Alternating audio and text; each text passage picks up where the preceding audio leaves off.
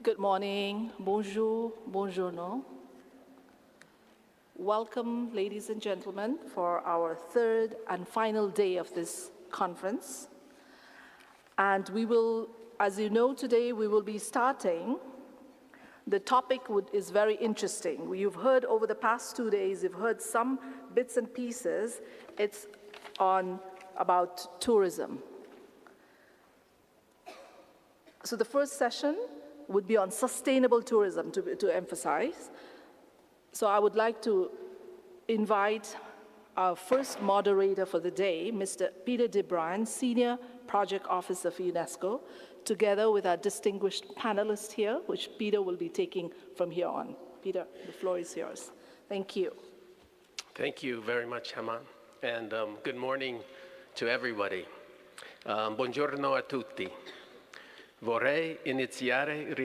I'd like to start by thanking the Italian government and the municipality of Naples for organizing this important conference and for the extraordinary welcome for today.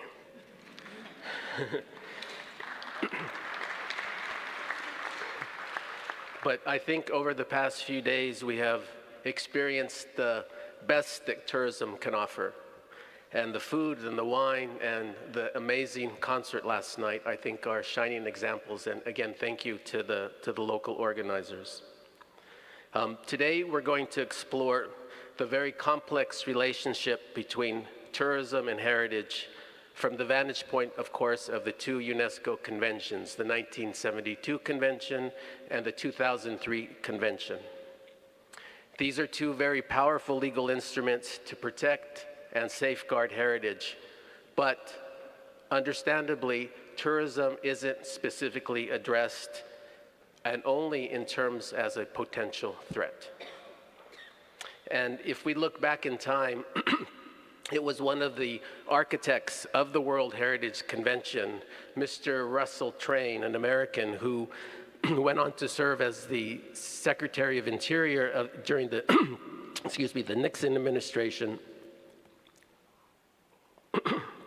and president of WWF, that said at the time that the sites inscribed on the World Heritage List will likely become the top tourist destinations in the world.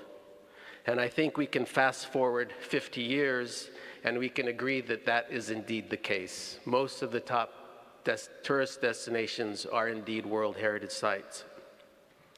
And although tourism isn't specifically addressed in the text of the conventions, they actually do oblige the state parties to transmit in terms of the, and in terms of the 1972 convention, present the heritage to future generations. And I think this is what connects it to tourism, this transmission and this presentation of the heritage. So it's equally important that we get it right. And I think we can all agree that we're not succeeding 100%. And when I look at how we travel and what motivates us to travel, it's probably the tangible heritage is what motivates us initially, to see the sights. But it's the intangible heritage that forms our experiences. And in fact, most tourism would not exist without heritage. Tourism is also an important link to sustainable development, of course, in terms of heritage. It's incredibly important for communities and heritage protection, providing needed revenue. Where tourism can improve is spreading the benefits to the wider community. And this is, I hope, one of the things that we'll be discussing today and how we can better do that. The benefits are clear, of course, if I own a hotel or a restaurant, but it's less clear if I'm a teacher or a nurse in a tourist destination. The benefits are more hidden. And what we're seeing today, unfortunately, is an accelerating pressure on World Heritage sites and the communities from tourism. Overcrowding and over-commercialization from tourism is becoming the norm in many sites. People are moving out of historic centers. I think Italy probably is one of the countries that's feeling this the most.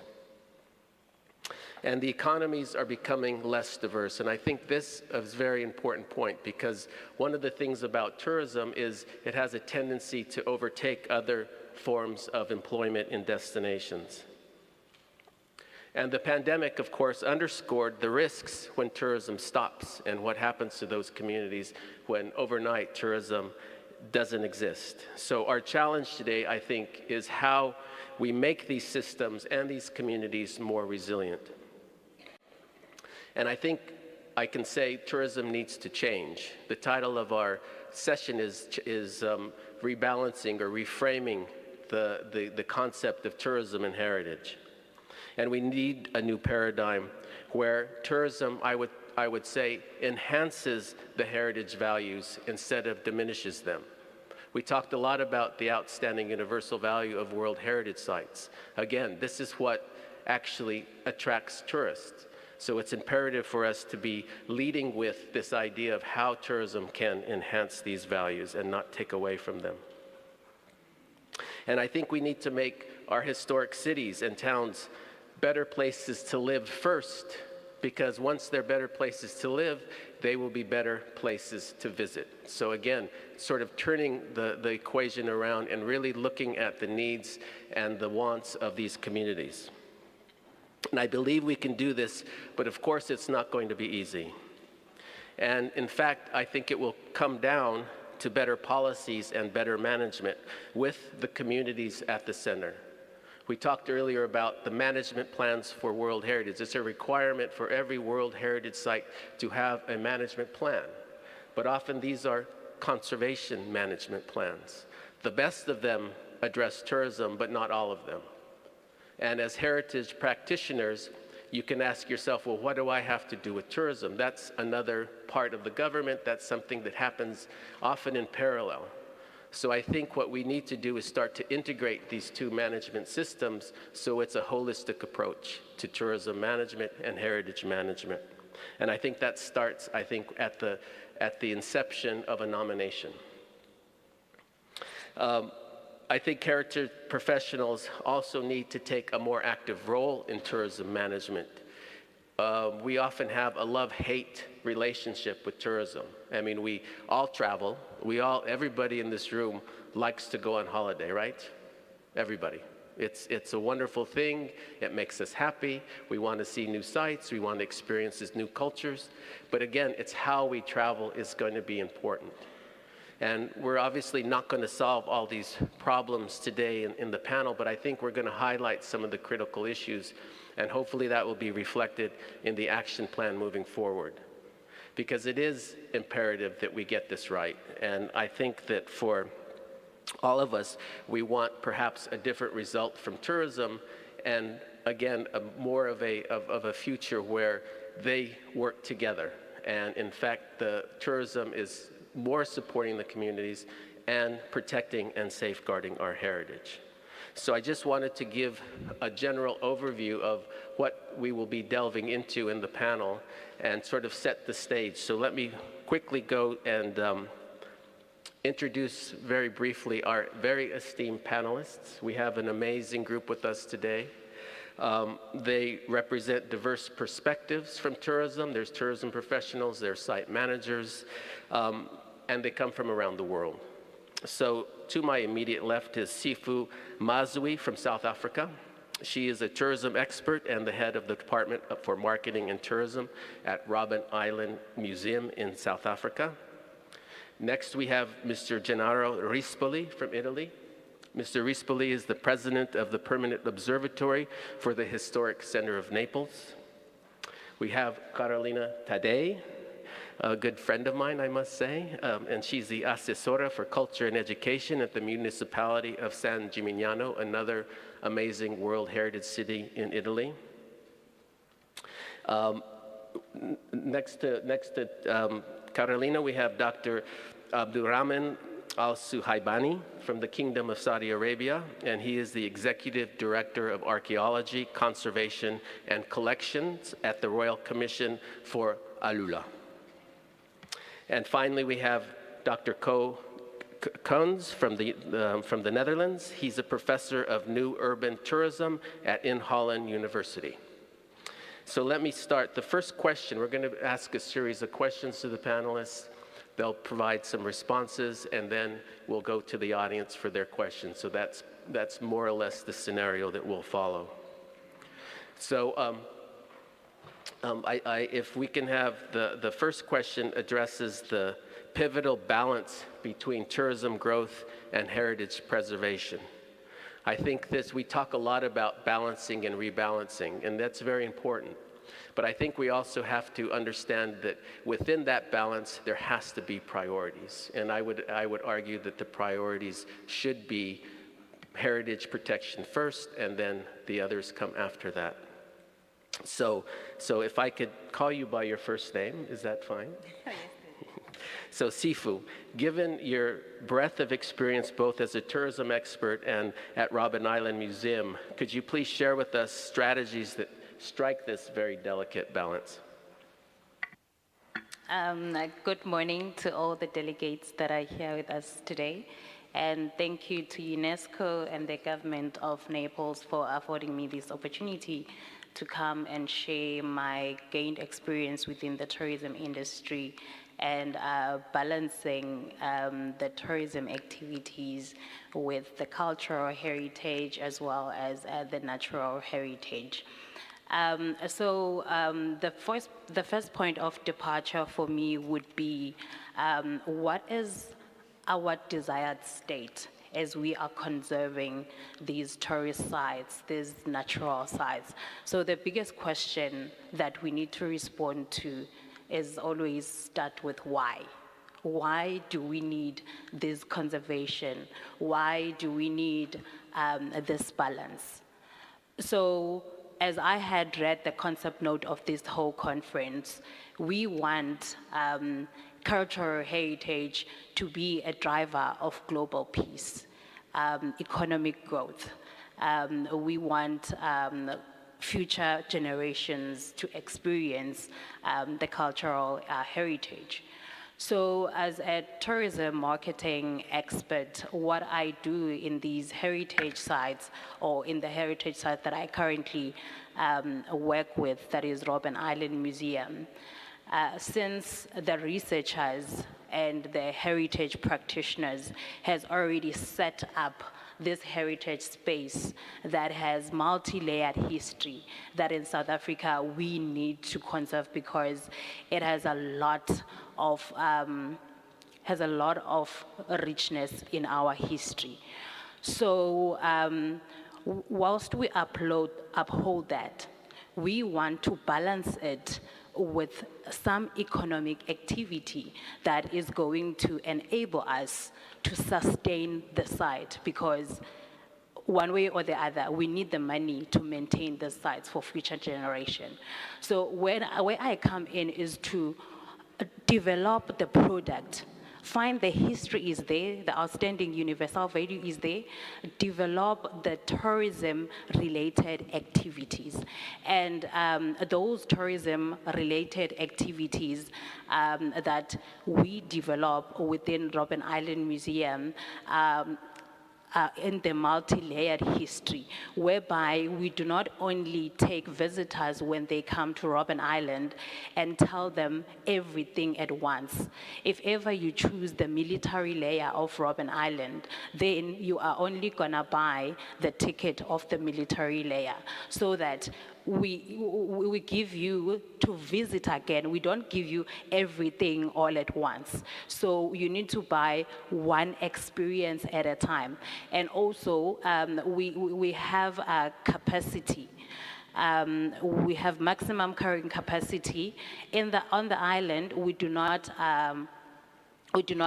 accept more than 1,500 visitors a day. And in that day, those people are doing different activities within Robben Island. And we use sites like similar to this, like you have old churches there, whereby people come and have meetings like these.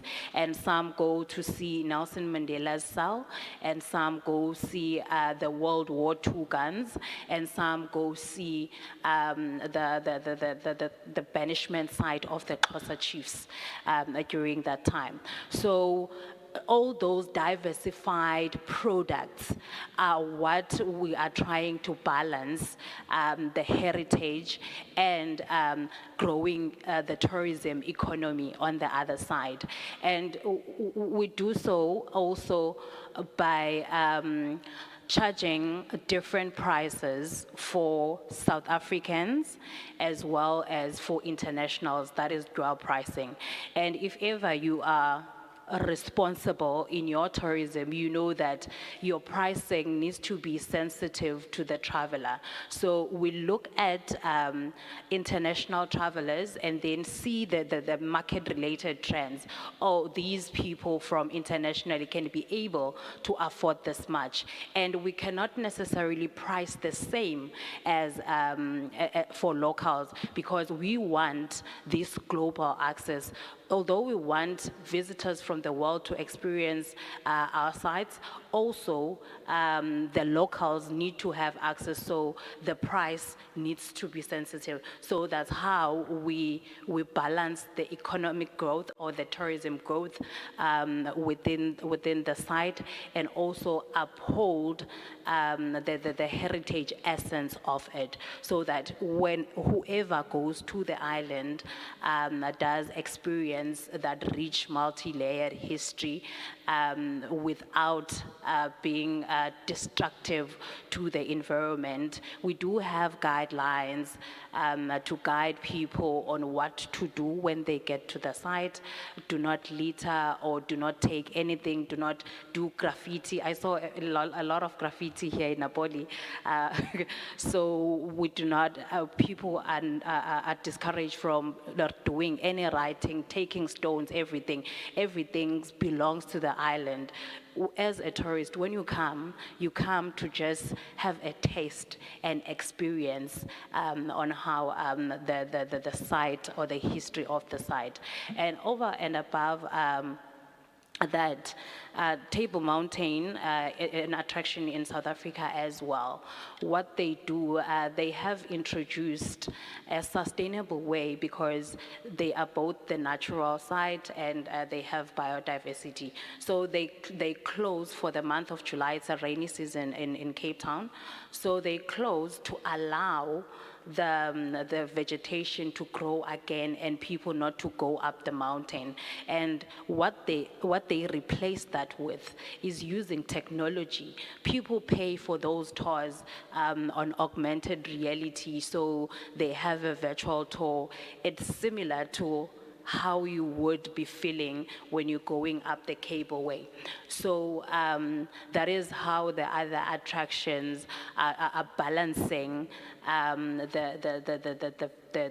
conservation and the tourism growth, to use the use of technology, because technology as well can be a driver to the economy on the tourism side. So I will pause there for now. Thank you very much, Sifu. Yeah, I think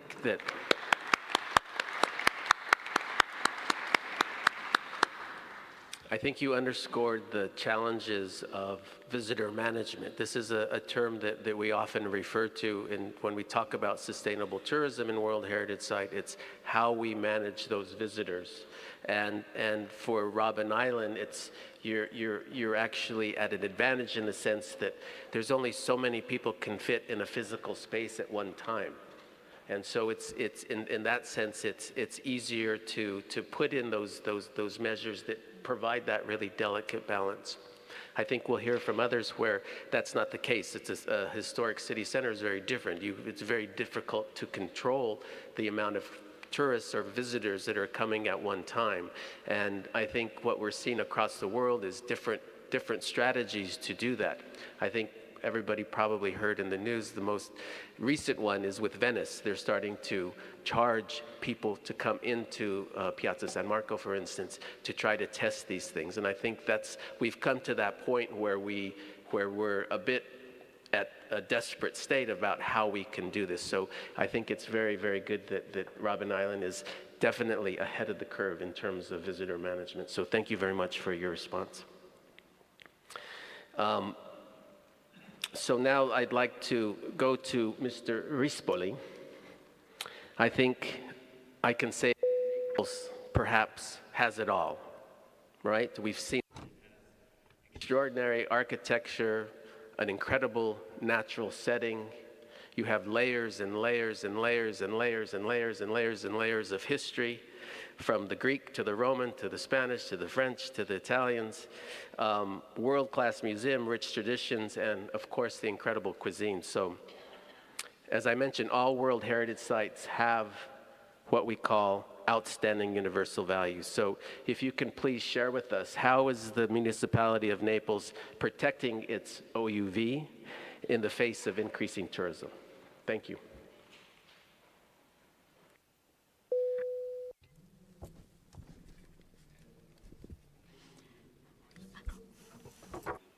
Ti ringrazio anche per le Italiano. Thank you very much, because you have been very kind vis-à-vis our city. The Historical Center of Naples since 1995 has become an exceptional and extraordinary universal value in its totality. Is an example of a lab, a real lab that can be interpreted in various ways. 27 centuries of history are looking at us from the big and small roads, and they transmit identities and soul identities, not only the body of the city identity, so the monumental heritage, so spread and wide, monuments and church every 7 meters. How crowded it is just this. The tracks remind us, the tracks of the roads remind us that Naples is a female, is an extraordinarily seductive town, but has got many problems related indeed to too many tourists, too many visitors. As a doctor, a medical doctor, I'm telling you, we must not hide our scars, and diseases must not be hidden and denied if we want to treat and be cured. Because a town, a city, but also a town, is a body, and we have to defend it as we used to do with some grams of drugs to avoid many kilos of therapy later.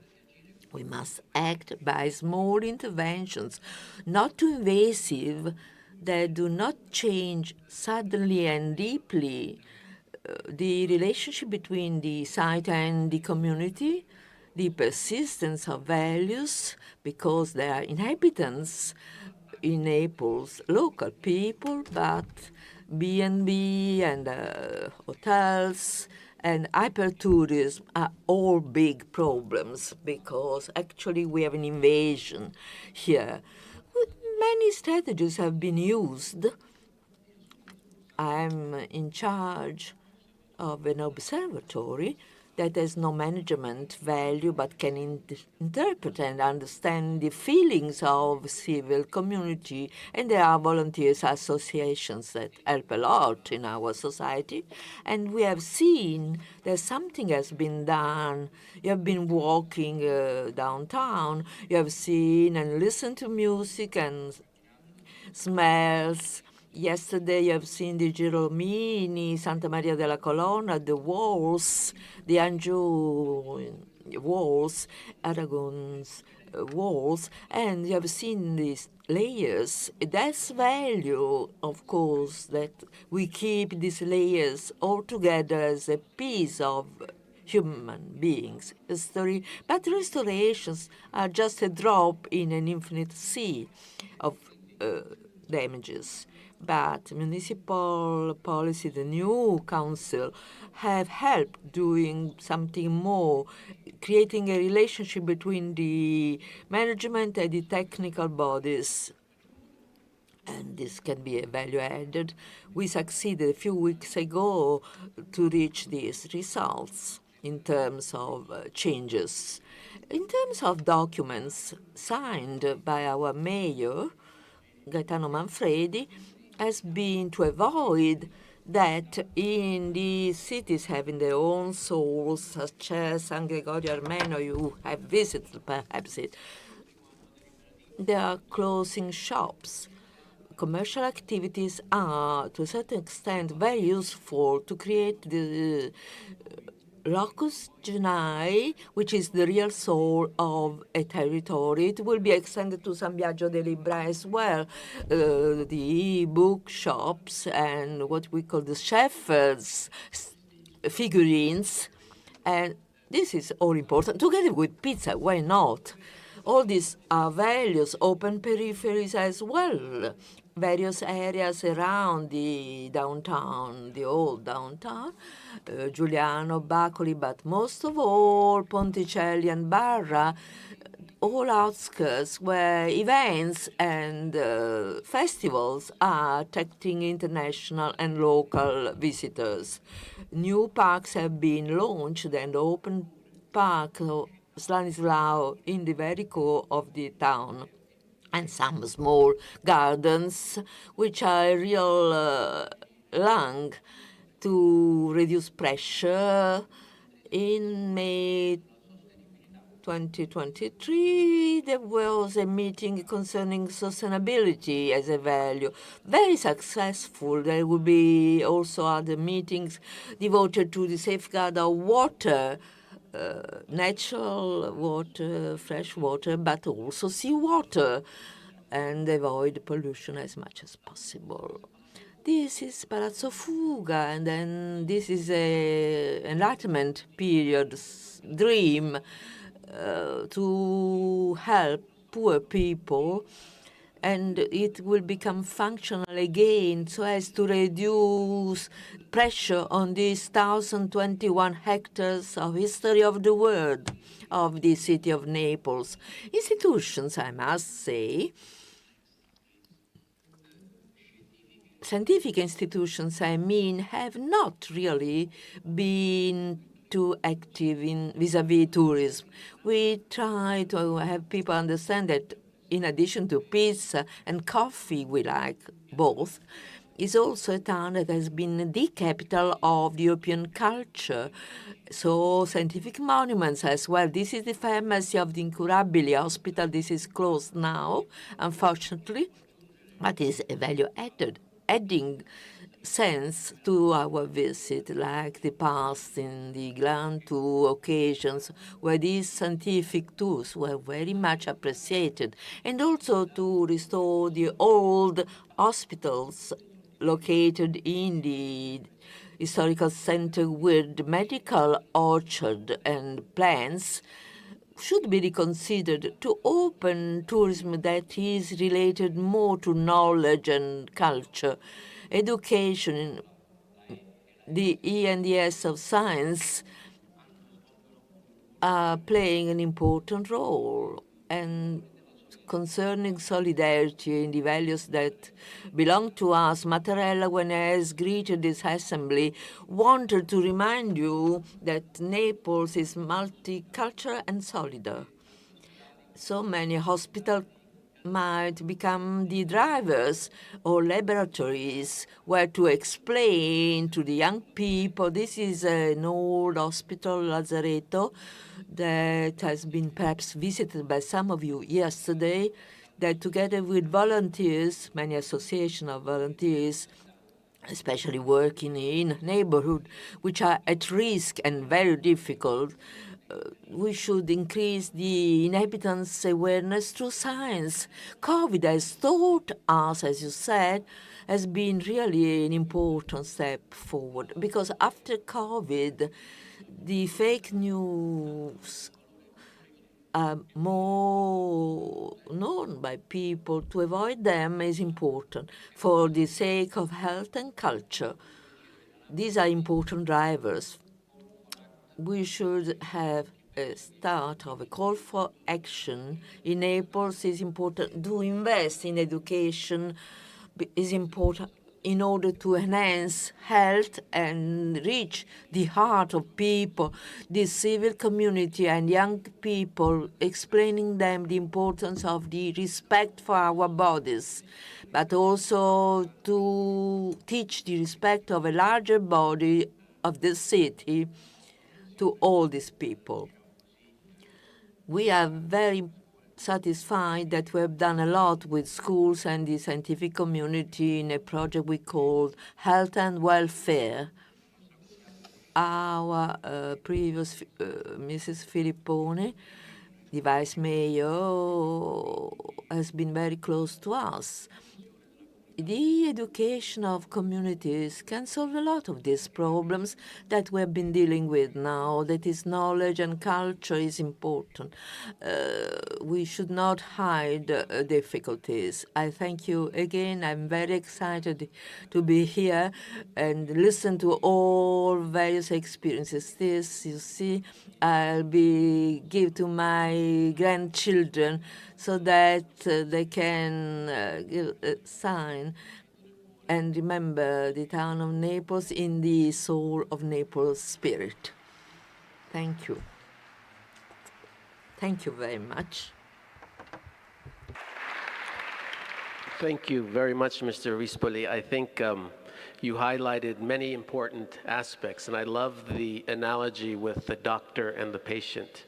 Again, it underscores that we really need to focus on making these historic centers livable for people first before we consider having visitors come. And I think you also underscored a very important thing that, you know, the way tourism is managed, and this is globally, it's usually the whole concept of seasonality. You have people coming usually at a certain period of time.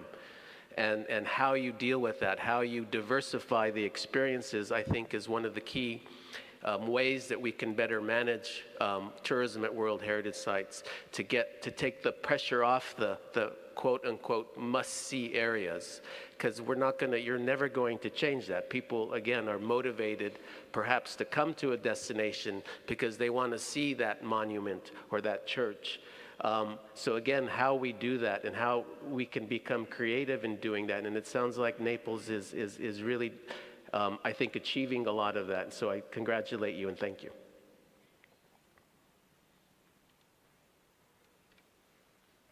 So now we're going to go to another incredible Italian city, another World Heritage city, if you would, to the city of San Gimignano. And I think many, as I said before, World Heritage destinations face challenging balancing tourism demand for not only the must-see sites, but the intangible heritage. I think in abstract, it perhaps is easier to protect buildings than it is to protect living heritage. And that's why the convention, the 2003 convention itself, is very specific about that and how tourism, I think, is more of a potential threat to that heritage because of that, because of the living nature of heritage and the tendency for tourism to over-commercialize that heritage. So I think in terms of authenticity and traditional craftsmanship, so in San Gimignano, what are the key challenges in managing and promoting intangible cultural heritage through tourism, and how can local communities be actively involved in safeguarding and transmitting these traditions while preventing their commodification? Carolina, thank you.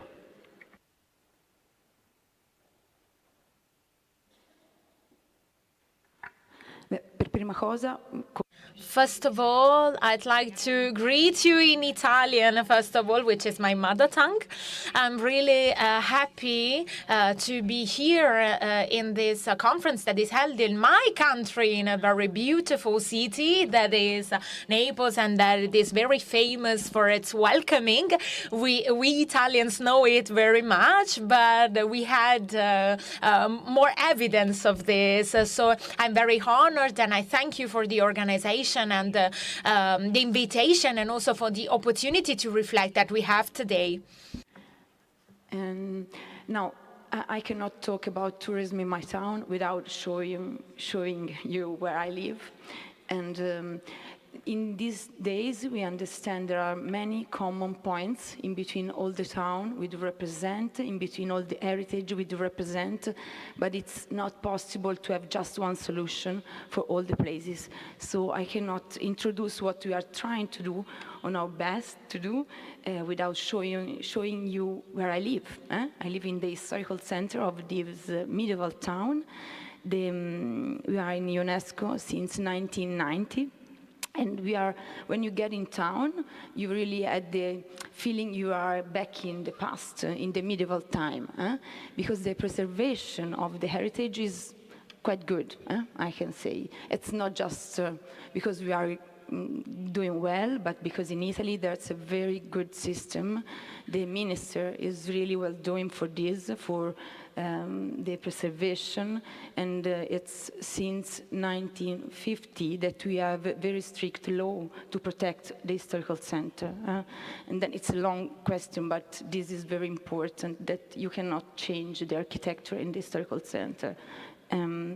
But I think that, as we mentioned, in a way, for the tangible heritage, we have done so much in Italy, and we do every day so much. But now I have to tell you something more about my town, and not just our history, and not just only about art history and architecture, but I have to tell you that we are a little community. We are a municipality with 7,500 inhabitants, and in the historical center, we are just 1,200 people living. Luckily, I'm one of these with my family. It's really beautiful to live in the historical center, but you can understand that there are many challenges to run. The first of things is the tourism, but I cannot hide that thanks to tourism, we have so much opportunities in my town. If you compare my town with other town of 7,500 inhabitants, and can you imagine that our young generation want to stay in our town because they have the work in our town? It's not so common. In Italy, it's not so common, but I think all over the world, it's not so common. And this is thanks to tourism, in a way. It's thanks to tourism that our countryside, you can see, we are just described for the historical center, but in UNESCO approach, we always consider even the countryside. And the countryside is so beautiful thanks to tourism. In the countryside, you will find nice vineyard because we can produce wine, we can sell wine. The richness of the tourism is something very precious to preserve the countryside and the heritage in the historical center. But we have to balance, as we mentioned. We are well doing for tangible heritage, but we are, I think, not so well doing for intangible heritage.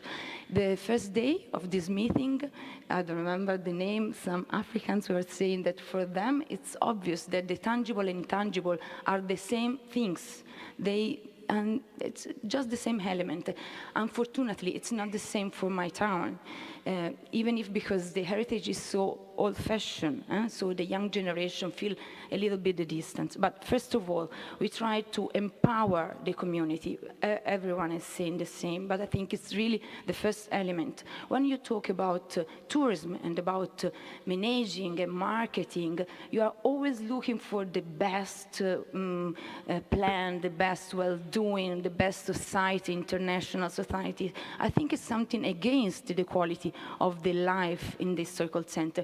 We need to have the people, the inhabitants running the most important position, running tourism. That's why I'm always happy to say that the most part of the hotels in town are run by family from the town, and even the tourist office is run by the town.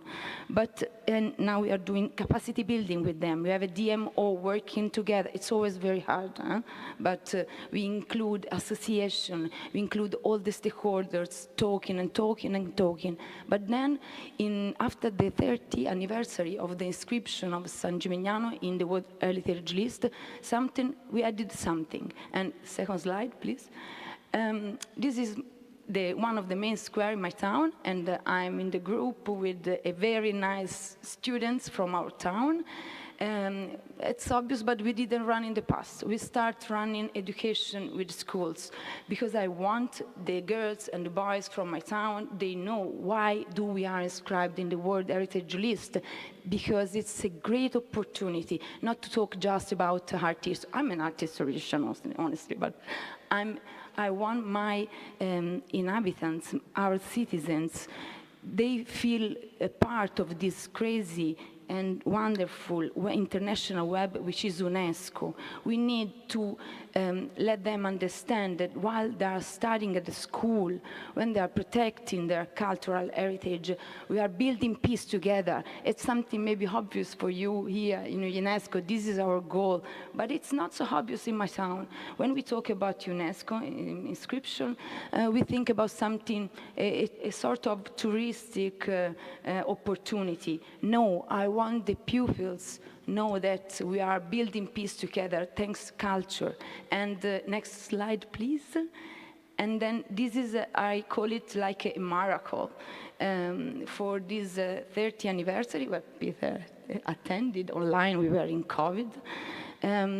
We had the chance to put together some young guys and girls from 20 to 30 years in community, and they didn't know each other. It's quite strange, but they didn't know each other. All of them were passionate by culture, and now we are working with them, strictly with them, about culture. We do co-design a festival running in summertime and running in wintertime, and the picture you see is something they designed together, a photographer and an illustrator, and they decided to have this, the main square of the town, protected by the women, and in a way changed it thanks to the interpretation of the heritage we have. And now we are going ahead. This is a project that ran 3 years ago. We are going ahead, and luckily the minister with the law 77 in Italy, we have this law for the founding of the heritage list. They gave some funds to protect this project with the young generation.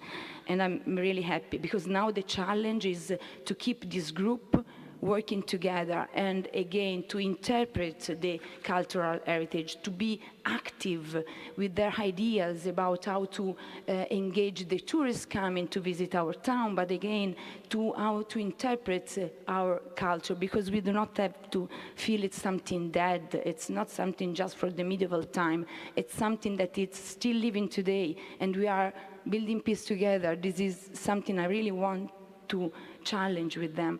And then in 2 weeks, we will have a meeting with this group, and we will run it in the most important town hall, in the Sala di Dante. It's the room dedicated to Dante Alighieri, because really Dante Alighieri went to my town the 7th May of the beginning of the 14th century. And that's the place where all together we have to cooperate, where we have to talk about culture, not in a modern room, but in the heart of the historical center.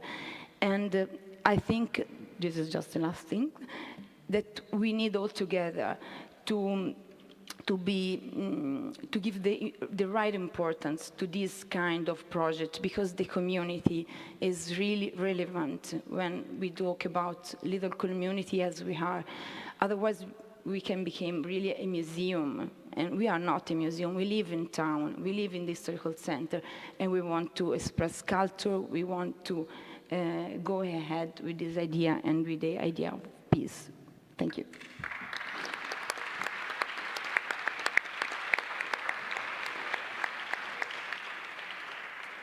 Grazie, Carolina. I think, yeah, you really, I think San Gimignano is a very special place, certainly. And I think the way you're approaching tourism could be certainly an example for others, and how you work with the community, how the community is really part of the management of tourism.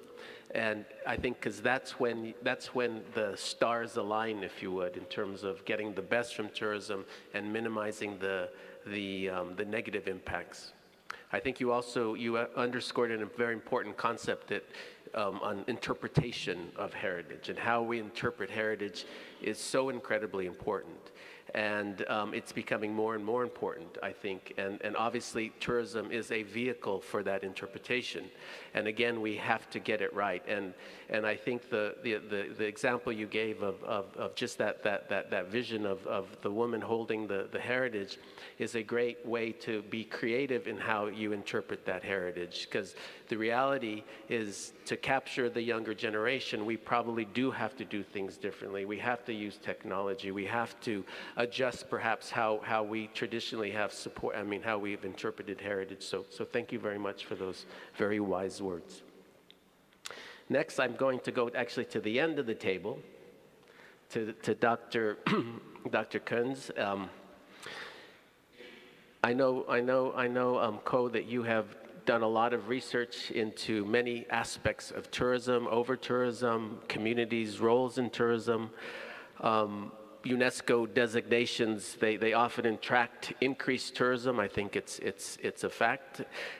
Perhaps, I think even in terms of the nomination process of World Heritage, perhaps the motivation is to increase tourism. I think so that we're dealing with a system of 1,199 sites. Not all of them are experienced over tourism. Perhaps some want more tourism. So again, there's no one size fits all in terms of how we manage tourism.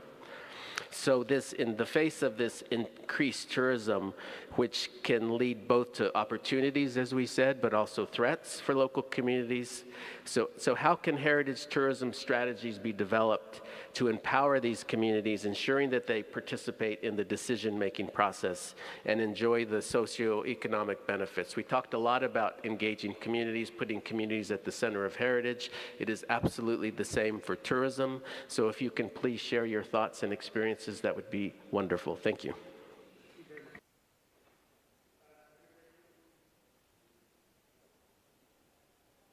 Yes, finally. Thank you very much, Peter, and thank you very much, UNESCO and all the organizing partners for having me here. It's very interesting, and I've heard so many things that I recognize from tourism, the debates about community engagement. So hopefully some things will be new that I say. Because looking at from a tourism perspective with heritage, what you always see as key, particularly when it comes to immaterial heritage, is understanding communities and their needs and their wishes. And it's very important there to realize, of course, communities are not homogeneous. Like, there's differences. There is no such thing as community, Thatcher once said, and I very much disagree with a lot of things Thatcher said, but there is no one community. There's multiple communities. So it's very difficult to understand that. And at the same time, we need to do it. We need to invest time in that. And you can only do that by going into the field and talking to people. And even though it's difficult, you can actually get interesting insights rather quickly. Can I have the next slide? This is Afrikanerwijk, which is basically a neighborhood in Rotterdam where I work. And it's been dedicated as a tourism development area, so to speak, a culture neighborhood, what it was called, cultural neighborhood. And basically, it's an economically impoverished neighborhood, which is ethnically diverse, but has a lot of, in that case, like immaterial culture, immaterial heritage. And we were tasked within a project to develop tourism here. So what we did is we first started talking to people, literally nothing more, but 2 days of talking to as many people we could find on the streets, other stakeholders, like, what do you want? And there was an overwhelming consensus. We don't really want tourism. We're fine with people from the city coming to us, but tourists, we don't really want.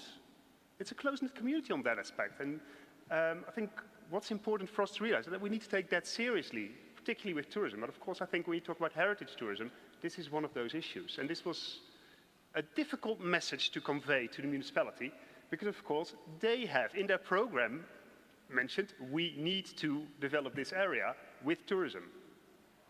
So yeah, how do you deal with that? That tension is where it gets difficult, and that's also something we need to manage. It's not in the neighborhood, but politically.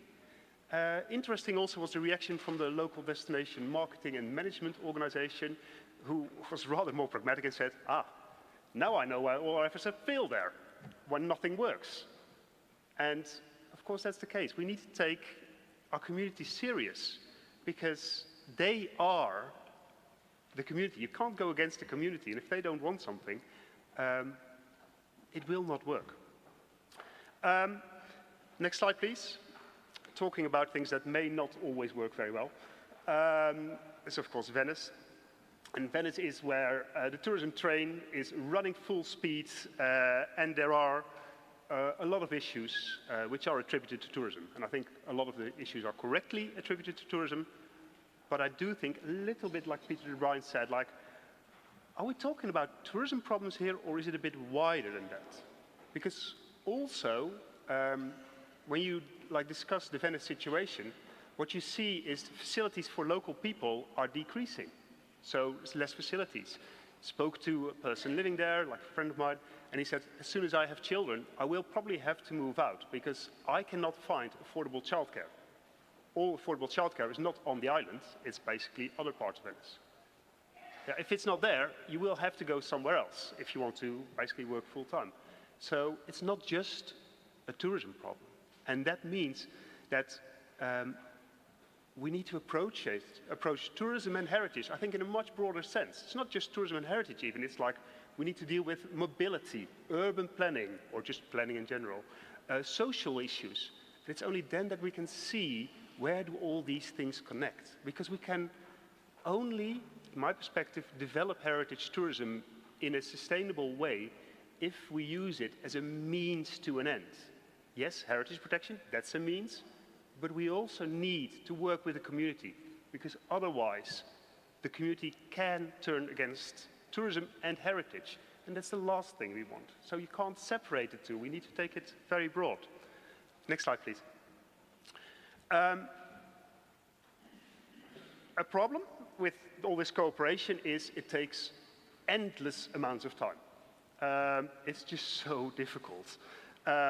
And what happens a lot when we try to develop heritage tourism strategies is it's on a project basis. 2 years, 3 years max, 4 years, in and out. Same with political cycles. 4 years, maybe 5, in and out. So there's this lack of continuity there that makes it very hard. And then we basically ask communities to take ownership, whereas we are in and out, in and out. And it's basically, I'm very much to blame for this as well, of course. It's really also people like myself. And this is also the situation in Amsterdam. And what you see there now, and this is really difficult, a thing called participation fatigue. We participate a lot in the Netherlands. We are a very participatory society, and it's great until it's not. People have become cynical and bored of participation because every time people participate, they invest their time into something, and they expect something in return. And if you can't deliver it, like I said in Afrikaanderrijk just now, it may not be possible to deliver. That's a problem. So transparency is key. Like, as long as you are very open up front, okay, then people can make their decision if they want to come or not. But that's so difficult to do because, of course, you feel like, I want to do this good. I want to basically really make something of this. So it's so tempting to overpromise, and then, yeah, it becomes very difficult. Next slide, please. I mean, it's a bit negative, all of this, so let's be a bit more positive, because there are loads of things that we can already do. And I think this is Superkillen in Copenhagen, Denmark, and it's not really a tourism attraction.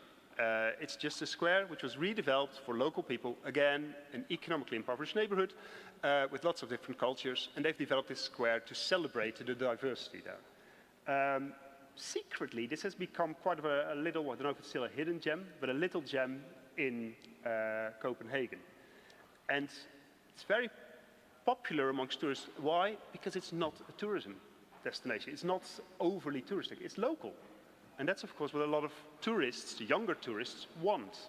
So the learning experience for me from this is like, in the age of over-tourism, in a lot of destinations, not all of them, but in a lot of destinations that are heavily visited anyway, we don't need to design for tourists. They'll come anyway. It's this saying like, if you design for tourists, you get tourists. If you design for local people, you get tourists and local people. Well, hey, best of both worlds. But that's a change in our minds that we need to make. And for me, it always works much better to just say, like, we're just going to design nice places, places of nice hospitality, whoever comes. Because you can then also design a place to stimulate certain kind of behavior. So it doesn't matter who comes, because a resident can be a tourist too. If I go to another part of my own city, I'm walking there with my Google Maps, because I don't know what I'm doing. I'm more of a tourist then, in my behavior, than that I am a resident. So if you just design places to stimulate certain behavior, you may be able to overcome some of the issues of over-tourism. And then last but not least, one of the biggest problems I think we have within tourism at least are the KPIs, key performance indicators. We measure tourism most of the time still with visitor numbers or financial gain.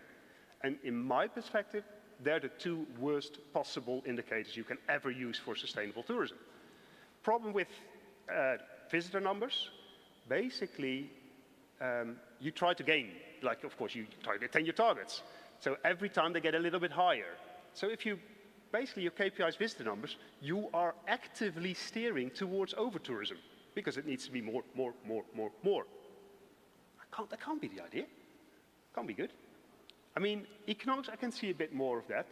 Slight problem is how much of those economic gains stay within the community, because a lot of it just leaks out. Tourism leakage is a very, very big problem. And even if it stays within the community, it's a small number of stakeholders that gain most, and most people don't. So maybe that's also not the best one. I mean, should we not focus much more on, we've heard it earlier here, like how much heritage and tourism can stimulate sense of pride. Like people are proud, like if we look at Napoli, I mean, the pride just beams from this entire city. And that's what tourism can also bring. Also to areas that historically have been perceived in a negative light. I think that's powerful. And then everybody in the community gains, improving the living environment, such as this picture here. What people know about their own city and what other people from elsewhere know about their city. All perfect examples of what tourism could do. So one last thing that I would like to say, again, to end on a more positive note. I think to achieve this, one of the most interesting things I've recently seen was again in Rotterdam, where in the last municipal elections, after the last municipal elections, the tourism department was placed in with culture rather than with economic affairs. And it's amazing what that did. Suddenly, when we talked about tourism and culture, it wasn't all about economic gain and KPIs and that sort of thing. It was about, no, how are we going to make this a good product? What do we gain with it? We had Eurovision during this part in Rotterdam, not the most highbrow of culture, but what it did was, rather than looking at how much can we gain with this, what's the financial blah, blah, blah, it was like, how do we celebrate localhood? How do we celebrate our legacy of music? And Rotterdam is so diverse. So many different things happened, and that was the emphasis, that was the focus. It wasn't about money, no, it was about celebrating culture. So I think that would be, for me, a first step is try to steer tourism away in many places from economic fairs, because tourism will always attract people with an interest in economics. It's much harder to interest people from planning, from culture, and get those insights into the tourism product. Thank you very much.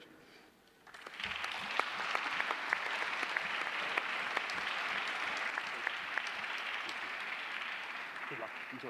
Thank you very much, Ko. I think you really hit on a number of very important points, and this idea of measuring, right, and how that really shapes many practices and management structures within destinations and how we need to change that. And it's a great example that once you put, as I said before, to have the culture sector have a more active role in developing tourism and managing tourism, you will get a different result. And I think that really underscores that. It's an very important point. Okay, and finally, I'd like to go to our final speaker, Dr. Al-Suhaibani from the Kingdom of Saudi Arabia.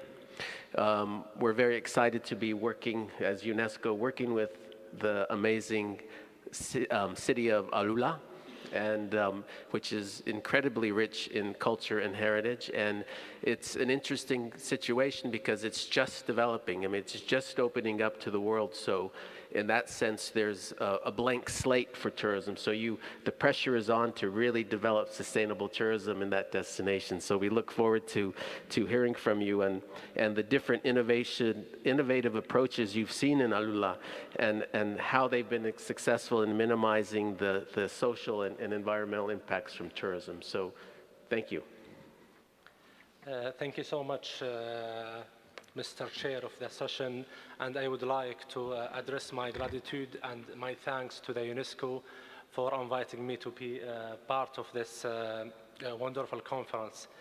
Actually, this is an interesting and important question, and I think, discussed too much today the balance between tourism and heritage and the protection of the heritage. Just to give you a context, I am an archaeologist, and more specifically, I am excavator. And in the beginning of my career, I wasn't a big fan, or I wasn't keen to receive a lot of visitors into my archaeological excavation and my archaeological sites. As I believe, and I thought in that time that they will damage the archaeological remains that we have in the archaeological sites. But through the experience I got in my career, I understand that a heritage site without visitors has a low value, and a heritage site without clear and strong engagement with the community has no value at all to them. So this is something important that I got understand through the experience. As you mentioned, Peter, I came from Al-Ula. And for those who don't know Al-Ula, it is a city located in the northwest of Saudi Arabia, and we host the first site inscribed in the list of the UNESCO, the site of Hijra, which is inscribed in the 2008.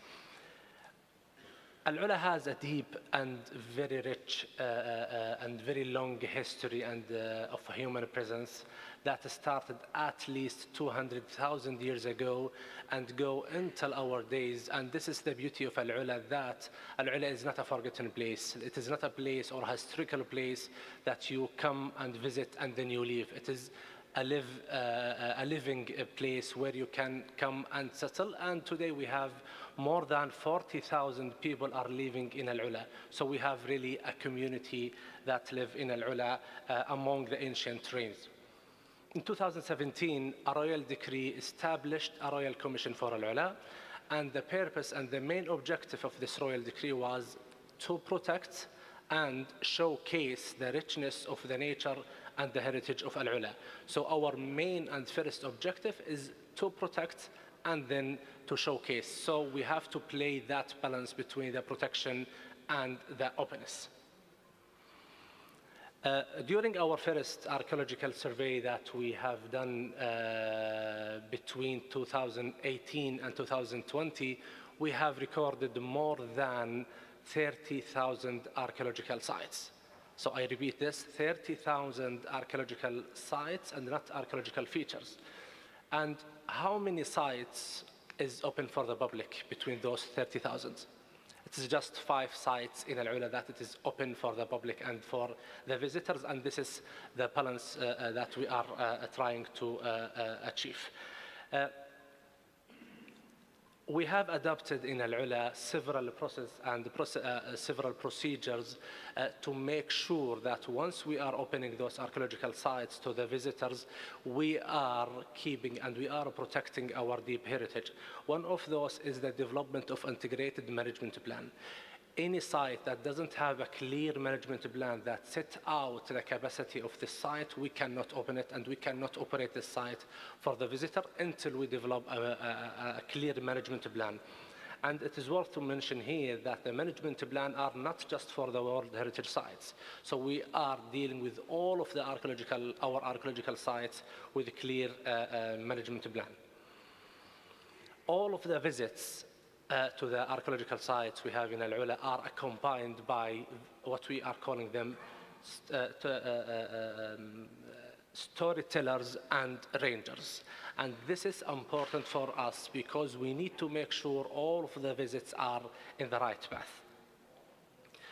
We don't allow to use any private cars inside our archaeological sites. And now we are starting also to use the electric cars or electric transport as we aim for the sustainability of our environment. Last but not least, from our initiatives that we are doing now to protect our heritage sites, those that I have just mentioned, the storytellers and the rangers, all they are from the local community, and this is very important. We are not doing this to give them jobs, which is important, by the way, but we are doing this to have clear engagement with our local community, and because once they are engaged, we believe they become the first protectors of the heritage, and this will again increase their pride, and they will be proud of their long history, proud of their land, proud of everything we are doing, and then they can engage more properly with the tourists. Actually, our advantage in Al Ula that once we are starting and in the beginning, the sustainability was really in the top of our mind as we are aiming and we are targeting to achieve our goals to set Al Ula as the premier cultural heritage destination in Saudi Arabia. One of the initiatives we are doing as well in Al Ula to make sure that we are balancing between the openness and the protection of the heritage is that we are collaborating with the best institutions in the world that to make sure that we are really protecting our heritage, and in the same time we are not over our capacity to welcome the visitors to Al Ula. Some of the initiatives we are doing in Al Ula actually, and some of the projects we are doing now, and as I said, the Royal Commission established 2017, so we are a young organization and we are growing up very quickly, but I think and I believe through the partnership and collaboration with the best institutions, we can really growing up properly. So some of the projects we are doing in Al Ula to make sure that we are protecting while we are opening to the visitors is that we are doing comprehensive environmental monitoring system for all of our archaeological sites as well as our storages where we are keeping our artifacts. We are working with a huge team of experts of conservation to make sure that we are applying the best standards in the conservation. We have conducted recently a comprehensive rockfall risk assessment for the archaeological sites, and this is very important, not just for the visitors or for the human or for the staff. It is also important for the heritage sites themselves.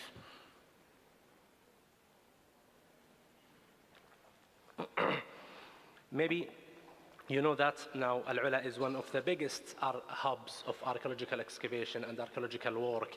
While I am talking to you, there is more than 200 archaeologists that they are working now in Al Ula. While this program is very ambitious and we are targeting to attract more specialized to do some excavation or some archaeological work, we just accept and approve those excavations, those surveys that based on clear strategy, as we are targeting to answer specific and clear questions, because we believe and we admit that the excavation is a destructive process and operation for the archaeological sites. We also now we're going to launch a campaign, very important campaign. It is to increase the awareness about the heritage of Al Ula. It's called I Care. that we will deal clearly with our community in Al-Ula to increase their awareness and to show them the importance of Al-Ula. Also, we planned and achieved so far a realistic expansion of the tourism through restriction of the flight under our actions to ensure that we can control the impact that we have while we are going and we are growing up. Just to end my intervention, Peter, we are in Al-Ula targeting by 2035 to have 2 million visitors. And this is not a huge number if you compare it with the other cities around Al-Ula or around Saudi Arabia, because we believe that we have to sustain, we have to protect our heritage and our nature.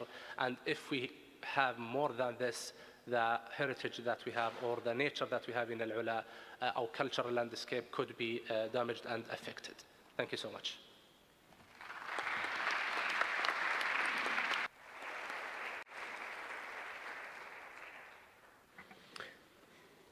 Thank you so much, Abdul Rahman. I think that, having been to Al-Ula, I've been very fortunate to have been traveling there, and it truly is an amazing place, and everybody should go there, if I can say. But I think that's the same with Venice. Venice is the poster child for over-tourism. I'm sorry for the Venetians in the room. But how can, the spirit of the conventions are that it's heritage for humanity. Every person should probably, if they can, go to Venice. It's a unique place. It's an amazing place.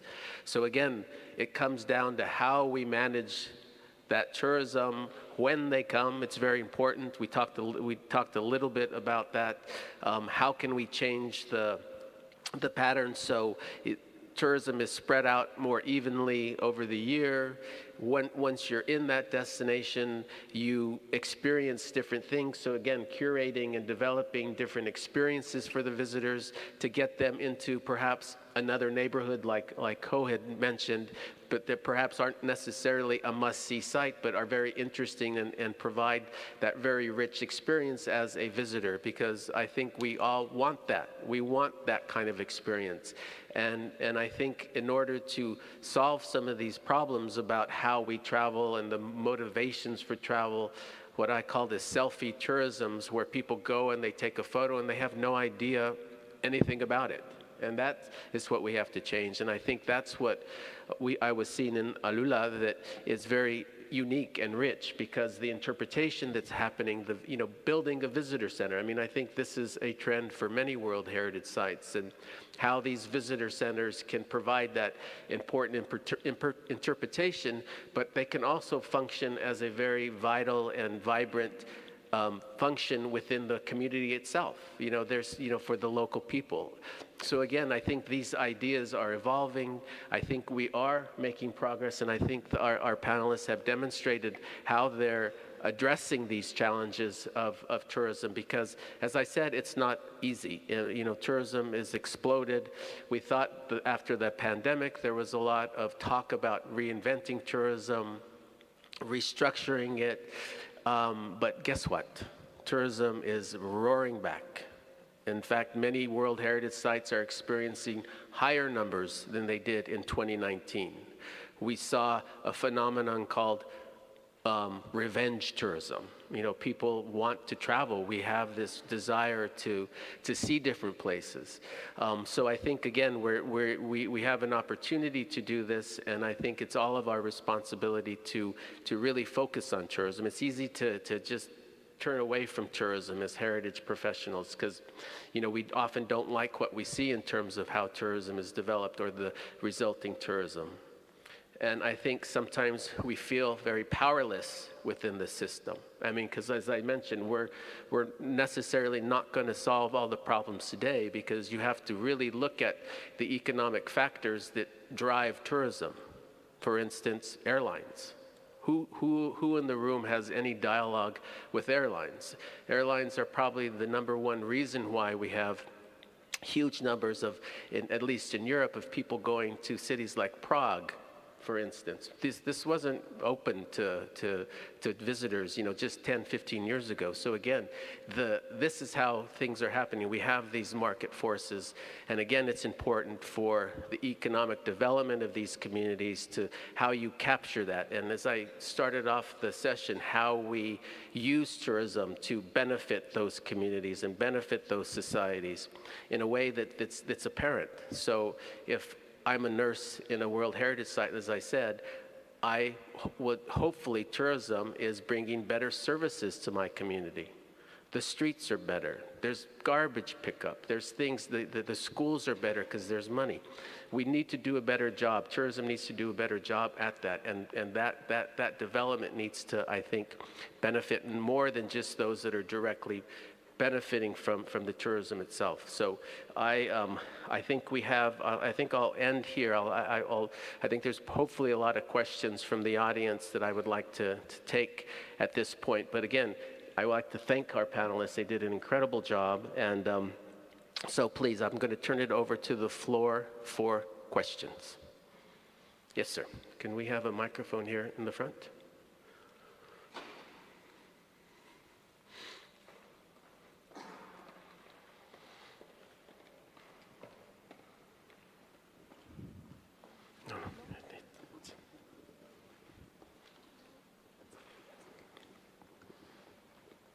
Thank you all for the important presentations.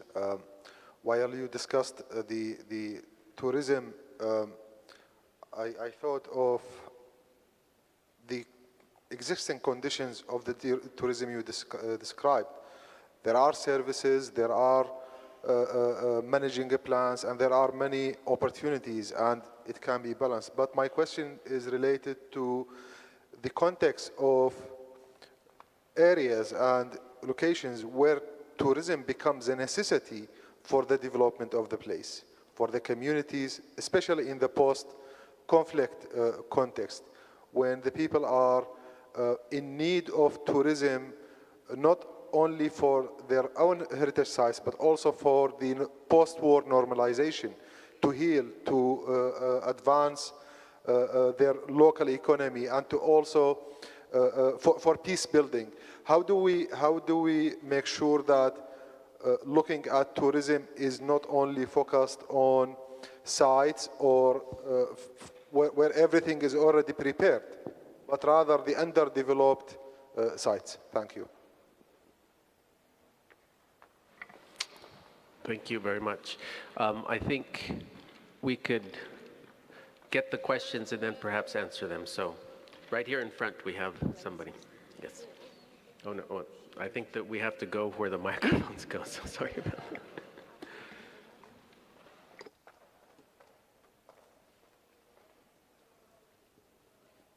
May I? Please. Thank you. Dear Mr. De Bruyne, UNESCO senior officer, eminent panelists, to everyone here today in this splendid location and in Naples, not only the city of sun, above all, the city where people from many countries, a lot of countries all the world over, live in peace and harmony.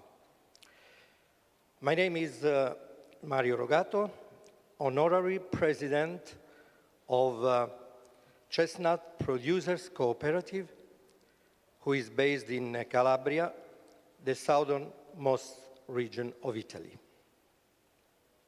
Given that the hope that is being addressed today in this extraordinary world context, it is a renewed approach to sustainability and resilience, we would like to bring to your sensitive attention the decline and disappearance of the traditional chestnut trees. That means not only historical sites, archaeological sites, the beautiful San Gimignano, Ondaiule and others, but also not only cultural, but also cultural aspects of our life. And disappearance, as I said before, of these traditional chestnut trees, of the mountain areas of many countries, above all in the Mediterranean areas like Italy, Greece, Turkey, Portugal, France, Spain, Morocco, Algeria, Tunisia, and others. And this concerns those countries. There is a need, Mr. Lebrun, for that, to protect these trees and this sweet fruit in order to maintain mountain population in these areas and give a line of sustainable tourism. In these small countries like San Gimignano, where few people live, and they need to live and have economic aspect, economic resources, and above all, to protect and preserve biodiversity and sustainable development. So, we ask you to put on the UNESCO agenda the protection of this tree. Thank you all for your kind attention.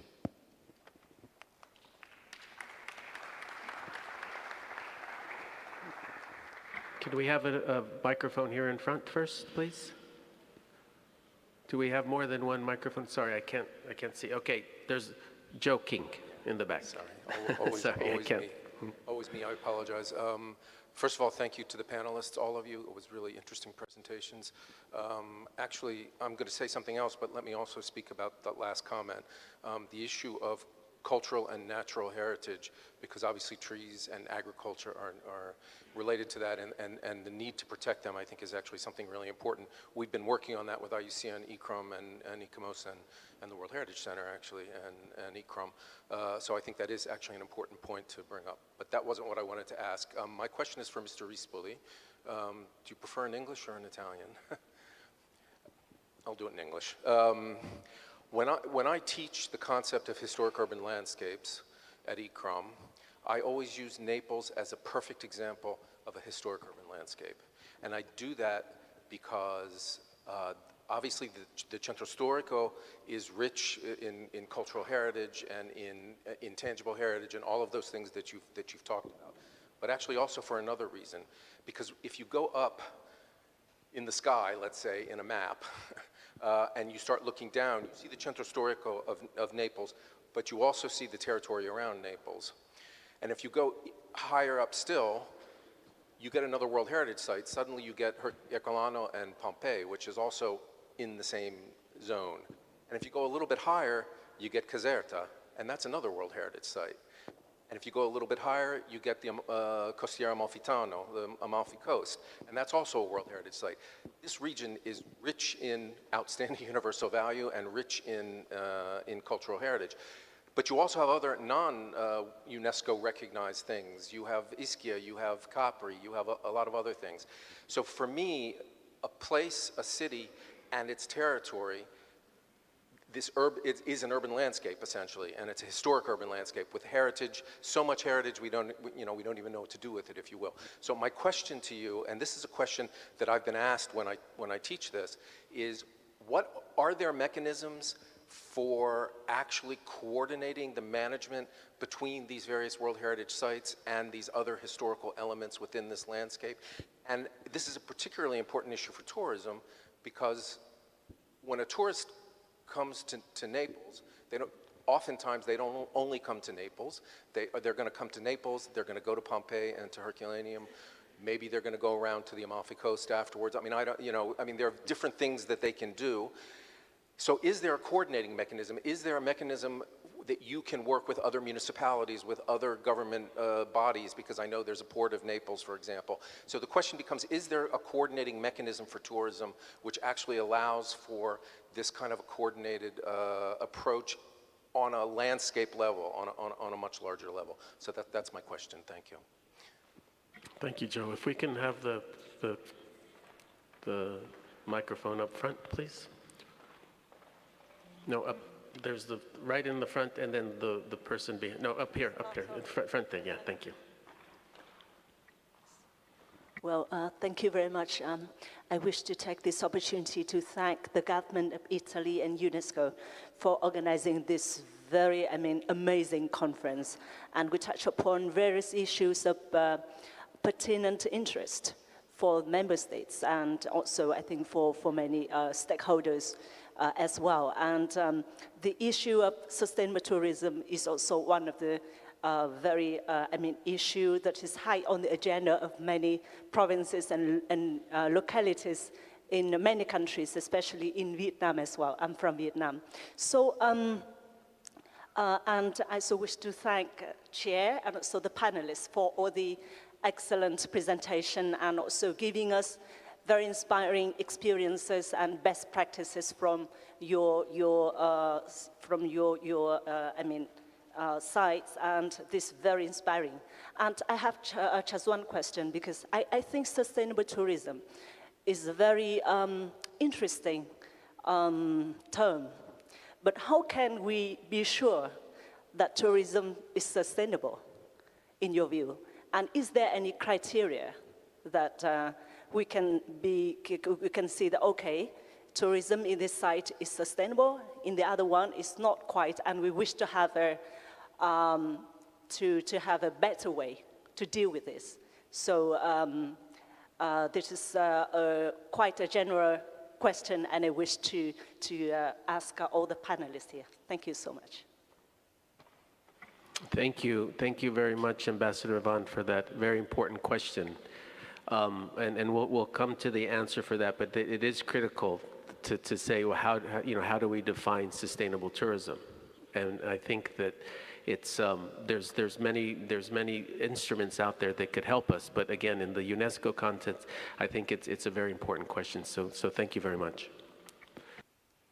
Yeah, I would also like to thank the panelists because of their very interesting talks, and because they have addressed very many issues affecting the relationship between tourism and cultural heritage.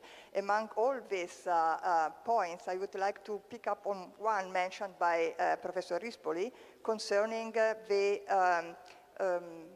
the way for managing the commercial sector in areas like San Gregorio Armeno. So I would like to understand the vision that you have, and maybe some specific rules or measures that you adopted. It would be very helpful for us.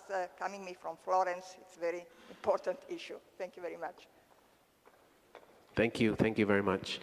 I think there's somebody in the back, or please, sir. Sì. And can you please introduce yourself so we know who you are and where you come from? Dunque, io sono... Well, I'm the representative of an association that works on tourism, the association called Telefono Blu. And at the same time, we also work on the protection of Naples churches, which is one of the major resources of the historical center of Naples. It is a huge attraction for tourism. During this panel, you highlighted the issue of managing those places in the era when tourism has become actually a tsunami that overwhelmed art cities, and in particular in Italy. I'm talking, of course, about Venice, Florence, Rome, and for sure Naples too. Having said so, I think it is inevitable to think about how to stop, how to limit this phenomenon. That is indeed an economic occasion, opportunity, but anyway, we also have to try and manage this phenomenon, which is living a sort of a tsunami moment. And here, the local governments have to try and balance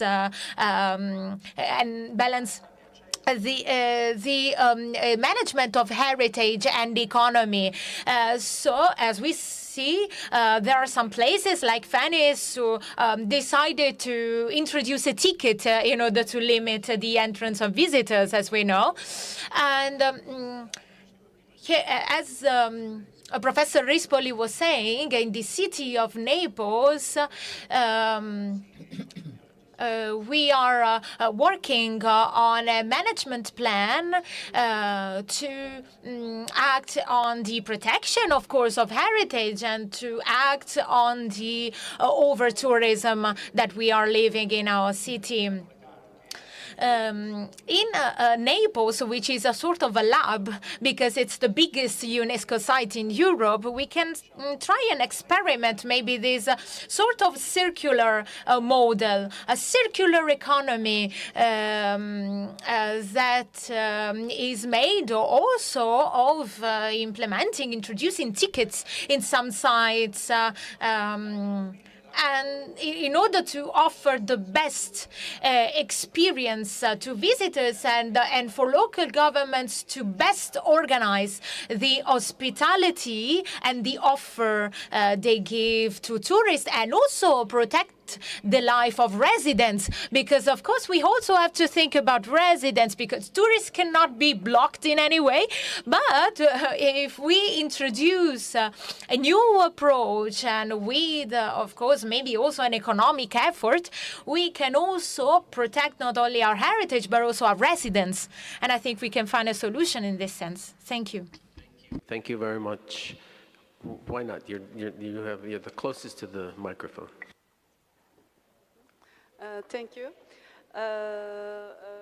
Firstly, I appreciate all the presentation of panelists on the conflict between tourism development and heritage protection.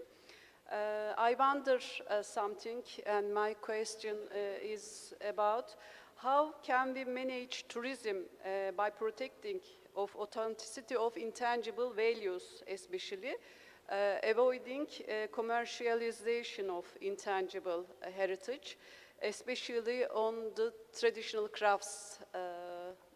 For example, the souvenir shops in historic centers. There are many traditional crafts products. How can we manage tourism and how can conserve the authenticity of intangible heritage? Thank you. Thank you very much. And now, please, Heba. Thank you.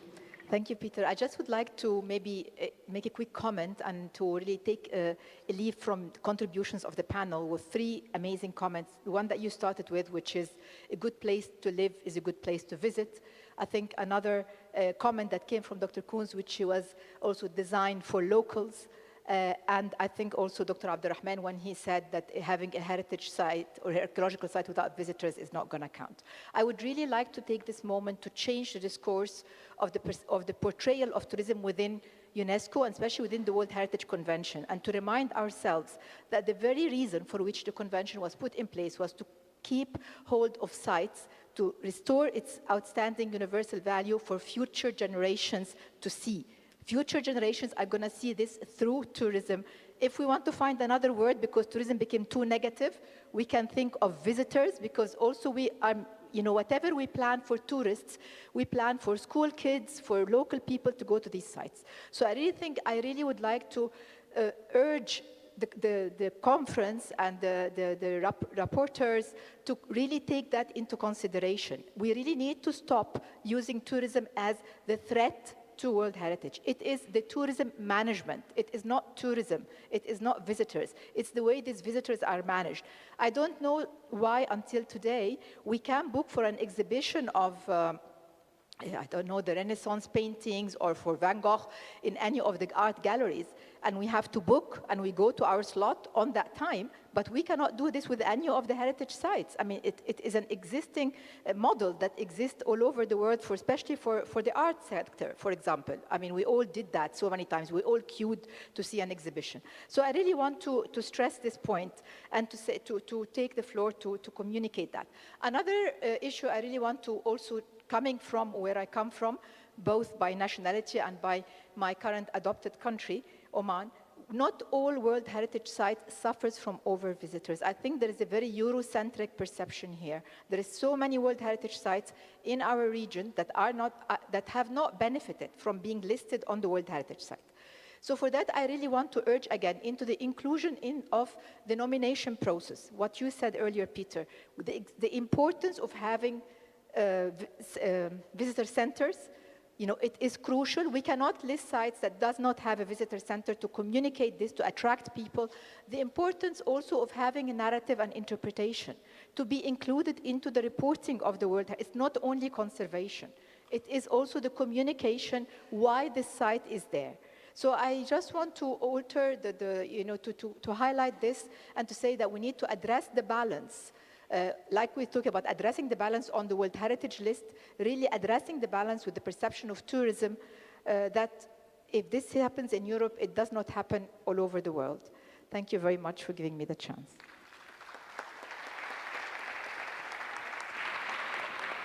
Thank you, Heba. I think that's critical, and I think as we said before, the solutions are not one size fits all. The circumstances in each World Heritage site differ, and there are sites that could use more tourism, and especially those sites, some archaeological sites or rock art sites where it's not obvious the values, and so there needs to be that interpretation, and I think that, to me, that there's a lot of opportunity in that, and it's an unfulfilled opportunity.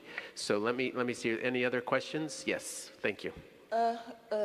Good morning, Penda Shopi from Seychelles. Since we are talking about managing and balancing the tourism and people, right? Because tourism is also a business. But it's first and foremost a business, but it is meant to bring development and prosperity, sustainability for peoples all over the world who have this as, countries like Seychelles, for example, main source of income. At the same time, perhaps when we think about management and balancing things, we should also think about educating tourism businesses, big corporations, and also governments to manage their business so that there is maintained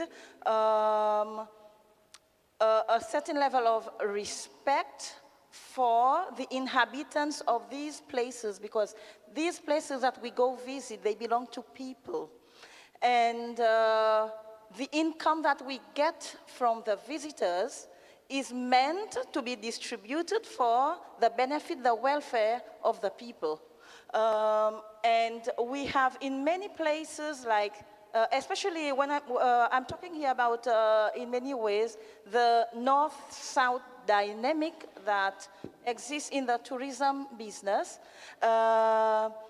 whereby we have a lot, there's an attitude, it's not necessarily the tourists themselves, but it's the big corporations and the hotel management people or even the ministries, a certain attitude that the people have to make way for the tourists, that we cannot stand in their way.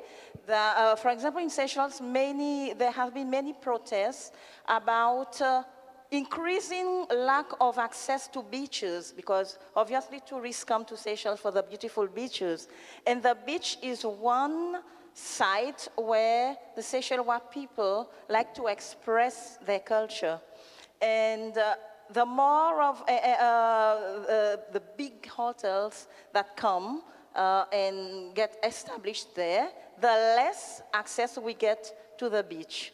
And then there's a very proprietary attitude by hotel owners or corporations. And there is a promise at the beginning that we will not be prohibited access to the beach, but then things are built in such a way that you cannot get access unless if you come by boat. Okay, and even then, you get access to the beach, and you are a bit of a stranger and a foreigner in your own place, and a misfit, that you shouldn't be there. So I think there should be some policies, there should be some encouragement towards governments and big corporations that when we have our tourist business, we have to see what the people can offer to benefit the business itself, because tourists don't only come there to get the suns and see. That kind of tourism is, I should say, outdated. And at the same time, we should ensure that income gets evenly distributed. Okay, so that there's a general education for both tourists and people who manage tourism businesses. Thank you. Okay, thank you very much. Before I take more questions, yes, I'd like to maybe answer some of the questions, because we have a long list now, and I don't want to lose that. So I think it's probably easier to go with the last question about how we're in a situation where the attitudes of the industry and the government are that the tourist comes first and the residents are supposed to make way for them. I think it's a very important thing, and it also underscores this idea of how benefits are distributed. So maybe, Ko, would you like to answer that? I can always try. I mean, it's a very important point that you're making, and this whole idea of the tourist comes first is unfortunately just so ingrained into the industry, but it is something that needs to change. And there are some hopeful tendencies towards that. It's baby steps in that post-COVID, at least this discussion is now out in the open more. It always was hidden away a little bit, and at least it's now getting out in the open a little bit more, which is a start. And what I'm slowly starting to see in talking with industry is that industry is starting to realize, hold on, we are starting to lose our license to operate here. And to be fair, that's probably one of the very few things that might entice them to be more open and be more willing. Because also, it's important to realize here, it's often not the people who work at these big corporations, big businesses, who are very happy about this. I mean, nobody wants to exploit an area. Nobody wants that. It's also, they're just driven by shareholders, or whatever is basically their bottom line. So I think that's also what we need to look into, like what's the problem with that system there? And I think for us here, also like as heritage specialists, it's important to really emphasize this idea that access to land is for me an incredible, valuable source of heritage. And if tourism impedes on that, something's very wrong. And this happens, I think, everywhere, unfortunately. And tourism, can you say this? Maybe. Tourism as it is now and as it is developed in many places, to me still has a whiff, or more than a whiff, of neocolonialism. It's like, yeah, come in, we have money, bang. We're the boss. And that is just not the way it should be. Unfortunately, there's a lot of regions where this is actively being addressed and where you see governments really taking action towards that, and local businesses. But this is something, I think this is a fight we still need to fight for a long time. And I can see some hopeful tendencies. Like I say, the license to operate is really a big thing that is starting to become clear within industry and amongst governments. And I think this is where we need to put pressure on. Also, because for me, this is as much a part of heritage as physical heritage. It's like, this is also important. I hope that answers a little bit your question. Yes, Carolina, please. Yeah, thank you for this question, because I think it's really important, and I think it's something that we have to manage all together, because the tourism is always considered as it's business oriented, and even when you have For example, you have to decide who will run the visitor center. Then you have to apply for in Europe, following the Europe law. You have to be a sort of call for all the society wanted to take care for this visitor center. And I think it's really dangerous. What we are trying to do in my town, my little town, is to protect and to have the inhabitants run in the powerful position for tourism. Sometimes is against the European laws. We are a little bit taking some risks. But I think it's relevant to preserve the community, because the risk is that the historical center of San Gimignano in the future will be run by a very important and very efficient international society. But it's not the direction where we want to go. And I think UNESCO should support us, the community and the heritage, to let all the international laws to understand the tourism is not just business. Okay, you have to plan, manage. That's obviously, it's important. When you do an experience, you have to know where to go, where to buy, the time, and all this practical stuff. But there's these intangible elements, which is the community, which is really relevant.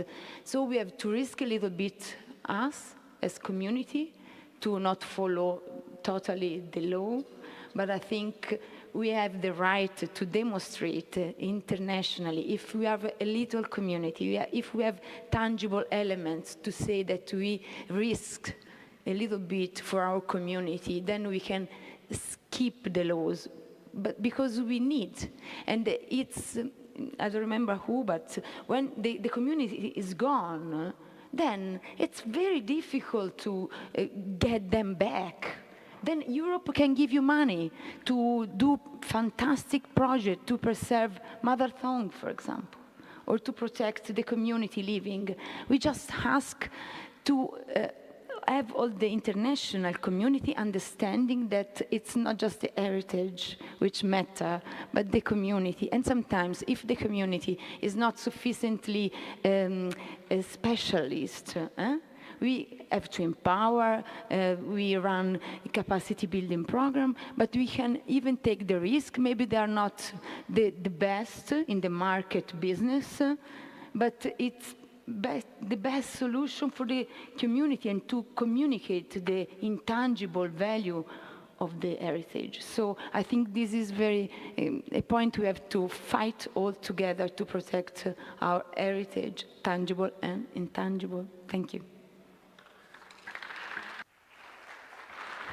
Thank you, Carolina. I think the first question was directed at sort of areas where tourism becomes a necessity. You know, how do we look at these underdeveloped areas? From the gentleman from Iraq, I think maybe Abdurrahman, you could maybe address that, because Saudi Arabia is emerging and you are developing quite quickly with tourism, and there are underdeveloped areas that perhaps need more tourism development. So please.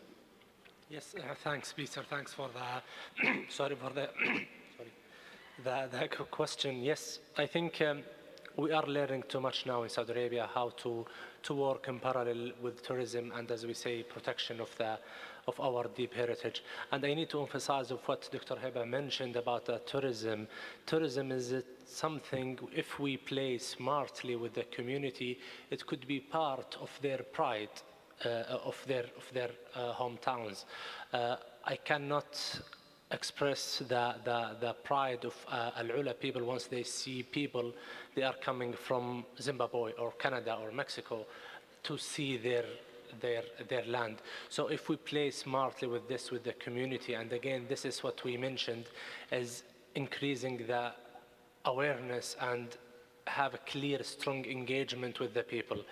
We in Al-Ula now is a development project, and this is why the first project I remember that has been established with the Royal Commission was the survey. It is a ground and aerial survey to identify the importance and the archaeological sites in Al-Ula, to start the next stage, which is develop them, protect them, decide which sites between them or among them we can open for the visitors. But I think in parallel, what we did, and again, it is just to encourage what has been said today, tourism shouldn't be the first. The scale up of the people and the community should be the first. And I'm proud that also in Al-Ula, in parallel of the archaeological survey we did, we launched what we call it scholarship, which is a program dedicated for the people of Al-Ula to go to the best countries in the world to study some domains that we need in Al-Ula, to scale up their competences and their knowledge to deal with the development and the tourism and the project we are doing in Al-Ula. Hopefully that answered a little bit. Yes, please, Sifu. Okay, just to add to what my fellow panelist has indicated. Firstly, I would just like to mention that as I'm listening to the room, I think in some communities there's just a lot of uncomfortability between tourism and conserving heritage and natural ecotourism or communities. I would like to say, I think South Africa, from hearing you guys, I think South Africa has progressed a lot in addressing some of the issues that you have indicated here.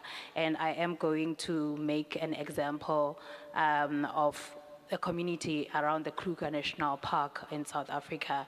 South Africa in 2002 had a responsible tourism charter whereby it guides on how people need to account or how the tourism operators or the tourism businesses need to account for their economic impact, their environmental impact, and also address the needs of the community as well as the needs of the tourist in a most harmonious way possible, and also that is inclusive.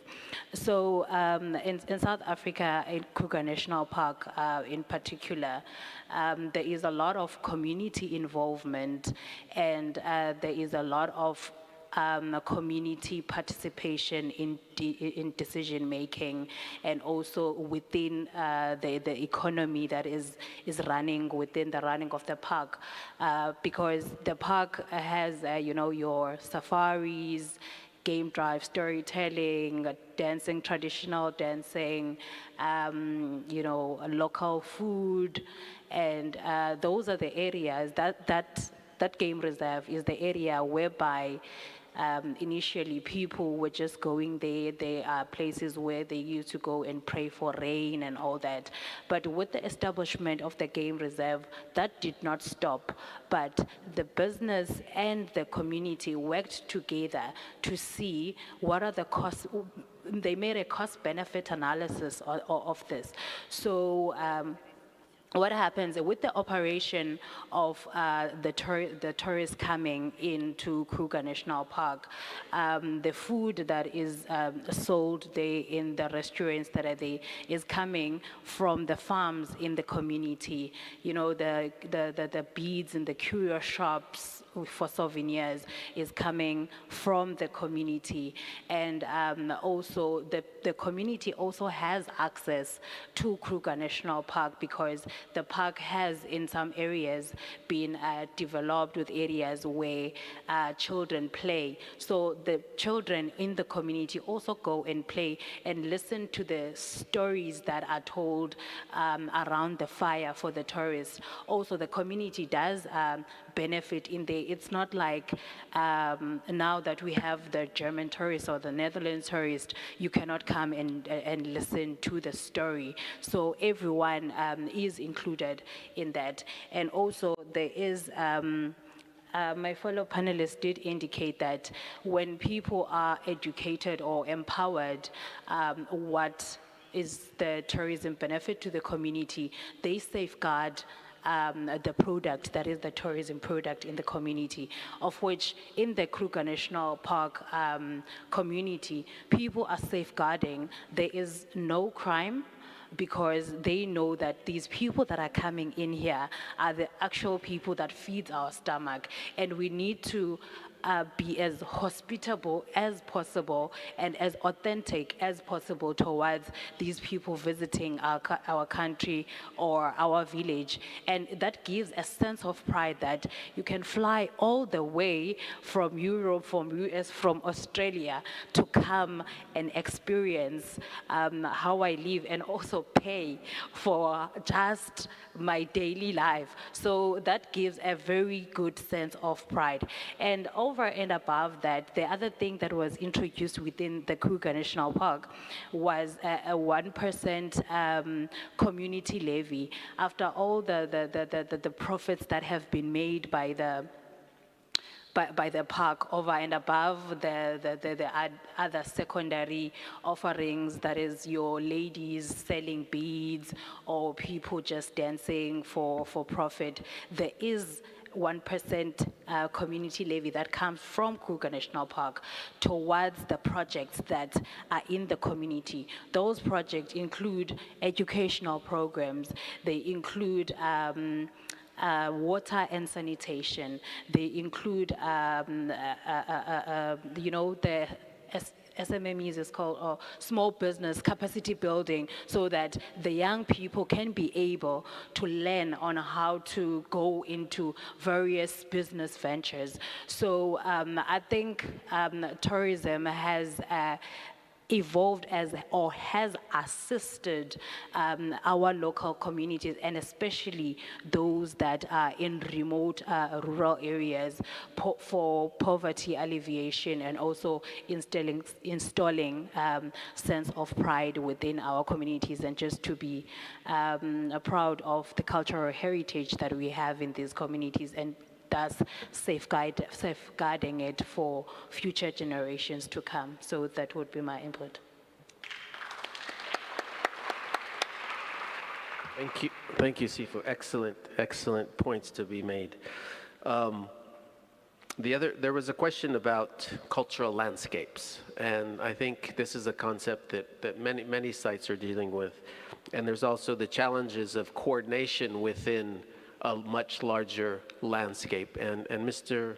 Rispoli, I think the question was directed towards you about what is Naples doing, considering that you have 6 or 7 World Heritage Sites around Naples. How is there a coordination mechanism for that? Thank you. Grazie. Thank you. Indeed, this is something that includes many issues and questions. I am happy to answer. Undoubtedly, the issue raised, tourism vis-à-vis Naples, tourism in Campania, must be considered as a unique issue, full of potentials. At present, in the last decades, it was not so. That is, tourism was really leaving Naples, going directly to Naples and Ischia, because Naples had a very bad image in the common feeling. But this has changed in the last 10 years very deeply, and now we are really having tourists. I call short-range tourists, 3 days at most, just enough to taste and smell the Cumani. We need at least 8 days visit so that they can see and know better also Pompeii and Herculaneum, and thus know Caserta Royal Palace and other drivers that we have here in Campania. First of all, there is a confusion, big confusion. Naples has been for 7 centuries capital in Italy of the south. It's a reference city. We speak of Neapolitan, but this means a wider culture in the south of Italy as a general culture from the tradition point of view, inheritance to transmit to young people, and we must create a network, as it has been asked by our friend before. And this is indeed happening, but there are also some agencies that try to differentiate the policies and paths. I think it would be better to present to the various forums an integrated program. But I invite you to think over the problem, to think, since we have a big culture heritage and we are surrounded by a beautiful landscape, Amalfi and Sorrento coasts. Chestnut from Scala, or in the Avellinese, the very big Montella chestnuts, which are a big food driver, or the various specific municipality organizing religious festivals. Answering my Florence friend asking me why Naples has chosen this strategy only for the shepherd activity, just to defend this identity. And the local community has asked that the art of the presepe, the credo, the nativity, is a cultural heritage. And this is the underlying principle, the basic principle, as we have just heard. Educational programs by communities can also bring about special political choices, that a road is selling better, but also to sell a beautiful image of something that belongs to traditions, like the shepherd, which is an absolute value, not only from Christianity, but from the universal set of values. There was a king in this palace that has become, by creating this sort of game, a thread that unites many souls of this town.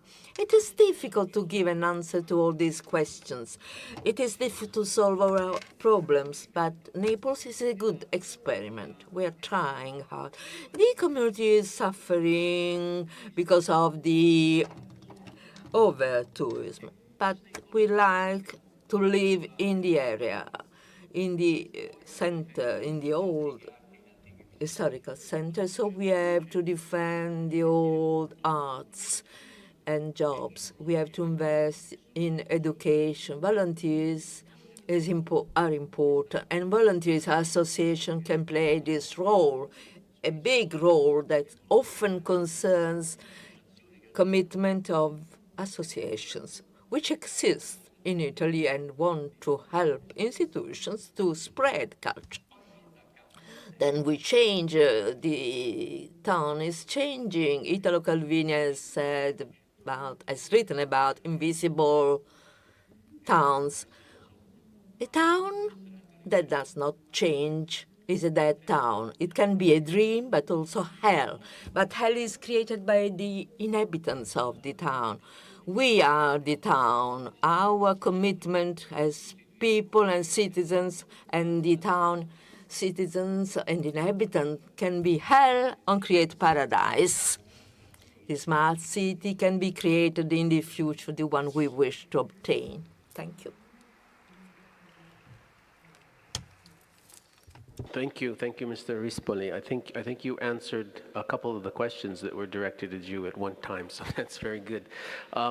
There was a question about how do we know when the site is sustainable? Is there some criteria? Are there some guidance? And I think if my panel allows me just to address this very quickly, I think this is an issue in terms of there are. For instance, sustainable tourism criteria. There's a Global Sustainable Tourism Council that has developed criteria for destinations. But I think I would argue that because World Heritage is so particular, we need guidance ourselves. And this is something perhaps is a challenge for UNESCO to develop some sort of policy guidance for World Heritage and sustainable tourism. So I think this is it's very needed, and I appreciate the ambassador's remark, and we need the support of the state parties to do this. You know, we've tried in the past and we haven't succeeded, so I think that there's definitely a need for that.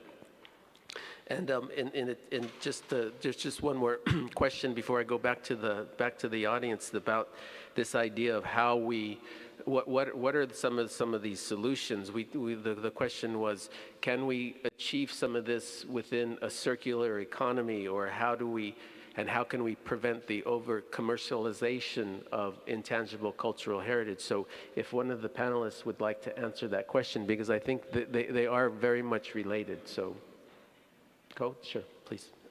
Thank you for that, Peter. And I think completely agree with you that it would be very useful to see like what does sustainable tourism mean in the context of heritage. And when it comes to the circular economy,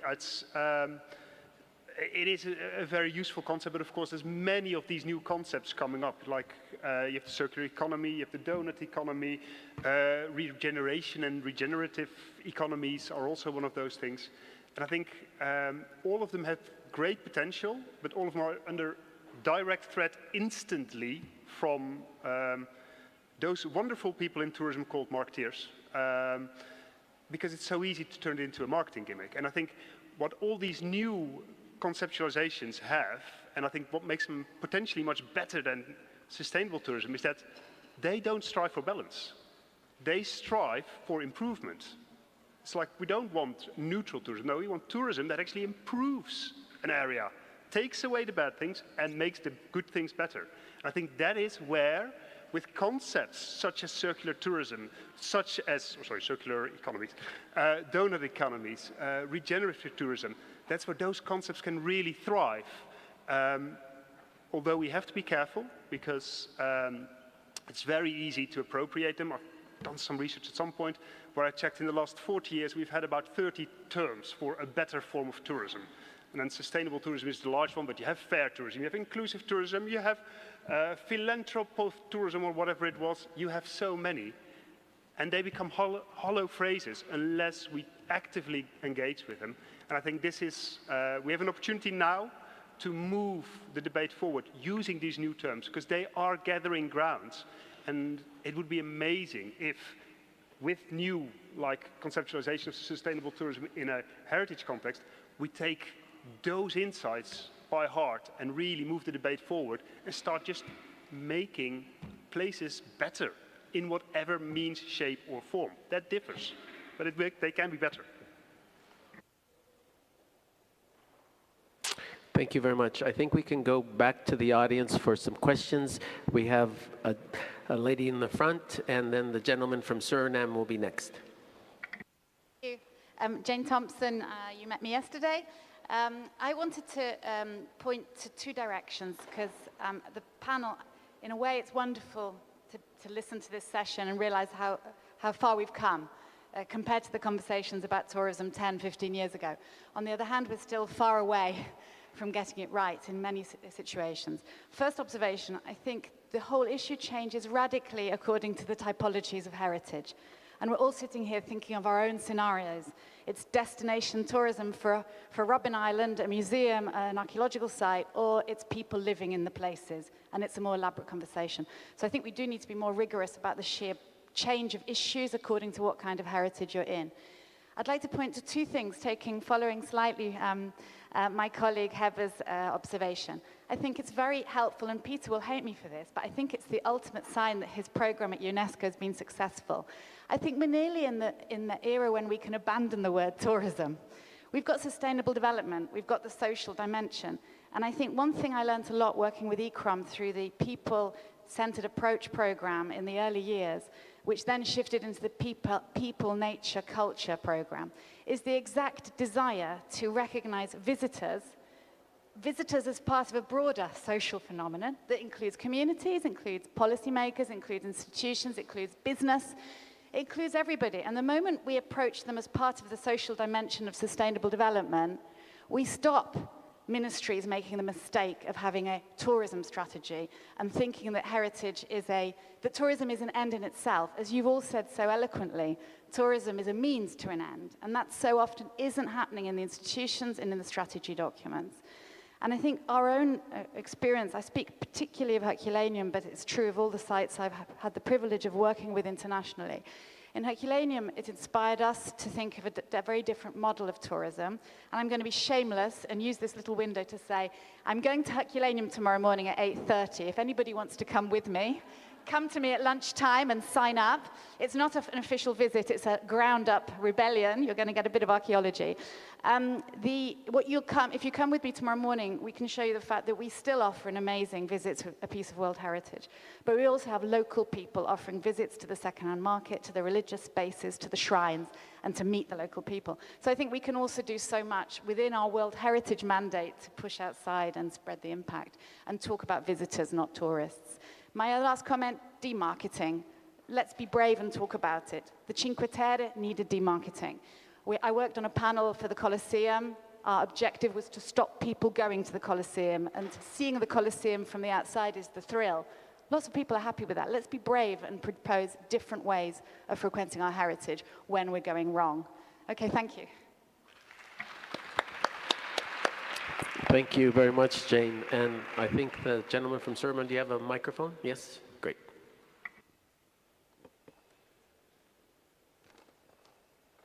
Okay, thank you very much. My name is Max Ooft. I'm from the Association of Indigenous Village Leaders in Suriname. Of course, the session was designed like that. What I heard is mostly top-down, designed tourism and mostly about mass tourism. My question is, and you don't need to answer this now, I'm looking for examples of bottom-up, community-developed tourism. I heard some examples from the lady Sifu, but I would like to hear more. For example, recently the Yoden Savannah was inscribed on the list of World Heritage, and the community has been involved saying that there will be tourism. And for them that sounds good because tourism is income. But what we would not want is an example of what you are giving, over-tourism, destruction and impact on culture, that the people cannot go into their own area anymore because it's within indigenous territory. So we do not want to make the same mistakes, and I'm looking for examples to exactly that, not making the same mistakes. And the other question is very specific. The lady mentioned that you actually, for her, there is a distinction between tangible and intangible. I didn't understand that very well, why you say that you do make a distinction. Thank you. Thank you very much. I think that is important. I think we have a tendency to look at things from the top down with tourism. I also think there are some good examples of World Heritage sites when there has been a bottom-up, and I'd be happy to share those with you. There's one in particular that comes to mind in the Philippines, the town of Vigan. I don't know if anybody's been there, but just quickly, it was a very interesting example before they became a World Heritage Site. And again, it was sort of a forward-thinking political environment. The mayor of Vigan, before she knew that they needed to be prepared, and she knew they needed to have the community support and have them sort of leading this process in terms of the nomination, and so she did that. She brought people together. She did that hard work. But I think more importantly, what happened in Vigan is she went to her political opponent, understanding that she may not be in office and her political opponent would be in office, and got them to agree for that same vision. Because I think it does come down to having a very clear vision of what kind of tourism you want and to chart that path towards that vision. So I'll stop with that and take some more questions. Rita, in the front here, please.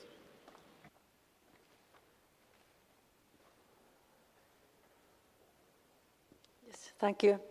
There was a question about different ways of doing regulations, and I thought I would point at the Norwegian regulation now for cruise ships in the West Norwegian fjords, World Heritage Site, where it's from 2026 not allowed to come with ordinary cruise ships. They have to be zero-emission ships.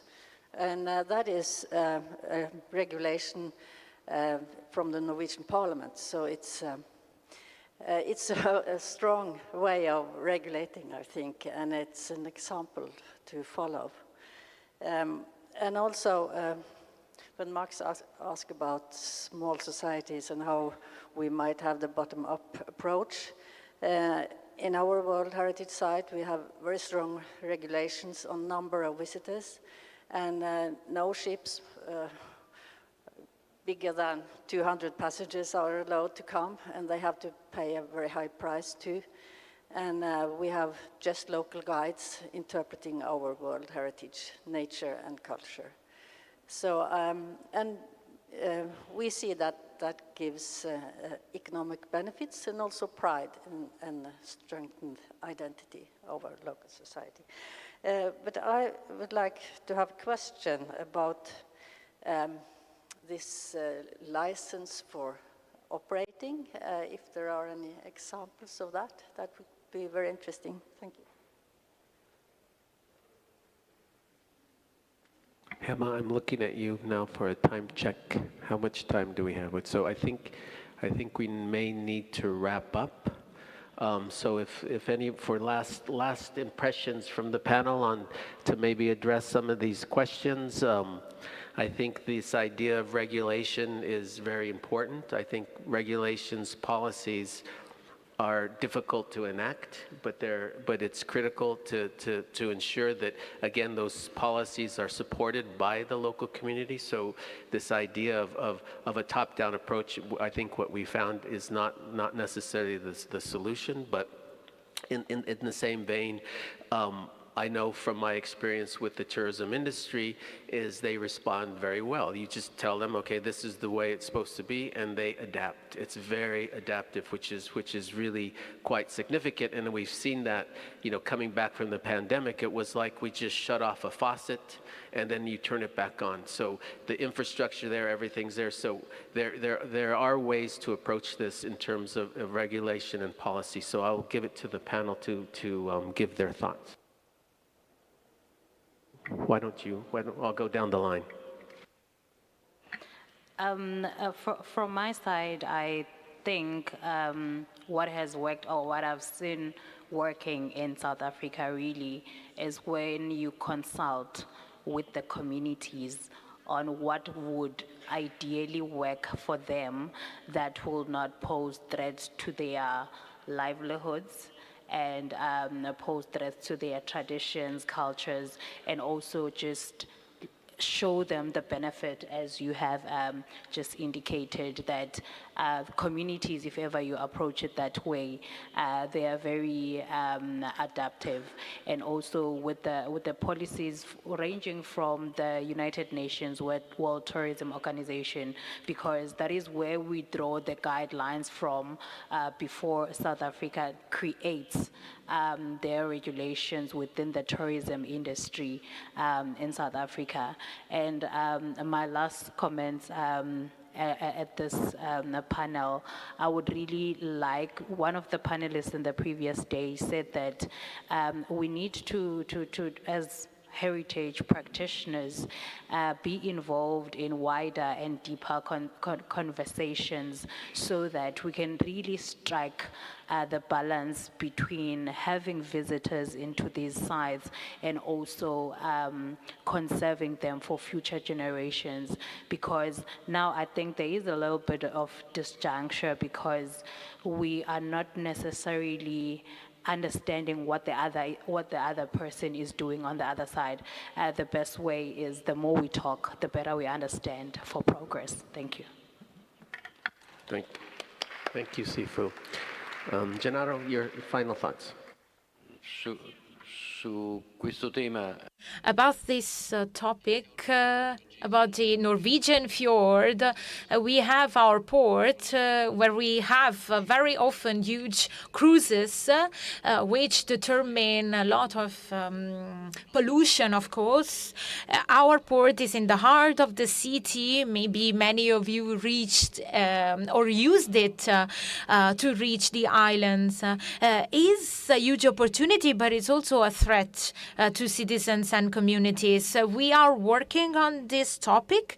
Also from a political point of view, we have asked for to move the port to organize in some according to some timelines, some specific timings to try and protect our environment, our beautiful blue sky in Naples. It is not easy to choose to move the port, but I think we are on a good direction, and we have seen that educating the community means also to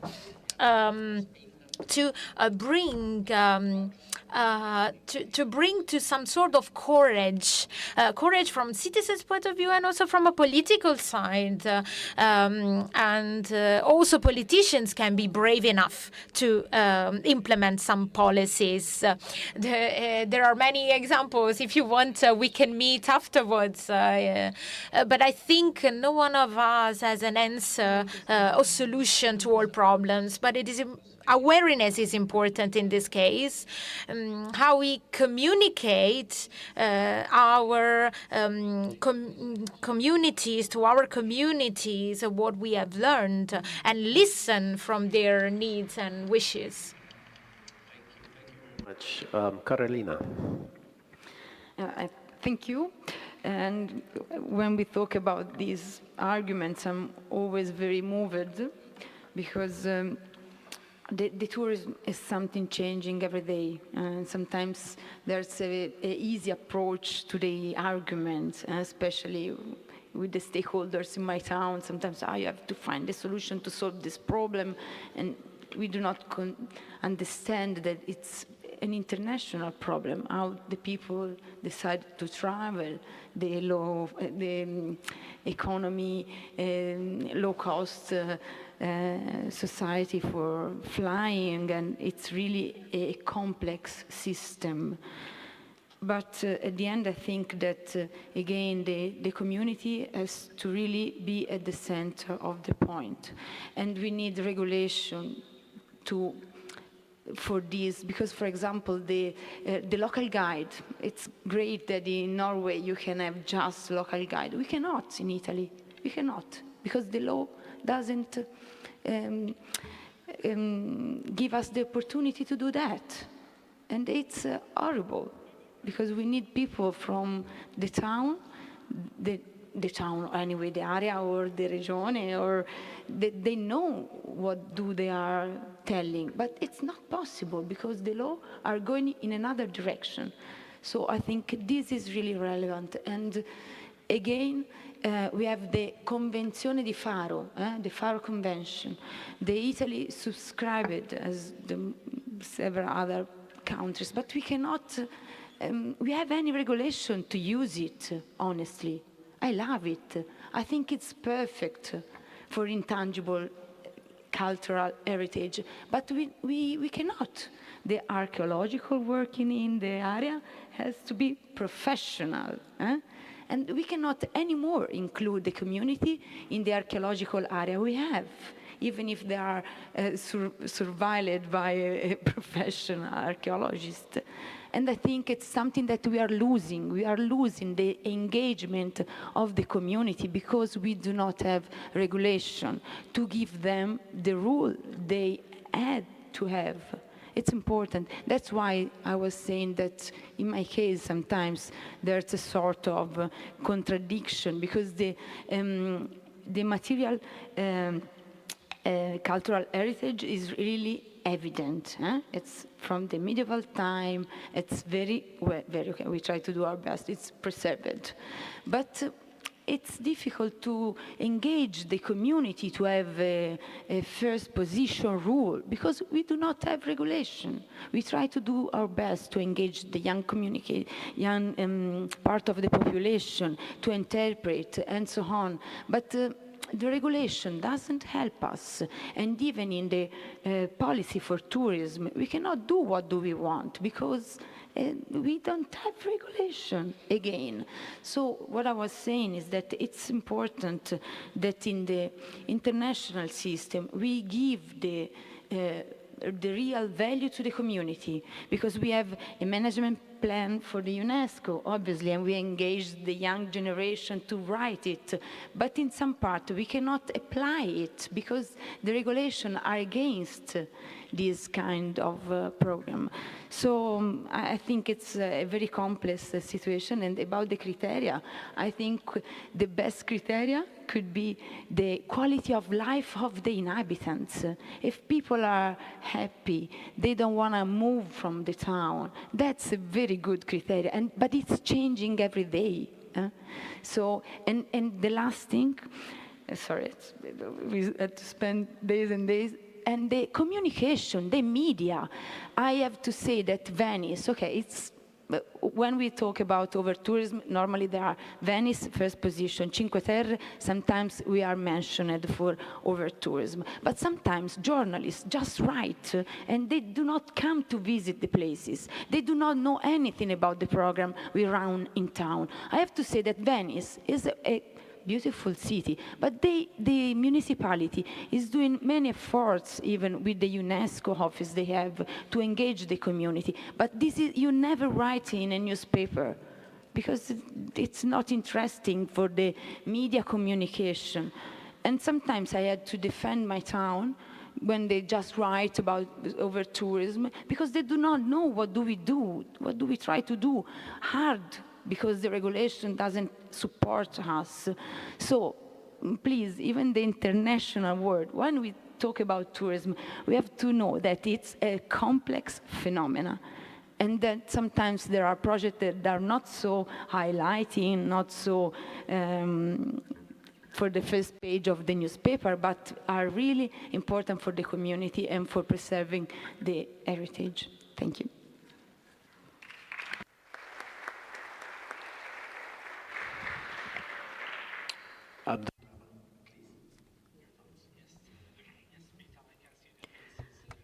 Me, they are tired and hungry, so I will try do my best to be short. I am personally a big believer of policies and procedures, and if you know anybody from my team, I'm bothering them to finalize all of the policies that we have to do. But there is two kinds of policies. One, to deal with the relevant stakeholders, I mean contractors, regulators, whatever, and the second one, which is public policy, that deal with the community and with the people that they are not mainly relevant to the projects. I think the policies, there's three things important about them. The first one, it should be realistic, and this is an important thing about the policies. The second thing, it should be also referring to the benchmarks and the lessons learned from the other policies has been written. And the third thing, which is very important, it is readable. Sometimes we are writing policies that nobody understands them except who wrote them. So I think this is something important. And normally policies are generic. So if you don't follow the policies by procedures or processes to explain how it works, those policies, people will be really misunderstanding those policies. So I think, yes, I'm a big fan, big believer of those policies and procedures, and I think it is our responsibility as we are working on that domain. Thank you so much. Thank you very much. And finally, Ko, your thoughts, please. Okay, I'll also try to keep it short.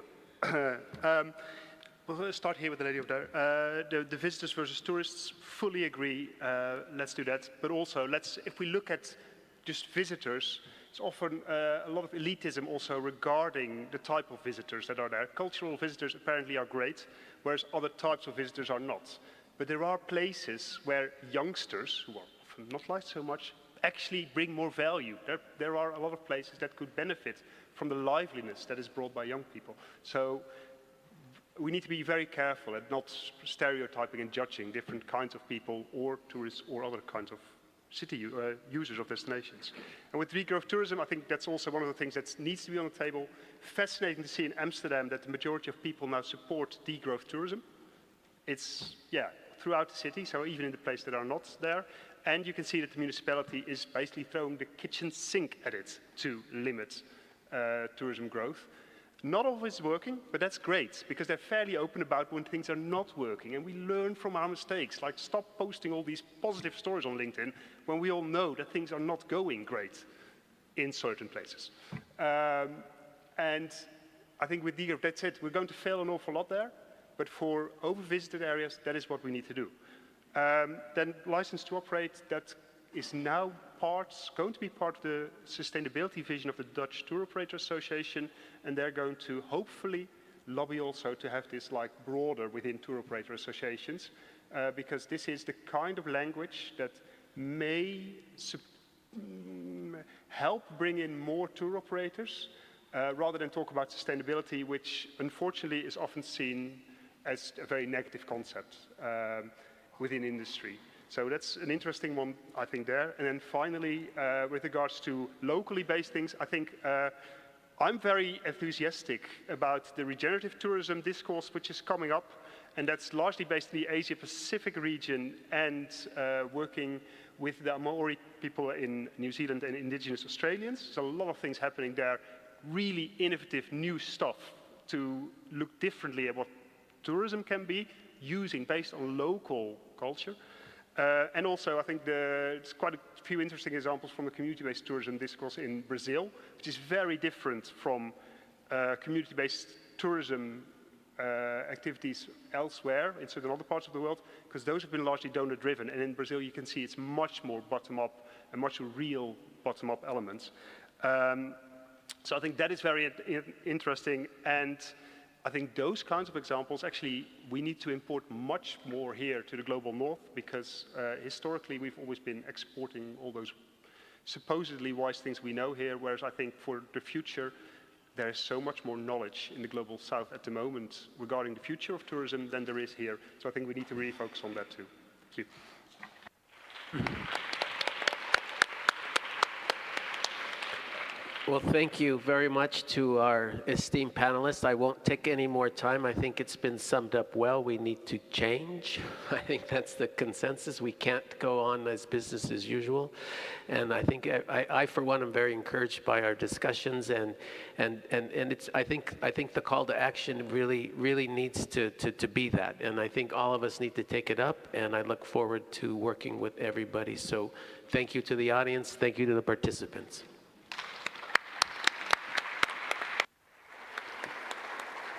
Thank you to Peter and our distinguished panelists. A big applause once again, ladies and gentlemen. Thank you, and I know everybody is hungry, a bit tired, but still it's our final day, so I have two important announcements to make. The first, all of you are most welcome to join us for lunch just outside this room. And during the lunch break, we also kindly invite you to a very, very interesting exhibition that has been put up at the ground floor of the plaza, of the courtyard. So please take your time to go through. It's an exhibition that has been put up by Comando Carabinieri for the protection of cultural heritage. And it's going to be very interesting, I can assure you. So after lunch, if you have a few minutes, just walk down. There will be some attendants there to guide you and show you to the venue. The second important information that some of our international participants have been requesting is their transfer tomorrow to the airport. So there are information desks just outside the room, so you may want to approach this desk and inquire directly. Thank you very much. And of course, please do not forget, we have a very important session, the final one at 2:30 in this room, plenary, to be followed by our closing session. So please, we will see you, all of you, at 2:30 this afternoon. Thank you.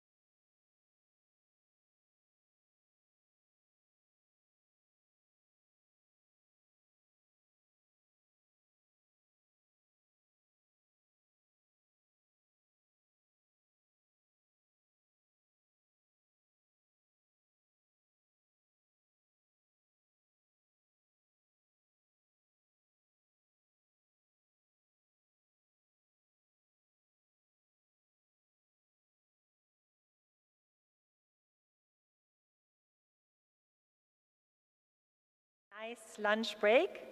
We are now commencing the last of the 7 panel sessions of our conference, aptly titled A Voice from Naples. I recall, for those of you who do not speak Italian, it's good if you have your headphones and the interpretation. If you don't, please go and look for it. But I think people by now have it, huh? Yes, please come in, take your seats. We're about to start. So I would like us to welcome Professor Andrea Mazzucchi and the panelists with an applause.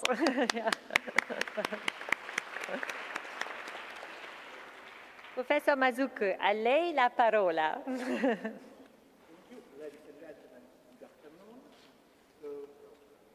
Questo panel è un panel multilingue.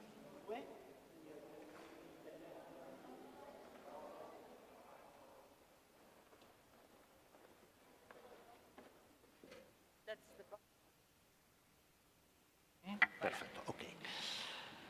Ladies and gentlemen, good afternoon. Questo è un panel This is a multi-language panel in which we will use Italian as well as other languages like English in particular.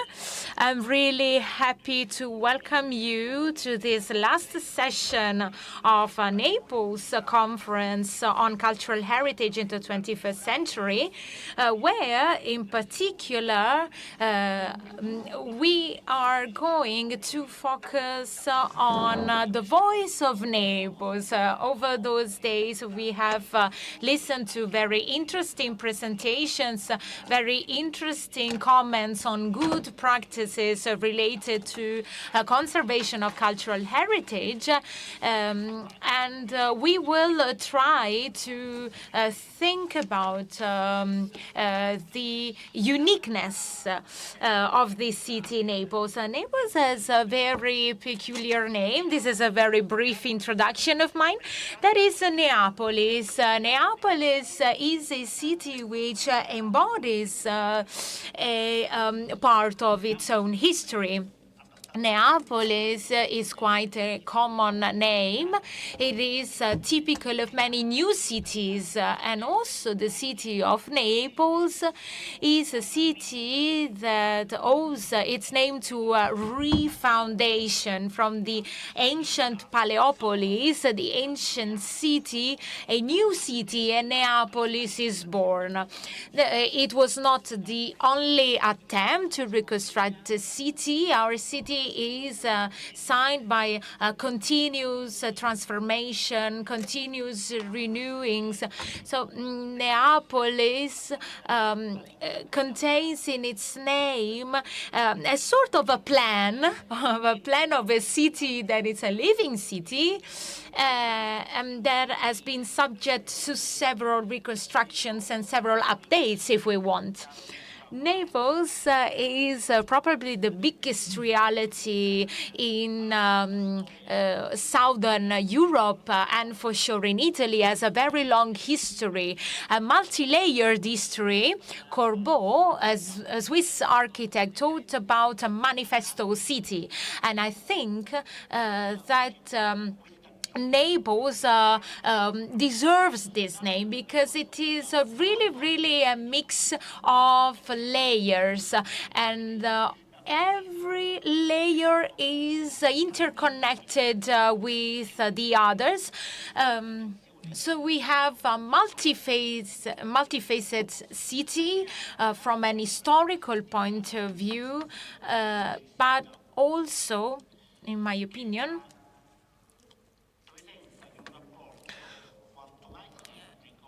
from the point of view of the synergy between the tangible cultural heritage that is made of extraordinary monuments that you were able to appreciate over those days, and that is made, it is a representation of the marvelous architecture of this city that is made of Greek walls up to examples of modern architecture. It is a city made of museums that are able to preserve preserve very precious heritage. It's a city made of sculpture, architecture, paintings, so tangible heritage, but it is also a city where these heritage is brought to life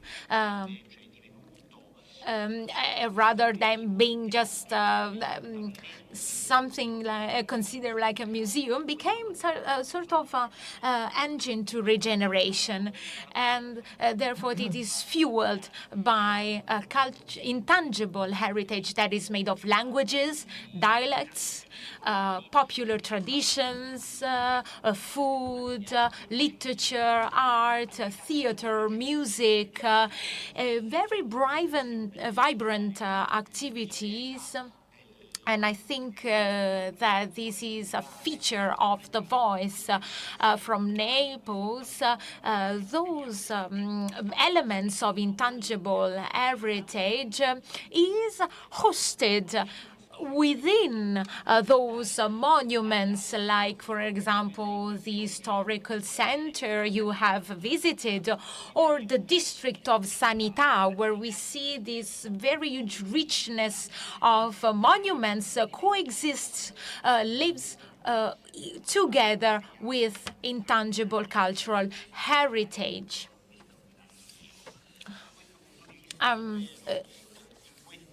In this city, the cultural element is a really important, relevant one. Now, Naples is its culture, whether it is tangible or intangible. Today, we'll have possibility to talk about those topics with colleagues, experts, and operators of the sectors that have devoted their lives to analyzing those phenomena.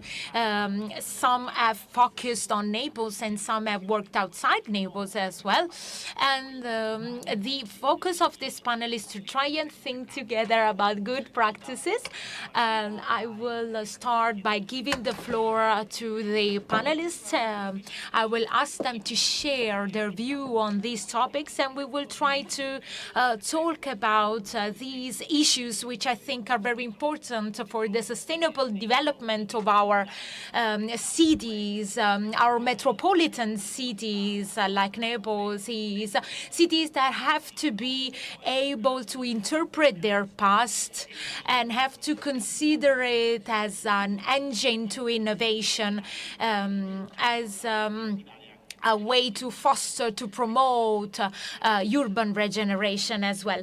I give the floor, first of all, to Ferruccio Izzo, who's an architect. He's professor of urban planning at the Department of Architecture, DIARC, at Federico II University, one of the main universities in Naples. Naples is also a university city, which makes it much more vibrant, so to say.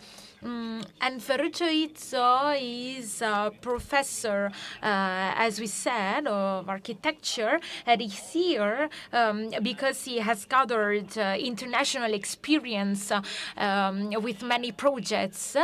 And he's also the coordinator of a master degree in excellence designing for historical cities at Federico II University. And he's been trying to understand with experts how to bring about this plan, this management. So I'll ask him to tell us something more about those historical cities. Thank you so much. Good evening. As Napolitan members of the panel, we have decided, for duty of hospitality, to try to speak in English. And I hope this will make it a better communication, but it's just for hospitality. So as Andrea was telling you, in the Department of Architecture, for the last 10 years, we have been working making research and having an international postgraduate master program dedicated to the old city of Naples. considering the heart of our city and the heart of our historical center, the original Greek and Roman foundation of the city. And from these slides, you have a view from the hill of San Martino, from the Charter House, over these fantastic layers of history that is the historic center. What we have learned working on the historic center with the idea of making an analysis and a close study of its identity, of the main, not only of the main architectural and urban elements, but to understand the complexity and the stratification of the city as a whole, together with the population and all the values that have been sustaining over many centuries the life of the city. As Andrea was saying to you, the stratification, the fact that the city has developed over the layers of different time is the real richness. But what you start to understand, and I think it becomes a great lesson for the contemporary preservation, but also for the contemporary city, and especially for the continuation of the historical cities, is that this overlaying is continuing sustained by considering what has been before as a great resource for the present. And this is something characteristic in all aspects of the historic center. So I would like to have Laura, tu c'hai la...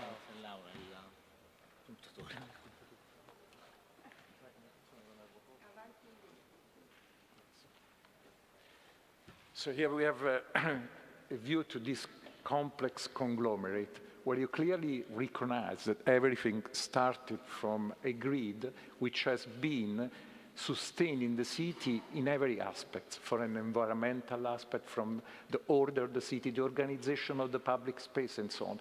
But this city, in this continuous growth and this continual overlaying of times, has then had to confront many criticalities, but within its own fabric and within its own organization of the fabric, not only from a planning and architectural point of view, but mainly also in the way the planning and the architecture were reflecting the identity and the environment of this city, have been able to have a resilience that is really unique, and a resilience from which we can learn a lot.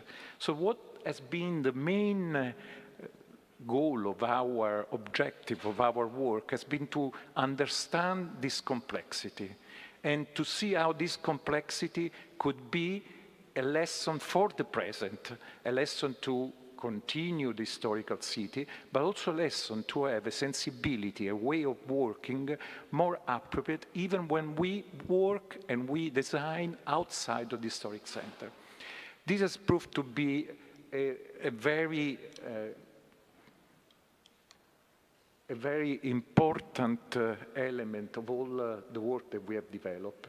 And so here we look at what was the founding grid, but which had within itself all the elements to continue and sustain the life of the city. I'm going to show you some of the work that we did with the intention to understand how the complexity of the city has confronted over time different issues and different changes, and how the community has been part of these changes. And so I selected some research we did, and very quickly we'll go through it. One is regarding the monasteries, which have to be considered within the historic center of Naples as small citadels, as small cities within the larger context of the old center. And we have carefully analyzed, surveyed these magnificent monuments, looking at them in the relationship that they have created over time with the city, and how the relation, and we can say these could be considered as common goods in the contemporary situation, since in the contemporary times, since these monasteries, they were not only religious places, but they were the place where culture was diffused and was protected. These were the place where people was taking care, the health of the people. Most of these monasteries were and have been hospitals since our days. Some of them were, one of them was the first public hospital in the world. So you start to understand that there were places where people were formed to be artisan. They were formed to have a craftsmanship. There were places where the political life of the city was negotiated with the population and so on. So they were really complex. And our day, these fantastic architectural and planning cities are, most of them, since now part of the religious orders, but some are university facilities. Federico II, but also the other Napolitan universities have their main departments within the old center. So we studied these monasteries also with the idea to see how, in the contemporary time, they could become, for the uses they have already started to have, a diffused campus for the Federico II. So trying to see how the university being there could sustain and could develop new process of rejuvenation and conservation, but also innovation within the historic center. So the monasteries were one of the main elements that we studied, trying to understand the typology, but trying to understand, looking carefully at how details were over time changed and how they were initiated for the idea of a dialogue for the city. We were interested in looking at the monastery as living organism within the city and how we can continue to have today this. So we really did drawings and analysis that were really anatomic, just looking at the different parts, specifically looking at the thresholds, how they were having exchange a life with, and how they were compensating lacks of the old center in terms of different type of life for the community. And so all these monasteries, like San Gregorio Armeno, which are these big islands within the texture of the fabric of the city, have been seen as a possibility for the contemporary life, a possibility to start a process of small intervention, that taking care of the monuments and making them, bringing them in relation to each other, could, with some new intervention, sustain a new relationship between the university and the city and the conservation and the continuation of this fantastic site. So in this plan, you see some of the main project of restoration and reuse, together with some of the projects that were new intervention, especially for student housing, but which were studied in a way that the student housing was like a small college in great relationship with the local, almost reinterpreting in a Napolitan sense the typology of the Anglo-Saxon college. And this was quite an interesting project that gave some small input, and the master tries always to be like a living lab in continuous dialogue with the municipality, with the government, and with the region. And now one of these projects has successfully been implemented for the realization in the PNR Next Generation funds of a student center within Santa Chiara, which is one of the main monasteries in the city. And within that, last images that I want to show you, I don't want to take time to my colleague.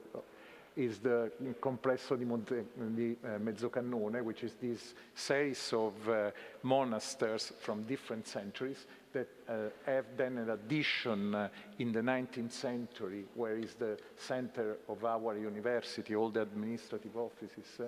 And the project we developed was to see how this continuous growth of different elements and parts in time could become a cultural hub, could become part of the role of the university to have a continuous synergy with the local population, and become also the gateway to the old center. And so you see how this complex fabric, through very little intervention that are not so much interesting to impose the signature of a contemporary architecture, but the strategy for the life. So in this plan, you see how the students develop a path through most of the old center, connecting with the central complex of Mezzocannone, all the cloisters of the old center. And this was a careful opening a door, connecting, and this is to say that in the historic center, we do need projects that have to take care of, but we also need small grafts, intervention, that have a great possibility of continuing and sustaining an innovation and a preservation. So the need to preserve should be always accompanied by the way of creating synergies with the local population, with their needs. And the master in this case has been always a multidisciplinary lab where we bring together the knowledge of different disciplines in order to try to initiate a process and support a process of rejuvenation of our old center. Thank you. Grazie, thank you.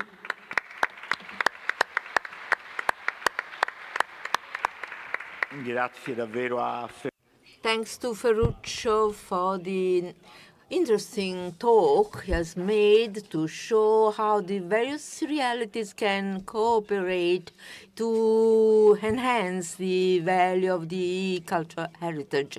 Here we have an architect, Architect Vittorio Salmone. He's not from Naples, but he comes from the Marche. He lives in Fabriano, works there. And since I'm dealing with the ancient books, but has also many other things that of interest, well, he has really enhanced the value of the cultural heritage, but to interpret it in strongly innovative terms. And here, as a representative of Fabriano Creative City, one of UNESCO formats, would like to ask Vittorio to tell us about Fabriano's experience. It is a small town compared to Naples, but it has been able to join the cultural and material heritage with the intangible and also architecture heritage. I follow in Italiano. Because we are in Naples and because I prefer to talk Italian. I am a town planner and architect, and I represent Fabriano within the network of creative cities of UNESCO. This is a program established in 2004, and there are 14 creative cities as members. Fabriano was appointed in 2020 after Bologna, coordinating town of the Italian network. In this case, you see, this is a special time, a happy time during Fabriano life within the network.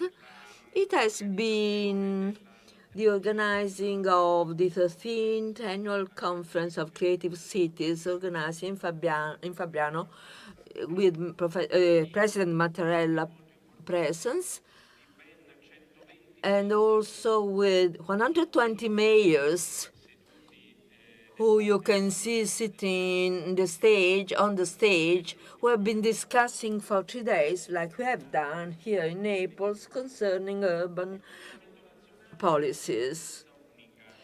This coordination, national coordination, is a unique experience within the national network. We have created it as Italians, and we are proud of it. We'll try to export this experience of organization to next Braga Annual Conference in July 2024. Why did we unite our efforts and we are working together? Because we wanted to, first of all, create in our country the various experiences in the various sectors coming from the 7 clusters of the 14 member cities in order to plan together. Common projects have been created in large quantities, among which the main one has been to increase attention and focus on the main role played by this creative cities network in our country within our cultural situation, and then also to try and trigger or start the relationships with and among the main Italian institutions. And we succeeded in doing so. We are discussing and collaborating with the Biennale di Venezia in a beautiful project. I hope you heard of it, dealing with the archives, civic archives or private archives, the archives of various cultural establishments and firms' archives, because from memory new projects can be born. Only from memory you have town renewal. And we heard this in Naples, really true. We have visited the main sites affected by urban renewal. Urban renewal is a tool that is used by a radically changing town. We have been witnessing during these years, and that's why we are asking ourselves during these days our relation with immaterial and material, tangible and intangible heritage. We are passing from a function and post-industrial for this city, born from the industrial evolution in the past centuries, and after a long evolution, changing into another type of city, which is defined by UNESCO as creative city. Town planners are not so sure about this definition, whether it is really correct and can summarize the entire set of transformations we are witnessing, but certainly it is a vision, it is a new horizon, that of the UNESCO, we accept. Fully agree with, though with some small shadows of difference. Before speaking of energy, territory, constructions, and buildings, and we speak of knowledge, we speak of awareness, we are speaking now of attention on processes, not only focused on material heritage and material construction, bottom-up, not up-down processes.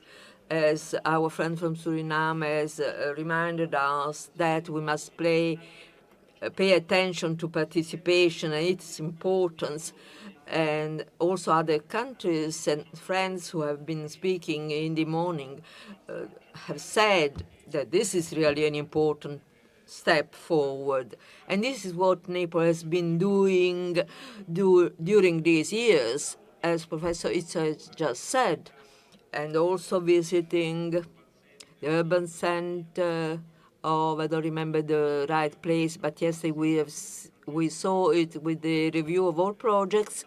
We were able to understand how the UNESCO sites have been singled out in the historical center. Therefore, urban renewal is the main tool that regulates new cities, not expanding any longer, not living only on divided and sectoral places or context, but is working all together as it was the case in the past before this separation or division.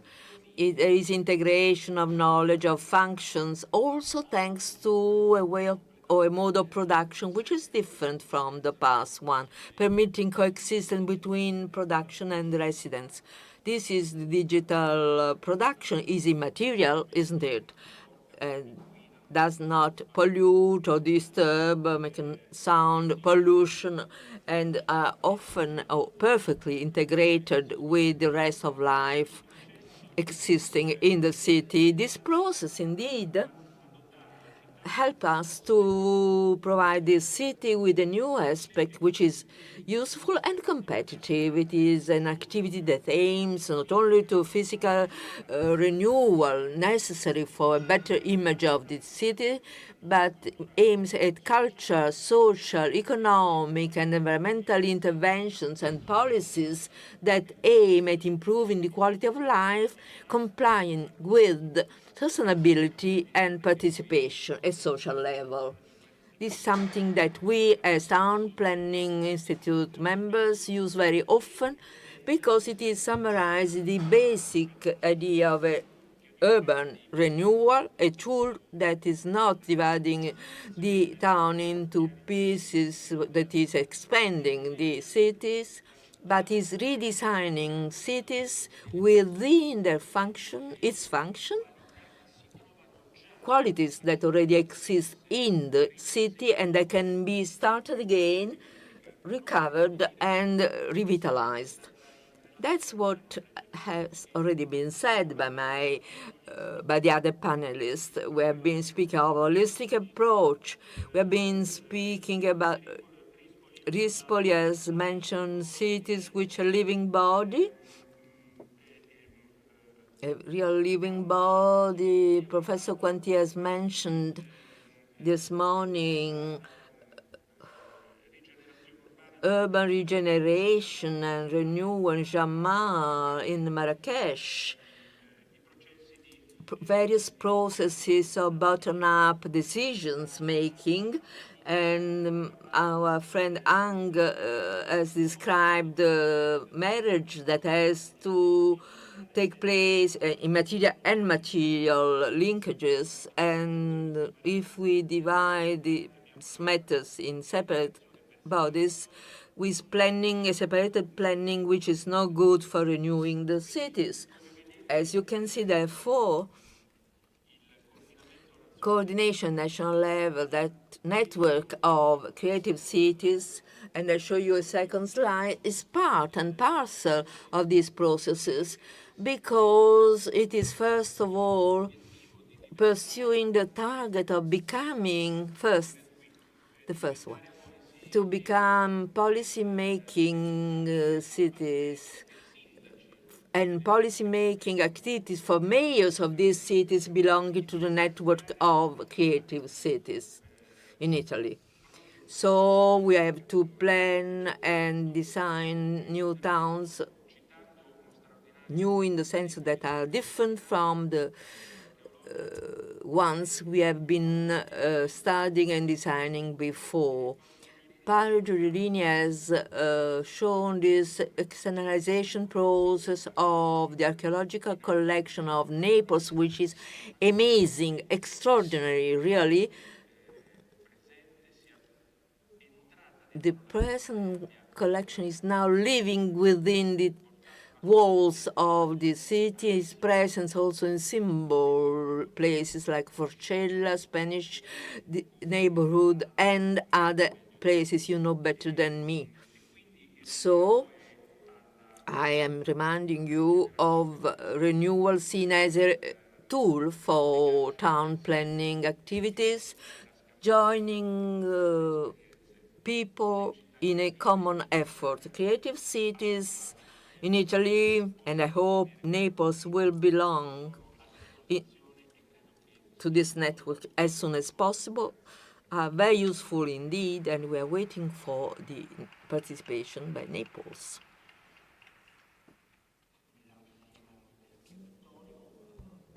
Le città creative sono una sfida, effettivamente. Creative cities are important and will be more so when they will be able to change the cultural heritage into a living body, as Rispoli has stressed. Before giving the floor to the third panelist, I try and quote some words by landscape historians, that is Jacob. Jacob has written that landscape is not the result, an artificial result. I mean, it's not a natural, sorry, it is a natural, not a natural, but an artificial result that is defined by culture. Jacob, speaking of urban historical landscape created as a theater over time, reminded us that the urban historical landscape is the result of sediments, of creation, transformation at collective level, long-lasting ones, designed by the very communities. This quotation from Jacobs permits us to introduce to ourselves a character who is very important for Naples, that is Antonio Loffredo, whose presence here is going beyond the subjects of conservation, preservation of the cultural heritage. But with Bettini, an anthropologist of the classical world, we should use the word memory. Memory is that important dimension which is part of the heritage, and the Neapolitans know him well and know that he has transformed with the great contribution by the territorial communities in the entire neighborhood, safeguarding minors, young people from crime, camorra, by involving them in rehabilitation processes that have been affecting over time, over the recent years, this neighborhood, which is now really renewed and is really a bright experience. Is a testimony to the fact that can show how important it is, and we should appreciate it, all of us, that the safeguard and the enhancement of memories are not an end in itself, have not only a cosmetic and aesthetic character, but are important for social regeneration and inclusion. So please tell us about your experience. Thanks very much and good evening to everybody. I will try and tell you this surprising and beautiful history that I've been going through in the Rione Sanità. This neighborhood called Sanità, and this is again memory, a very ancient memory, it goes back to 25 centuries ago. The crystalline presence show that Greeks were living there already. Sanità is a valley under 3 hills of Naples, north of Neapolis. In this beautiful place, we love it, and we like to think that when in the catacombs we have buried the body of San Gennaro has helped the regeneration, because we are starting all over again. In Naples, we are really going always starting from scratch. In Sanità, which has suffered a lot over time, we know that the neighborhood started living because of the catacombs with Gennaro, our patron saint. Then San Gennaro body was stolen by Longobard prince, and the this caused depression because people did not visit the Valley of Sanità any longer, but there was a bishop, a 20-year-old bishop in the 9th century that started with culture. Despite the catacombs were deprived of San Gennaro, around the empty grave, they started sculpting frescoes and painting, so they organized agricultural activity, libraries, every sort of culture activities. And so the bishop, as young as he was, understood that this was to be done. And this was the best period for the neighborhood. That is between the Renaissance and the Enlightenment century. There was a really growing of the monastery and churches were constructed with young people, by young people with young people. They were reformers, all of them reformers, and involved in new facts.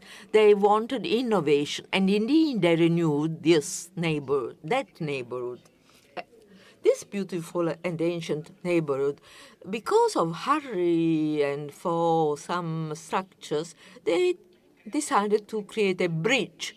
Usually, in this case, a bridge does not unite but separates the two parts of the city. We have seen Sanità, as you can see in this image, from above. You see the bridge, and then this is a neighborhood under the hills, nothing else. After 2 centuries of isolation, there is Camorra, crime is growing, and poverty is really involving all families living there. And this is what I found 20 years ago when I became a priest in that neighborhood. Beauty lives with poor people, and our effort has been to rewrite what was lost in that neighborhood, hope. So my first work was not restoration of paintings, of buildings, but taking care of people. The main choice, the first choice was use our spaces, material heritage, to produce and generate a social impact, and not money, not income. We have started living, qualifying spaces which were no longer used. This was done through private funds. We have to draw the gift and givers, but many professions have helped us. It is very well known, universities, relationship, that universities have indeed helped us a lot with funds, but most of all with expertise and know-how. So in 20 years, we have recovered a lot of the heritage that was so much needed in this community. Reopening the abandoned catacombs of San Gennaro and San Gaudioso.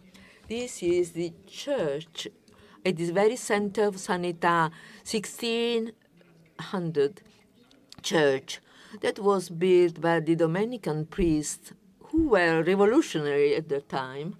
And so catacomb spaces, church, and all the spaces surrounding them to innovate and teach the young people sustainability, peace, beauty, environmental needs, and respect. And then, before being recovered, we have to aim at this awareness as a resource. Another important resource was young people, and such resource deserved investment, big ones.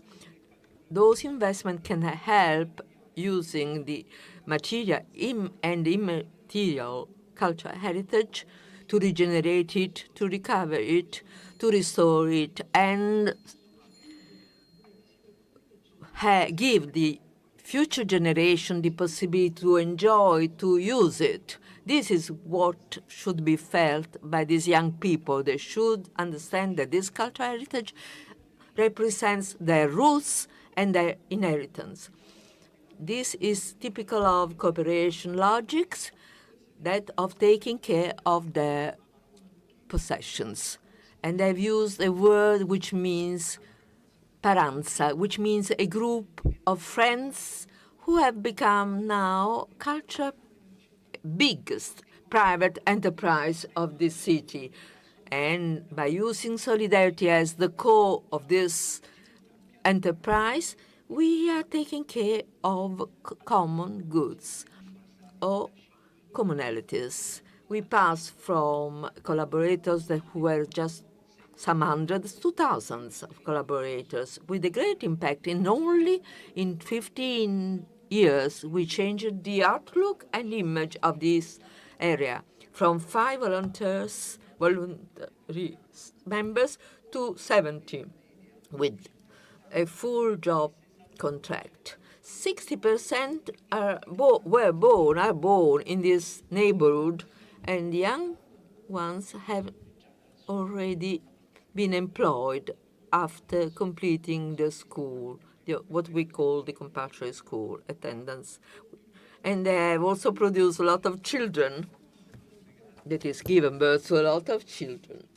So there are new cooperatives, enterprises, associations, and more people are taking care of the cultural heritage, following the principles of Faro Convention, that is generative context where taking care of heritage is good for people, but also for the entire community. Thank you.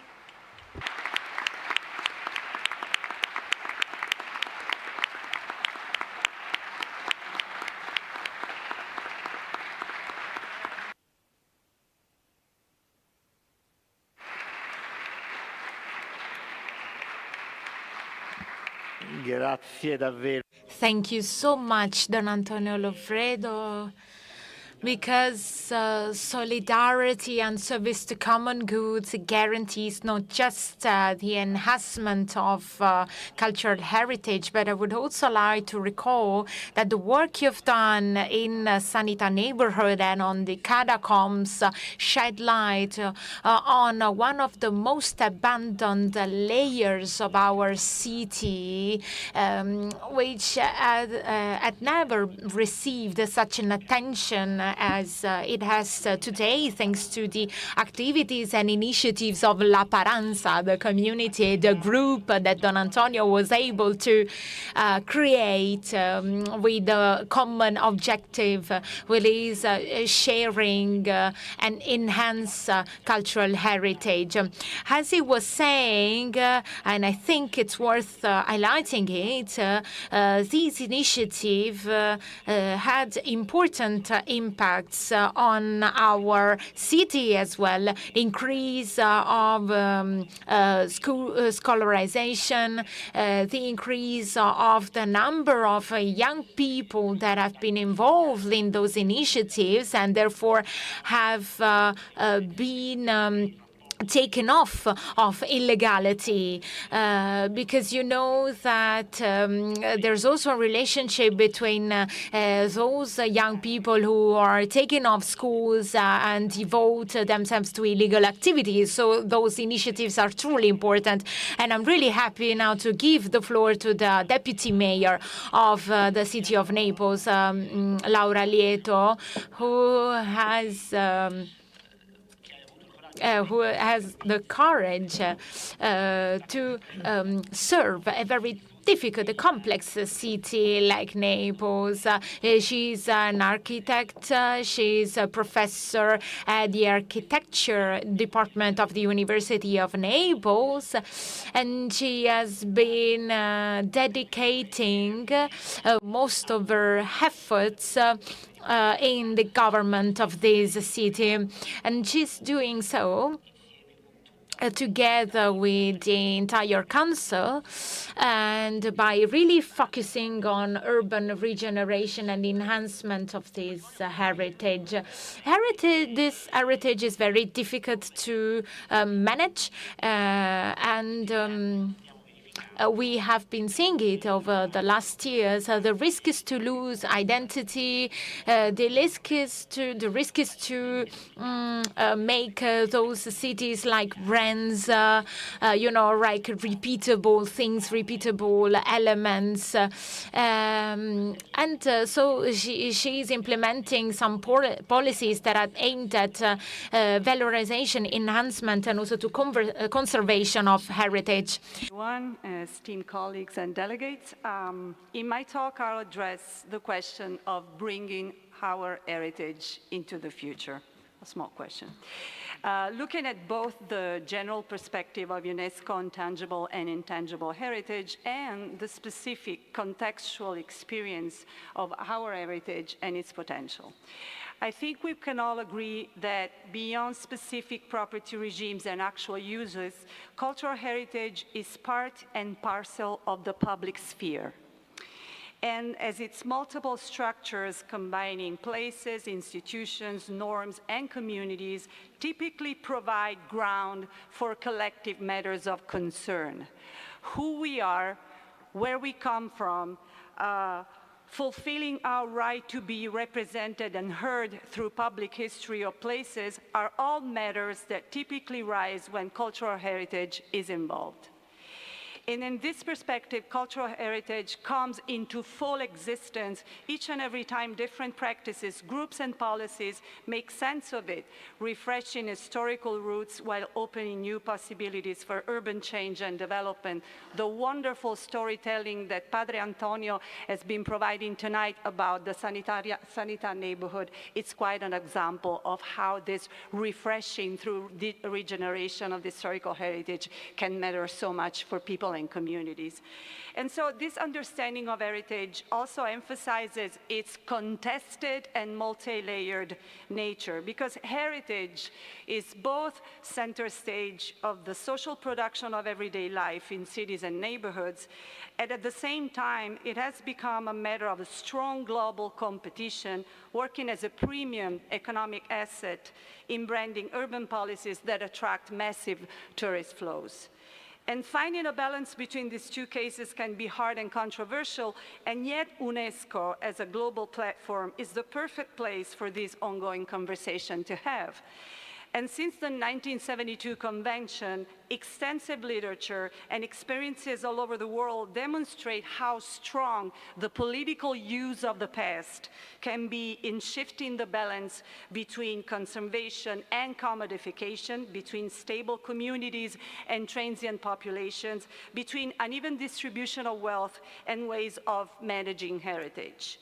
And so addressing this challenge, I'd like to make a few points from our ongoing experience with the UNESCO project in Napoli. The mayor just entered the room, and so we say hello to Gaetano Manfredi for this, and which is the UNESCO project in Napoli is an urban-scale restoration program that comes after the listing of our historic center in 1995.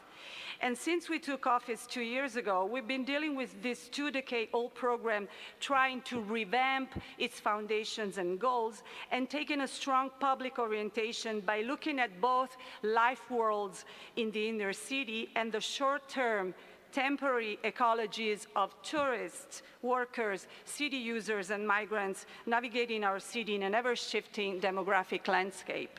And so all along the millennial history of Napoli, our historic center has shown such a versatile capacity of adaptation to social and economic change that even today, in the middle of an impressive process of over-tourism, it's still the place for meaningful relations between communities and heritage. And while processes of population restructuring are occurring in many European tourist destinations, with increasingly transient and transnational gentrifiers replacing residents and vulnerable communities, our historic center still strives to maintain those characteristics of social and cultural mix that have made it over the century a living place crossed by differences operating in a complex intercultural and interreligious environment. And so our administration is working to expand and reinforce the idea of heritage as a relational and multi-layered public space, putting in place new forms of co-design and management that mobilize both institutions and grassroots organizations. And at the same time, we are also tackling the short-term rental process, which is a massive consequence of platform tourism that is producing a widespread household change, with rents and prices skyrocketing over the last few years by changing our planning norms in the UNESCO area to limit the growth of short-term listings on digital platforms. Our goal is to provide strong public leadership and regulation for organizations and groups who are willing to put passion, skills, and a strong sense of civic engagement into community projects to regenerate historic buildings and places. I'd like to mention a few projects as examples of this kind of urban regeneration policy revolving around heritage in the UNESCO area. One is, as you can see in this image, is Castel Capuano. Castel Capuano is the historic court of the city of Napoli and also the historic jail of our city. And it is an example of an interinstitutional collaboration around this extraordinary civil architecture, together with residents and migrant communities, a project of great complexity involving the City of Napoli, the National Agency of State Property, the Ministries of Interiors and Justice, of course the Ministry of Culture, and also many other institutions, but also including a community foundation that is operating in the neighborhood, which is also one of the most multi-ethnic neighborhoods in the inner city. Another example is the Temple of the Scorziata, right in the ancient city, right in the core on the map that Ferruccio Izzo was showing up right before in his presentation. And it's a case of participatory planning that the municipality promoted along the design process for the restoration of this incredible Renaissance building that originally was conceived as a convent for girls. And here the intent is to get communities operating in the area involved in the process of co-design, exploring especially options to make the place available to young generations. Of course, we also have, this is in Padre Antonio's experience as well, we have the Fontanelle Cemetery. This is one of the quintessential places of ancient Napoli, a Paleo-Christian dwelling and a sacred place for the purgatory cult, which is very important for our culture.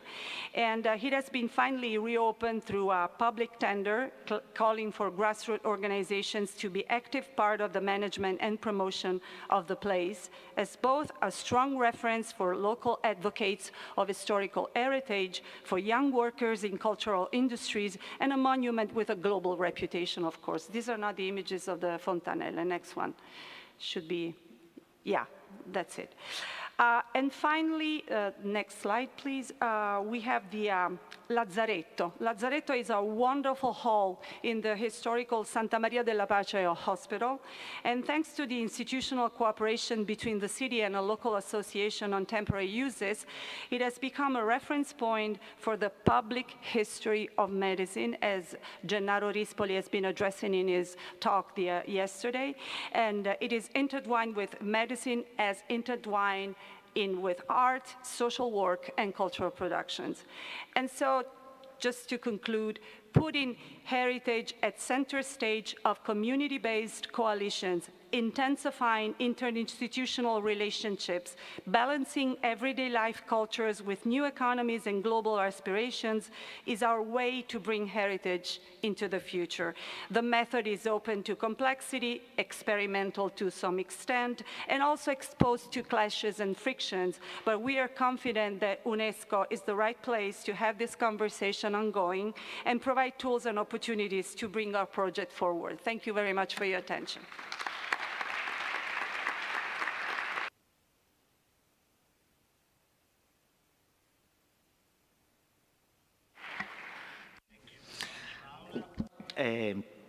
Credo, come dire, che le I think that what Laura said are the very real representation of the work you have been doing in Naples over those years. you have been working on enhancing tangible cultural heritage by, at the same point, avoiding framing it in a sort of a museum reality, but rather enhancing the relationship that this heritage has with the local communities. From this point of view, we are very eager to listen to the contribution of Maria Claudia Lopez.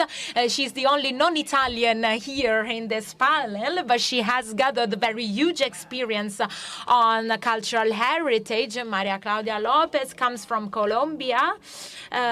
She has gathered several decades of experience about culture and heritage. She has held key positions, including National Director of Cultural Heritage and Vice Minister of Culture of Colombia. And she has been the chair of the 14th session of the Intergovernmental Committee for Safeguarding of the Intangible Cultural Heritage. So I think she's the best person to talk about the topic we have been dealing with today. And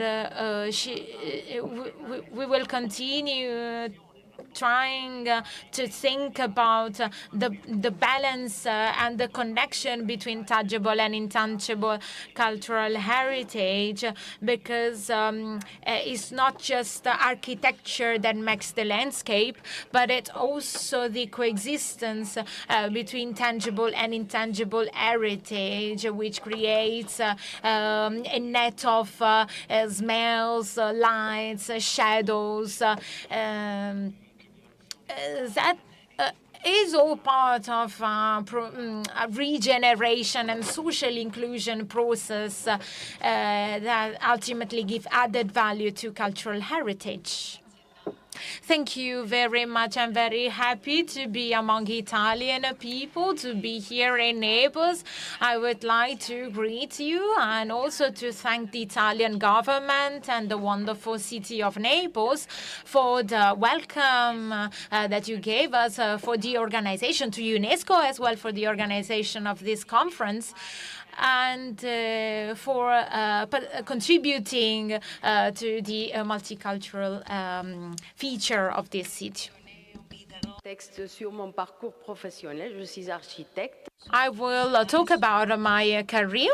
I am an architect. I am graduated in conservation of tangible heritage, and over the last years, my vision about heritage evolved. At the very beginning, I focused on tangible heritage and architecture in particular. Then later, I started working on cultural landscapes and mixed sites.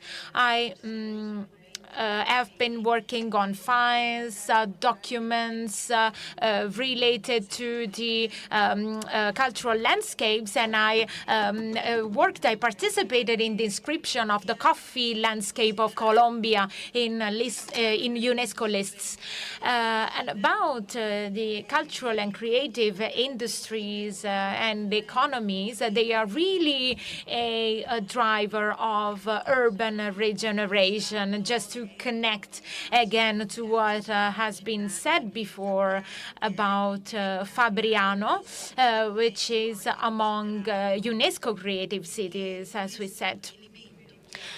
This is a key element, actually, and it's a key element also for urban restoration. And if we look at the smart cities network, cultural heritage and most of all, cultural practices, arts and crafts are at the basis of creativity and innovation. So it is really important to put together culture, creative economies in a broader sense. Recently, 2 or 3 years ago, we started focusing on heritage and its relationship with the sustainable development. So culture that is maybe not really visible it's not immediately visible in the SDGs, can be instead considered as a very key element to be able and reach the targets imposed in the SDG agenda. So I started organizing some meetings to work on a document about safeguarding the intangible cultural heritage from the point of view of urban planning. And how can we do so? We are talking about urban plans, urban management plans as well. And in this case, it is really important to consider activities, practices that are living in the city. And today, this is something we don't really think about. We tend to focus on architectural elements, for example, but there are very few elements, few references to intangible cultural heritage. And about this, from an international point of view, there are several documents, charters, recommendations that highlighted the importance and the contribution of tangible and intangible heritage in the social aspect, social sphere of the city. We recall the recommendation on historical landscape, Agenda 2030 on sustainable development, and also the Mondiacult Declaration that really highlighted this point. As I said, living heritage is not really much considered in urban management plans. One of the main problems and one of the main concerns is really about the spatial management of cities that has a direct impact on the lifestyle of community and, of course, on the heritage as well.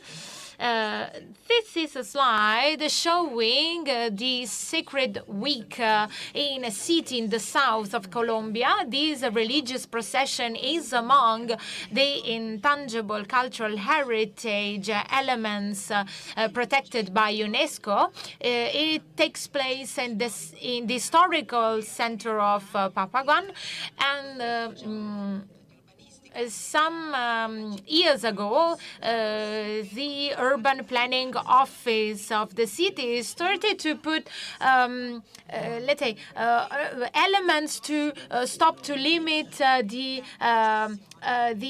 entrance of cars. But they didn't understand that this would be also an obstacle to the procession. So in the end, they really had to remove those obstacles, those elements. This is just an example, just to say that what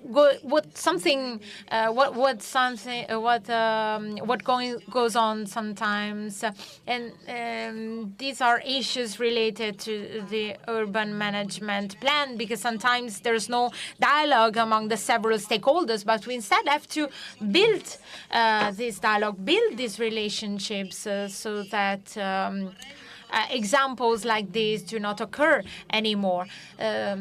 Just to sum up, we are now working with UNESCO on drafting a document on how to develop very practically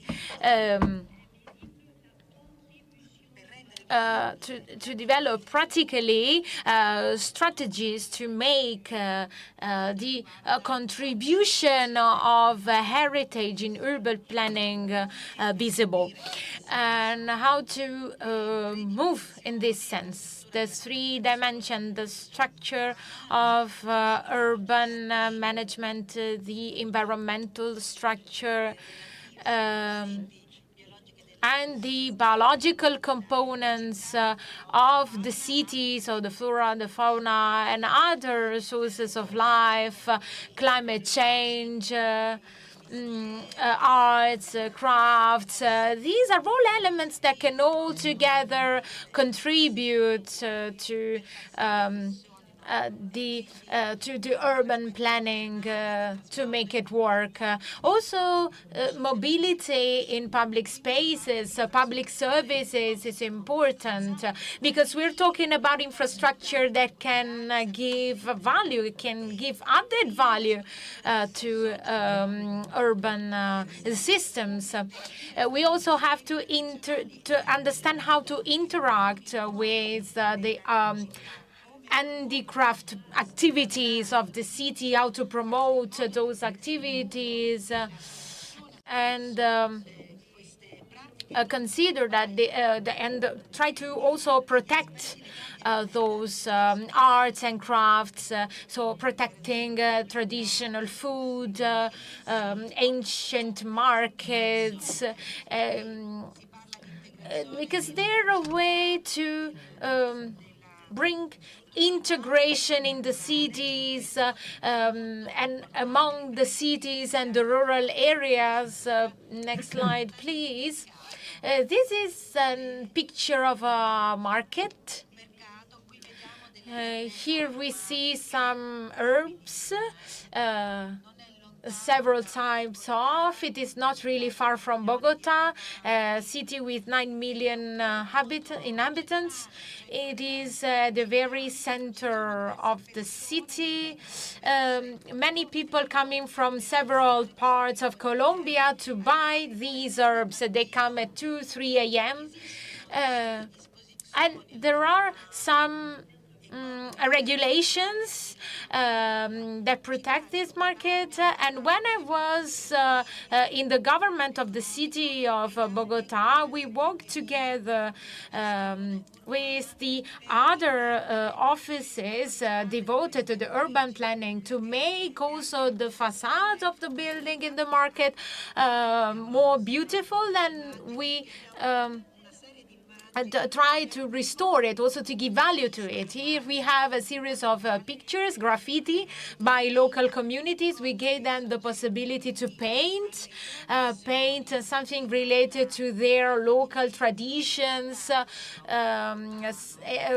try and involve them in the use of the urban space. So this was an example of good practice that was then repeated in other markets, in other places, and also tourists, not only tourists, but also the same residents of Bogota or people coming from other neighborhoods that had never visited this area of the city, came here and had the occasion to know this market and appreciate its historical value. So now I'm going to stop here because maybe later on we will maybe talk about the challenges, contributions, and the recommendations, and all that can be done to include living heritage in urban planning. I think this is an innovative topic, a very complex one, but for sure it is very much needed due to the social function it has in our cities. Thank you.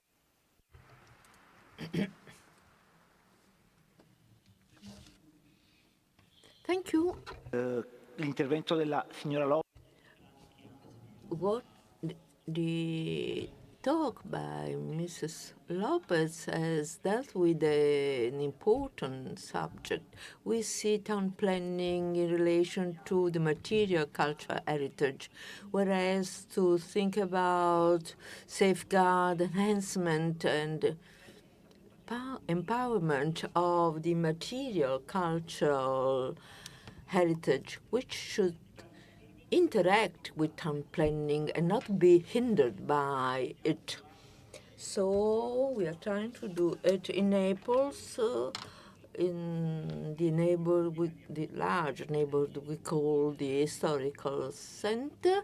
It's not a sterile reopening of activities and monuments, but means to promote not only social inclusion, but means to give those places a strong identity, which is guaranteed by their capacity to trigger memory of traditions and culture innovations that necessarily have to couple the effort to safeguard the immaterial heritage. After these talks, very important talks that contribute their thing to define specificity of the Neapolitan culture heritage, which is at the same time a layered one, but at the same time something that has to interact with a unicum, exceptional unicum, so that the large UNESCO Historical Center in Naples is inhabited by the original inhabitants of the place. This is creating some difficulty, but it's also a driver to avoid the risks of over tourism and other phenomena, that is to lose the specific identity and thus loosen the material heritage value, decrease the value to a certain extent, but severely so sometimes. So I would like to have your opinions about these situations where people who live in the framework of such a heritage can collaborate with government and non-governmental associations, the third sector associations as well, to promotion and conservation of and protection of the cultural heritage, but most of all, the enhancement of a memory which is not silent or inactive, but active, which means to create the new project for the future. Ferruccio has worked a lot, not only in Naples. There was a case from Siena, which is most interesting because it proves that in conservation, safeguard, and use of cultural heritage, we must also include skills, integrated skills, a system of integrated skills to safeguard those pieces of cultural heritage.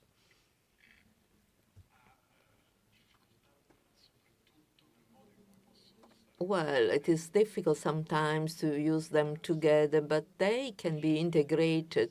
I mean, we can integrate different knowledge and sciences or disciplines trying to rely, especially on the specific identity of the places and of the local communities.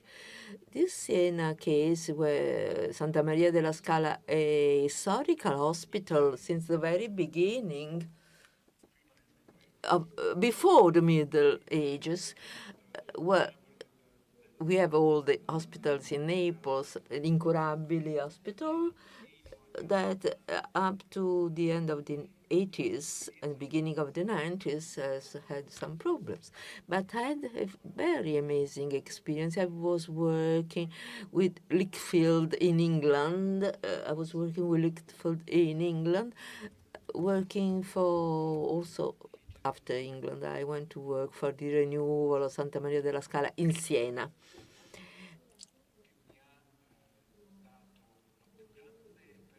I think that in my career, my training, and my daily job, I mean, I've received the biggest experience lesson, that is when we start to study this exceptional, through an exceptional team, historians of art, Bruno Toscano and other important engineers over Europe and other very famous names, the best of available experts, architects like Rogers, Chipperfield, I remember that David Chipperfield said, I've been called by Roger. There is a design and project which is not typical of his job type of work, but I would like to ask you to cooperate with us. Well, I remember that there was really love by population of the area for that hospital. It was still a hospital,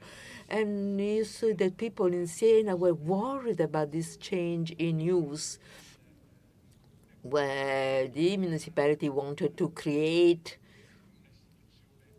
a museum, trying to put together different components, and there was indeed sort of difficulty because on the one hand we saw how the community told our children were born in that hospital. They were very fond of that hospital, of its history going beyond the hospital history, but it was belonging to the community experience, the place of culture, everything that received over centuries a sort of heritage. It was an institution, living institution, a common good that is where it could manage agriculture and other activities.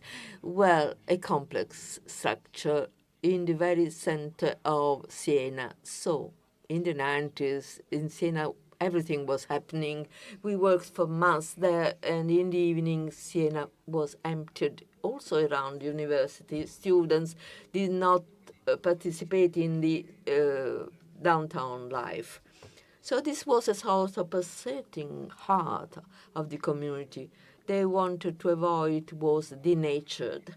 So what was difficult was to understand how the physical history, the very physical history of the monument could help us create conditions favorable to the community, enjoyed by the community. It was a restoration work, a town planning work. It was just town planning on our part, but it was rethinking the institution as such rather than work on its physical structure. But this physical structure was inspiring us, finding solutions which could be enjoyed by people of the area. The experience of Fabriano as a creative city has also concerned town planning activities and the community opinions. How the living community of Fabriano perceived this creative city dimension, new dimension. I think that Fabriano experience is very meaningful as function of what I've just said. That is the transformation of the city, which is developing from a post-industrial dimension to a new one. In 2010, Fabriano was going through the deepest crisis of mechanical industrial crisis, one of the most important in the world and in Europe most of all. Therefore, the setup and the organization of production and social setup of the city changes deeply. This city was really the forerunner, had been the forerunner of the very powerful industrial district. Thanks to enlightened people, ideas, through also random decision-making process, because we had found the occasion, thanks to the Carlo Azeglio, the President of the Republic of the time, Ciampi, to bring in the birthplace of the painting patron of the town, Gentili, has led us to have Gentile exhibition, which had a lot of success. Gentile's work, paintings, were coming from all over the world. This meant that other people working in other sectors organized a festival in few weeks. In the definition that town planners use, there is a sentence like this: events can be one of the drivers for change. Events are considered no longer something ephemeral, like we consider festival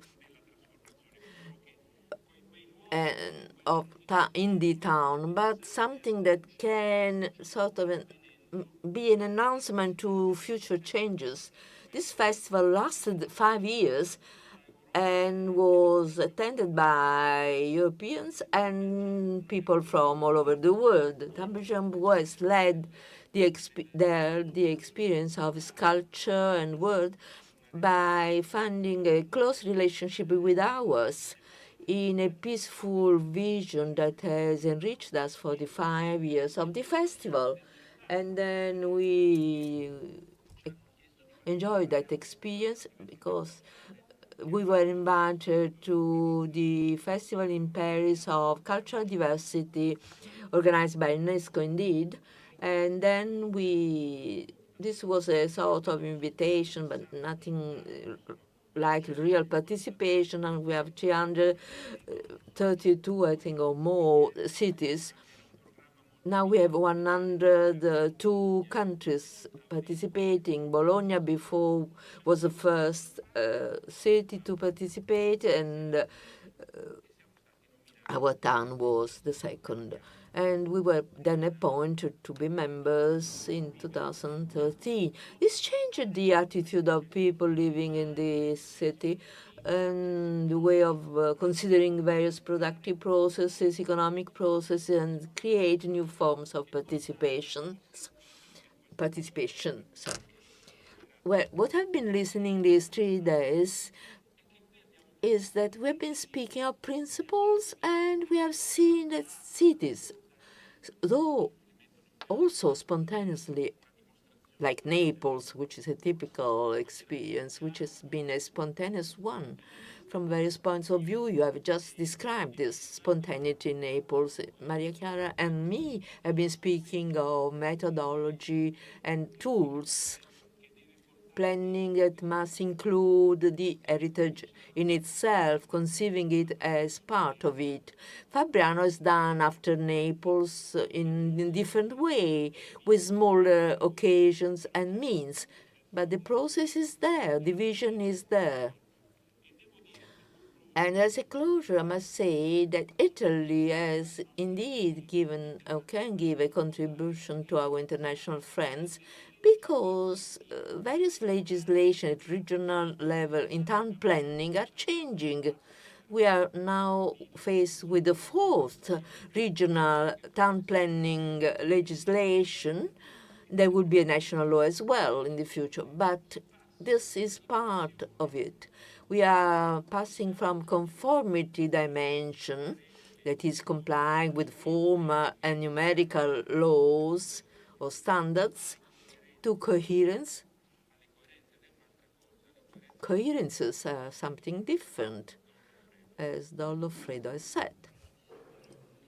Thank you, Vittorio, because you have reminded us of legislation at regional level. Must remind us, speaking of cultural heritage, remind us of what Italy has done and represented despite all its contradictions, also following the principles of our constitution, among which the conservation and defense of the cultural heritage. And this is something that is happening in the present generation, efforts of going towards coherence, not only economic or business considerations. That's thanks to the principles contained in our constitution.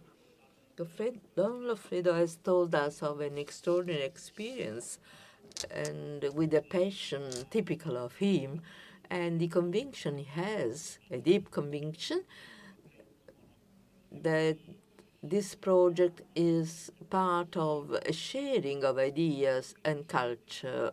Challenges have been overcome, hindrances have been also solved. But I would like to know the main difficulties and how did you overcome some of the main problems and challenges? The microphone is off.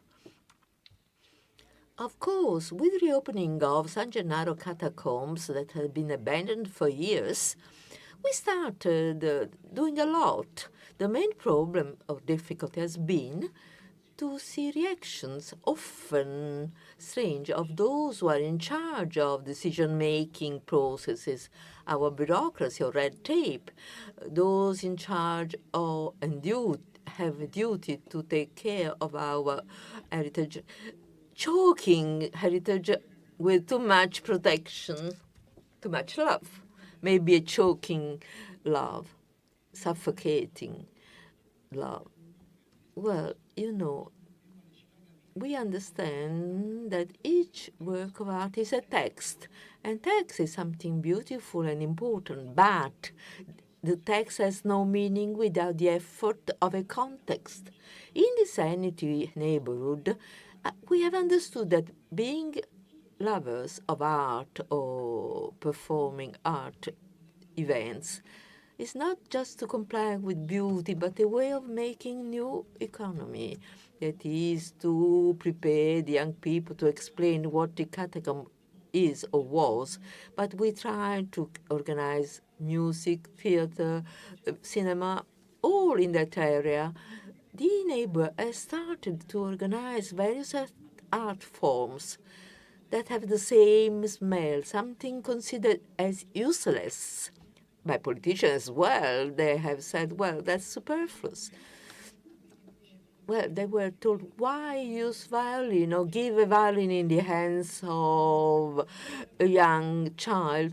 No, we must have not only harms and killing, but also music and violins. In some historical periods, such as this one, we must be nourished not only by by bread, but by roses as well, because culture and roses are all things that are maybe thought as useful, but are necessary as much as bread to nourish our body and soul.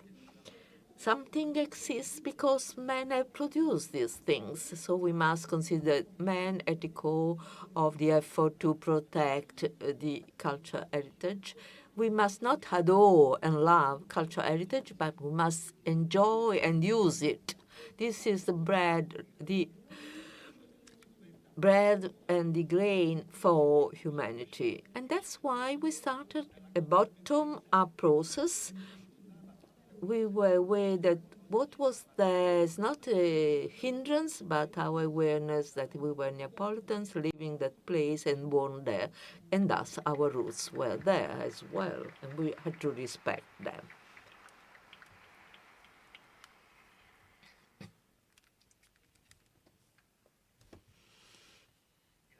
Thanks, Don Antonio.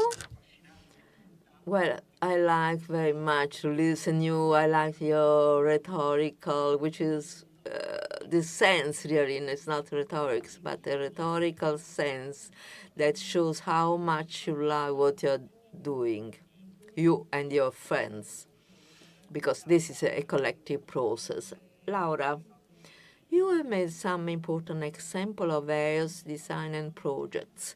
All these are very complex and important ones, but I would like to remind you of what has been said about events. As Vittorio said, events should not be just superfluous organization of events, but just comply with wider cultural policies. Naples has important models. The May of Monuments is such an event, and others, May music events.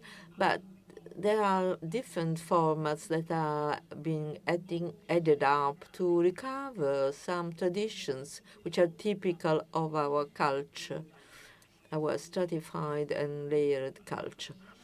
So the municipal administration can support this process, and which are the projects you want to develop, not only the single site enhancement and renewal.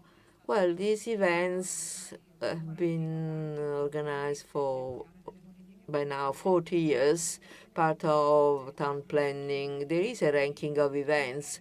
Depends whether you consider the Winter Olympics or an exposition.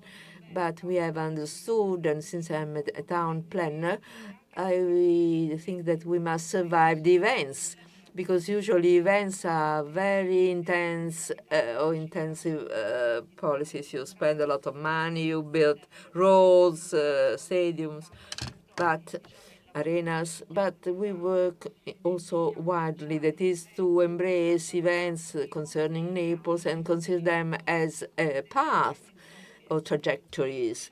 So occasions, before we have been speaking a lot about communities, and I would like to say something concerning these occasions that shape communities. Events are important occasions for shaping communities.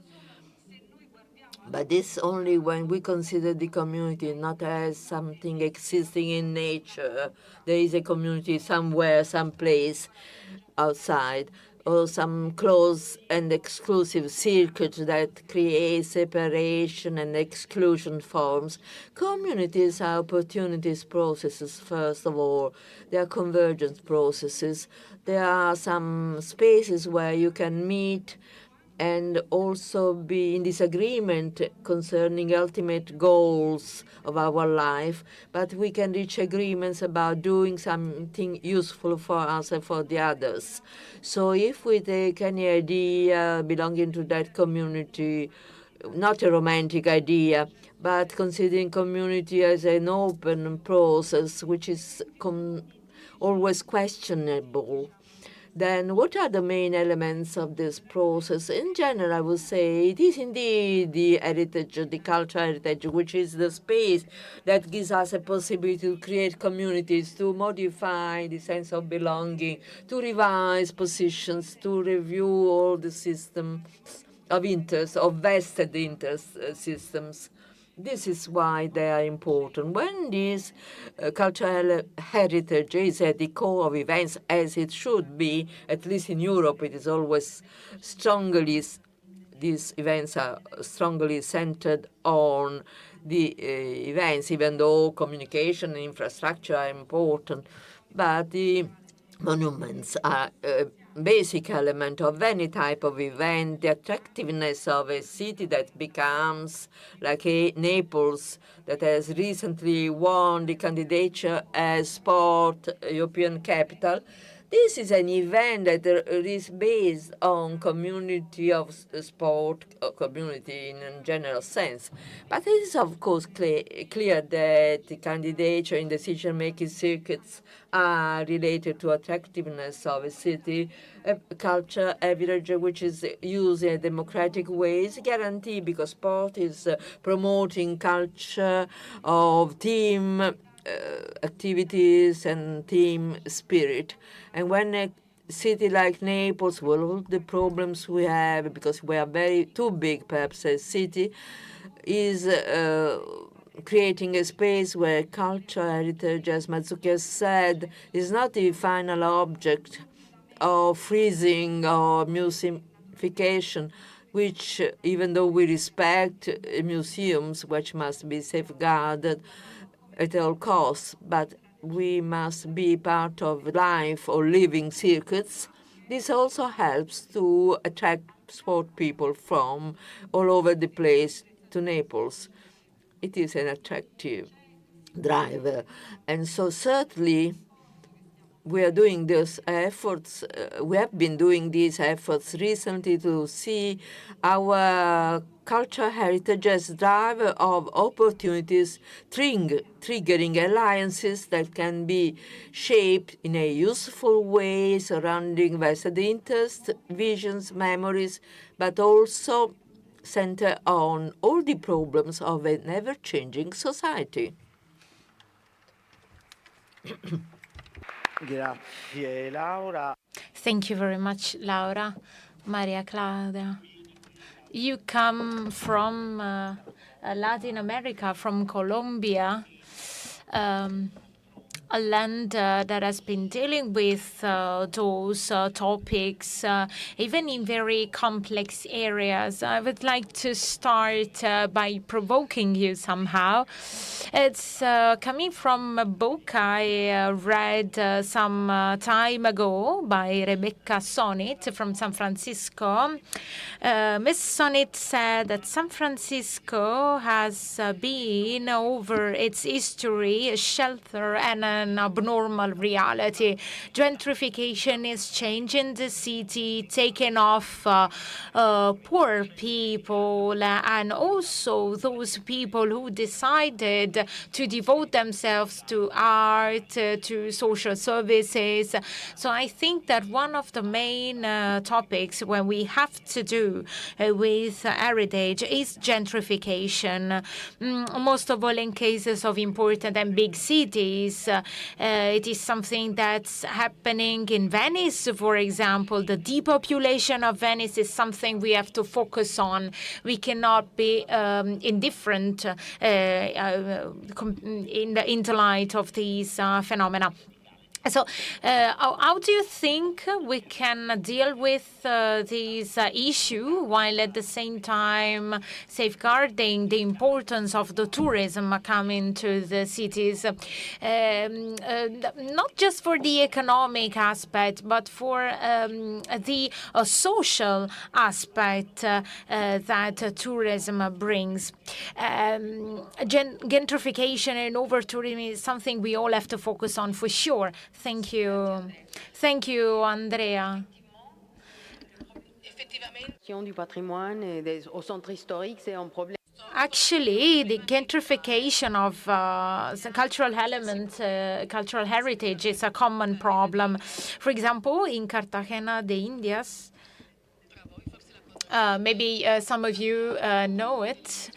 We have some streets in the historical center that are not inhabited. They're empty for many months in the year. They're inhabited only for some periods of the year. There's another area of the city that is called Getsemani that is inside heritage side, and that was able to preserve and maintain its local population. So what I saw yesterday in Naples was very interesting because actually there's always life in the historical center, and I mean a local life. I mean the small activities, small commercial activities, pizza places, for example, other restaurants of traditional cuisine.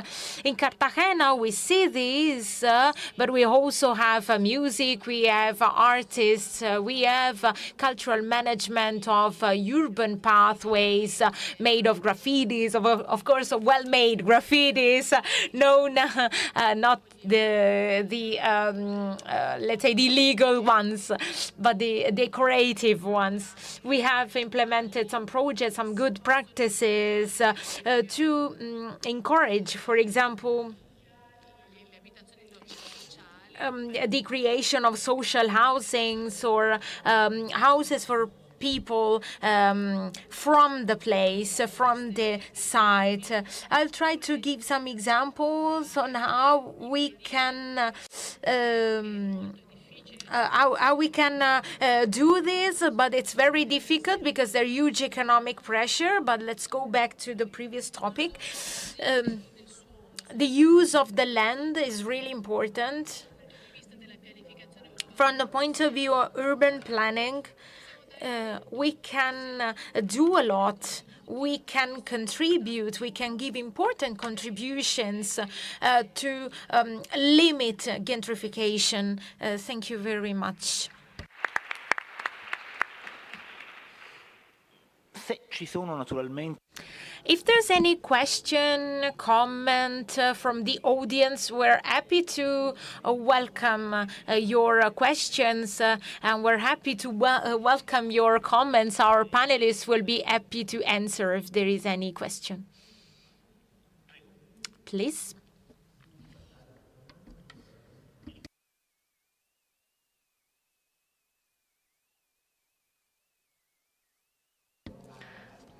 Thank you, Aldo Aveta. I've heard talking about planning. Since in the panel we have many experts, I wanted to ask, all over the world,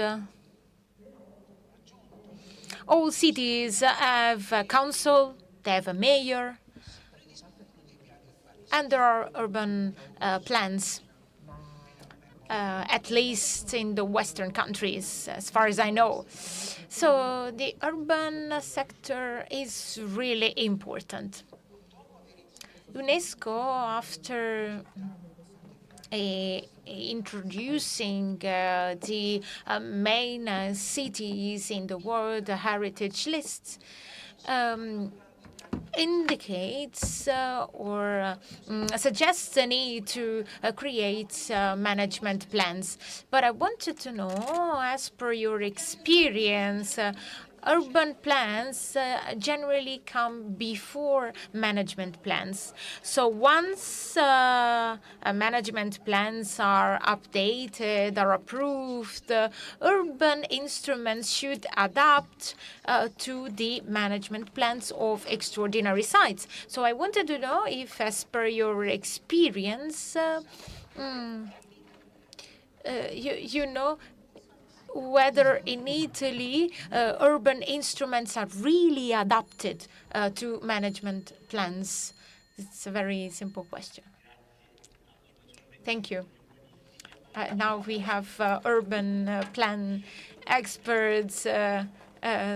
So Laura or Ferruccio maybe want to answer. I thank Aldo Aveta for raising this issue. I would like to say two things about what you said. The first thing is that fortunately we have no alternation between the urban plan and the management plan, even if our national planning system is organized in hierarchies. And this is because urban planning can adapt to those circumstances that are linked, for example, to a specific use of heritage. In our specific case, in the case of this council, the UNESCO management plan coincides with the reform of our regulatory plan. And this is a convergence we really wanted because despite this program is a 20-year program that, as Professor Aveta says, has undergone very many changes. The main aim, the main objective is to bring those two processes that are very different, because the management plan is framed within UNESCO indications about World Heritage, but we really wanted a convergence of both maneuvers, both processes. So of course, drafting the management plan is really a part, and it is really based on our master plan, as the work of master plan is really based on the management plan. So we try to bring about a work that is not done in separate silos, because heritage for us is active part of the most comprehensive set of policies that our government is now implementing. Thank you, Laura. Please.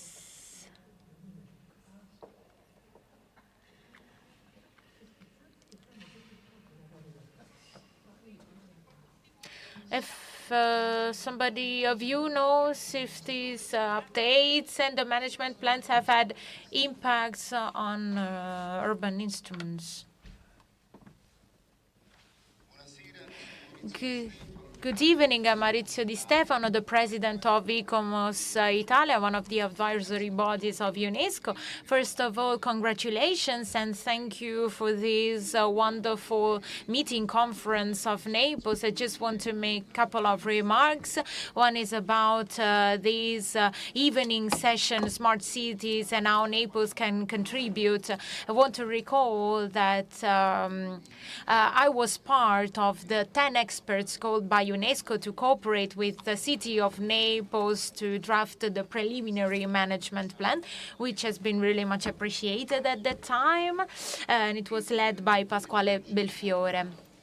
One of the key points was really on transport services, the ability to make transport accessible to everybody. And as somebody said, in particular, one of the panelists really captured the spirit of Naples. So the fact that traditions and families are enshrined in a site, in only one site. So the contribution that Naples can give is really pivotal. Then there are also other aspects that we may have. But as per the management plan, the answer is no. No, because UNESCO doesn't give binding indications on how to maintain the outstanding universal value. And as Professor Aveta knows very well, these plans are very different.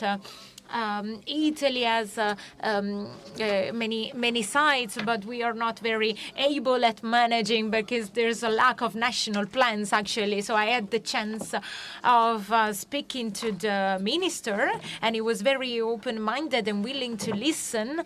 And I told him that there's really needed in Italy to develop better management plans. UNESCO vision is basically to focus on values, not really to focus on obligations. So actually, this obligation is not there. So you will never find a legally binding a framework between an urban plan of any nature in Italy and a management plan, because it's simply not there. Then the fact management plans can enhance the outstanding universal value is really needed to create a matrix and a driver for interventions that can enhance this outstanding universal value. It was a very. I thank you for your intervention, because I think it shed light on some important aspects. Yes, please. There's a question, and then we have Gennaro. Maybe we can have the microphone in the back, please. Such a wonderful discussion, and being from Latin America, I would like to thank especially to Maria Claudia. As we know, you might not know, but in Latin America, when we talk about intangible cultural heritage, we tend, it's not always, but we have this tendency of think about rural communities. And most of our work and inventories about ICH are done in the rural areas. So it's such an interesting approach to, and it's good to know that you are developing all these methodologies for doing inventories in urban context, in Bogota in this case. And I would like to congratulate Colombia. As usual, you're leading this path in how to develop this kind of methodologies. And I hope we can do more of research on ICH in cities and urban context. So, thank you. Thank you. Maria Claudia, non so se vuoi aggiungere qualcosa. Maria Claudia, I don't know if you want to add something. Thank you so much. Thank you very much. Issue and that we have to tend to find these positions to address ICH in urban context. Of course, there are a lot of topics like migration, displacement, and alter urbanizations, and many, many threats to that heritage. And that's like the goal, to achieve that and to manage that in a proper way. So thank you for your remark, and congratulations. Thank you. Grazie. Gennaro Rispoli, prego. Thank you, Gennaro Rispoli. Thank you. I followed very carefully all the contributions by the panelists. I was really interested in what Professor Izzo said, in particular in transforming the hospital in a museum. I have made my surgeries there because I was a doctor, because I think that place is a monument of science and art at the same time. Is a place where community lives, because actually people were born and died there. There are many places, like incurabili hospitals, actually, that are also used as monuments. This is something I want to say, because this government was really careful in recovering those urban spaces, and I'm thinking about Ospedale della Pace and incurabili hospitals that are now subject to restoration works. These are incredible spaces, and they're not just a museum. This I want to highlight, because Naples is a vibrant city and can be a laboratory in this sense. They will become their own museums, but they will also be active for population by offering services to the population. And this gives me the opportunity, given the event, to think about the word hospital. Since ancient hospitals will no longer be used in future because they can even be dangerous, but they were in the center of the city, they are in the center of the city, and may now represent artistic spaces, because in all ancient hospitals we always find a cloister, we always find a courtyard, and I have to admit that the city of Naples was able to invest in these recovery policies. So I would like to, let's say, communicate to also other countries that have such spaces with urban spaces, that those spaces can be recovered because the true voice of the community can be read in those spaces. So the relationship, the human-centered approach can be really important. Gennaro, c'era Vittorio Salmoni. Thank you, Gennaro. Vittorio Salmoni. No, there is someone from the audience. Good evening. My name is Luigi De Falco, Deputy National President of Italia Nostra.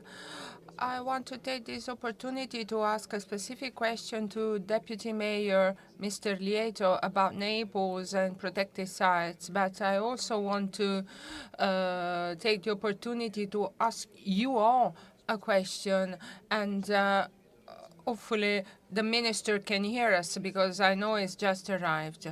The problem we have now is a lack of interest of the political level in the issues of preservation of heritage. You know, in many sites, and we have so many sites in Italy, we have the UNESCO recognition, but we do not have the state, the government recognition. I clarify what I'm saying. All the sites do not have the recognition of the ministry, you know. I mean, also some World Heritage site. Look at Rome. The Lazio landscape master plan that is supposed to identify, preserve the protected area, doesn't find anything in Rome. I mean, it's not including Rome. UNESCO takes care, I mean, protects in a way the historical center of Rome. So, I mean, the regional master plan does not include the city of Rome. So my question, and this is true for Naples as well. You know, it is not a question of imposing constraints. I think that the government, the state, should recognize its interest in landscape protection, extending Article 142 of our Civil Code that includes UNESCO sites as well, I mean, and not only the landscape, the glaciers and all the water sources, etc. It's referring to the Italian legislation.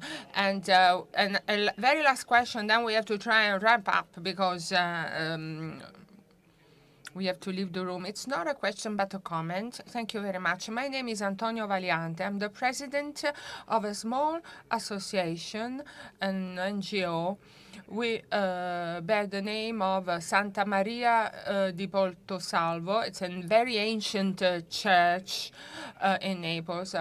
I'm Neapolitan. I was born in Naples in the harbor area.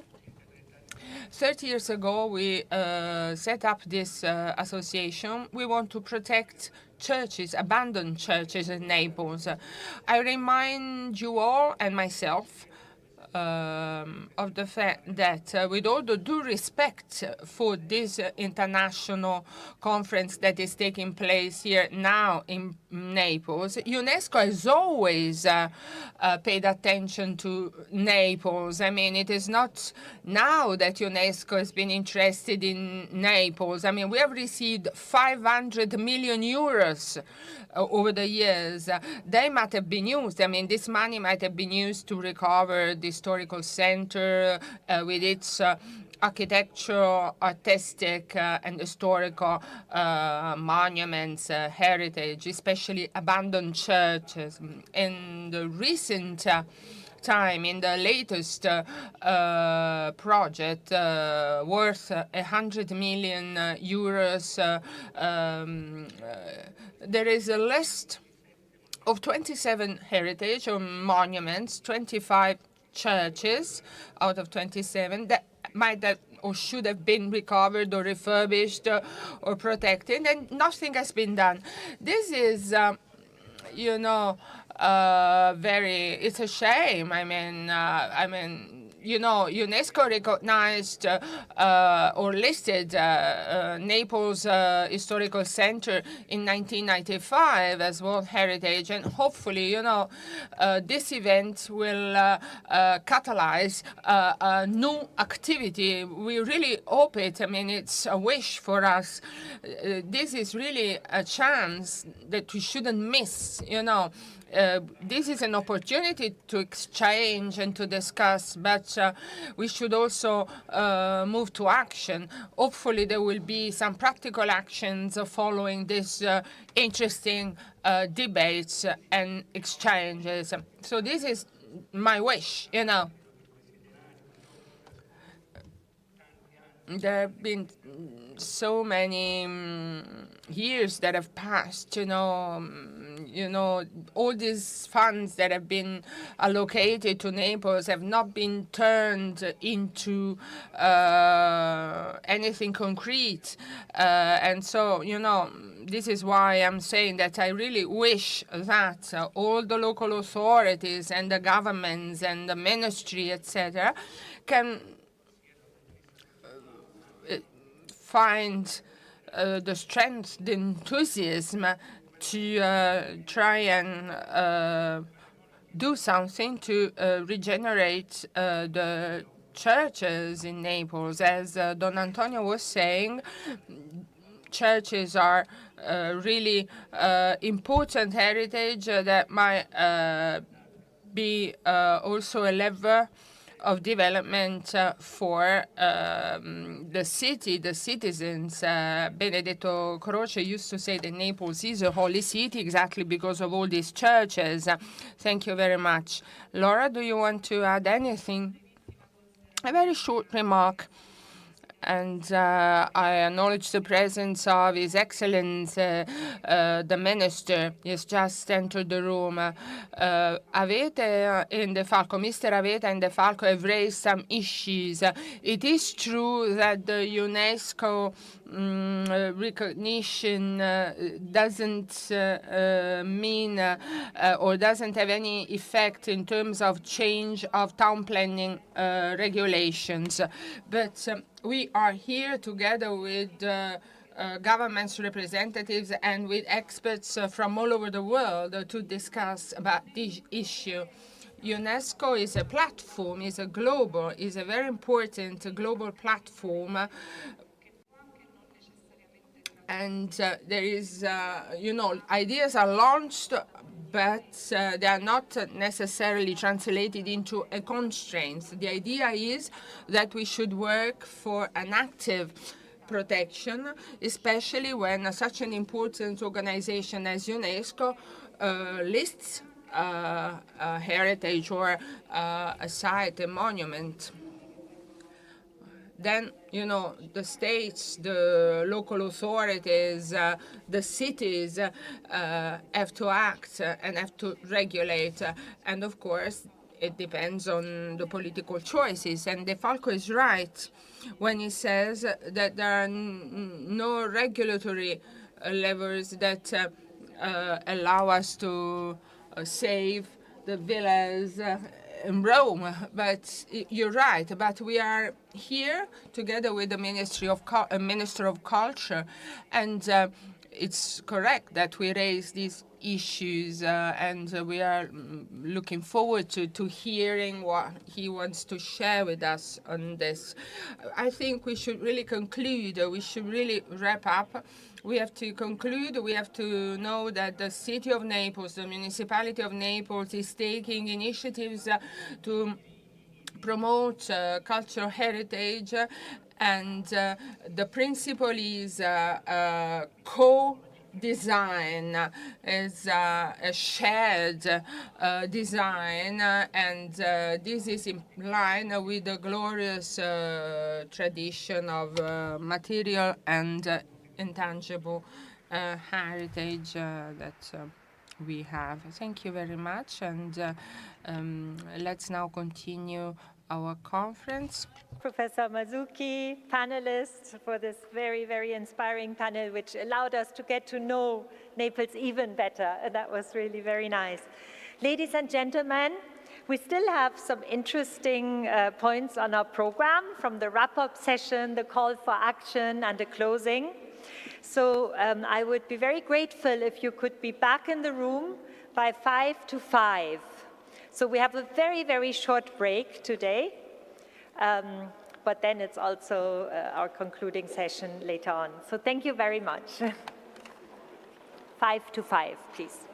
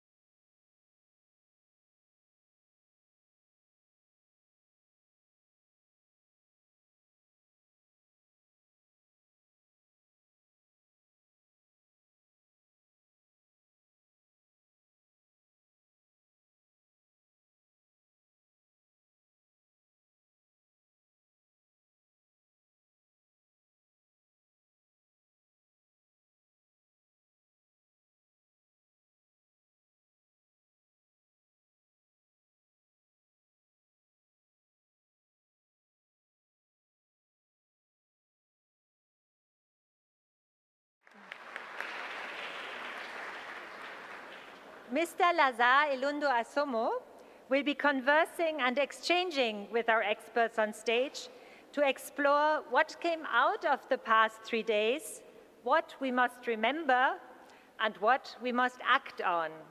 Lazar, please, you have the floor. Good afternoon to everyone.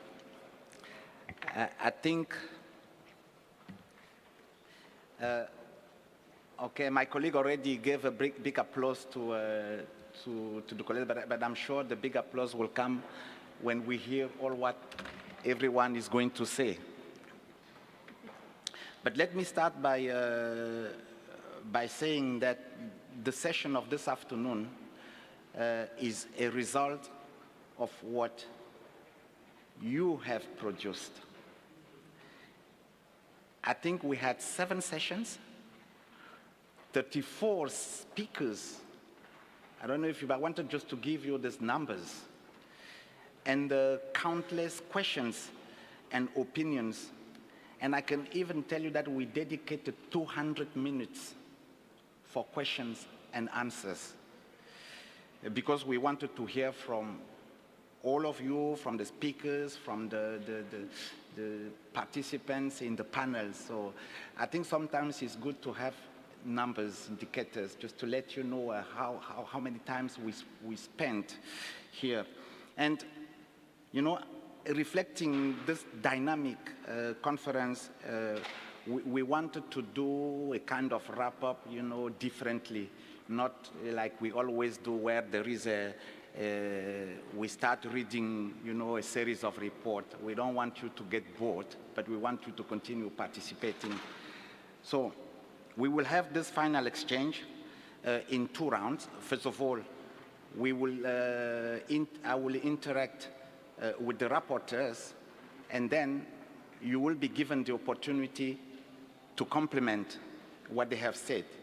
If you think that there are a couple of issues that we need to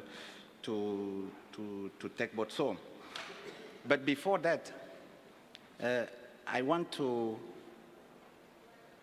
start with what stuck with me over the 7 sessions when we have been working. And I want to do it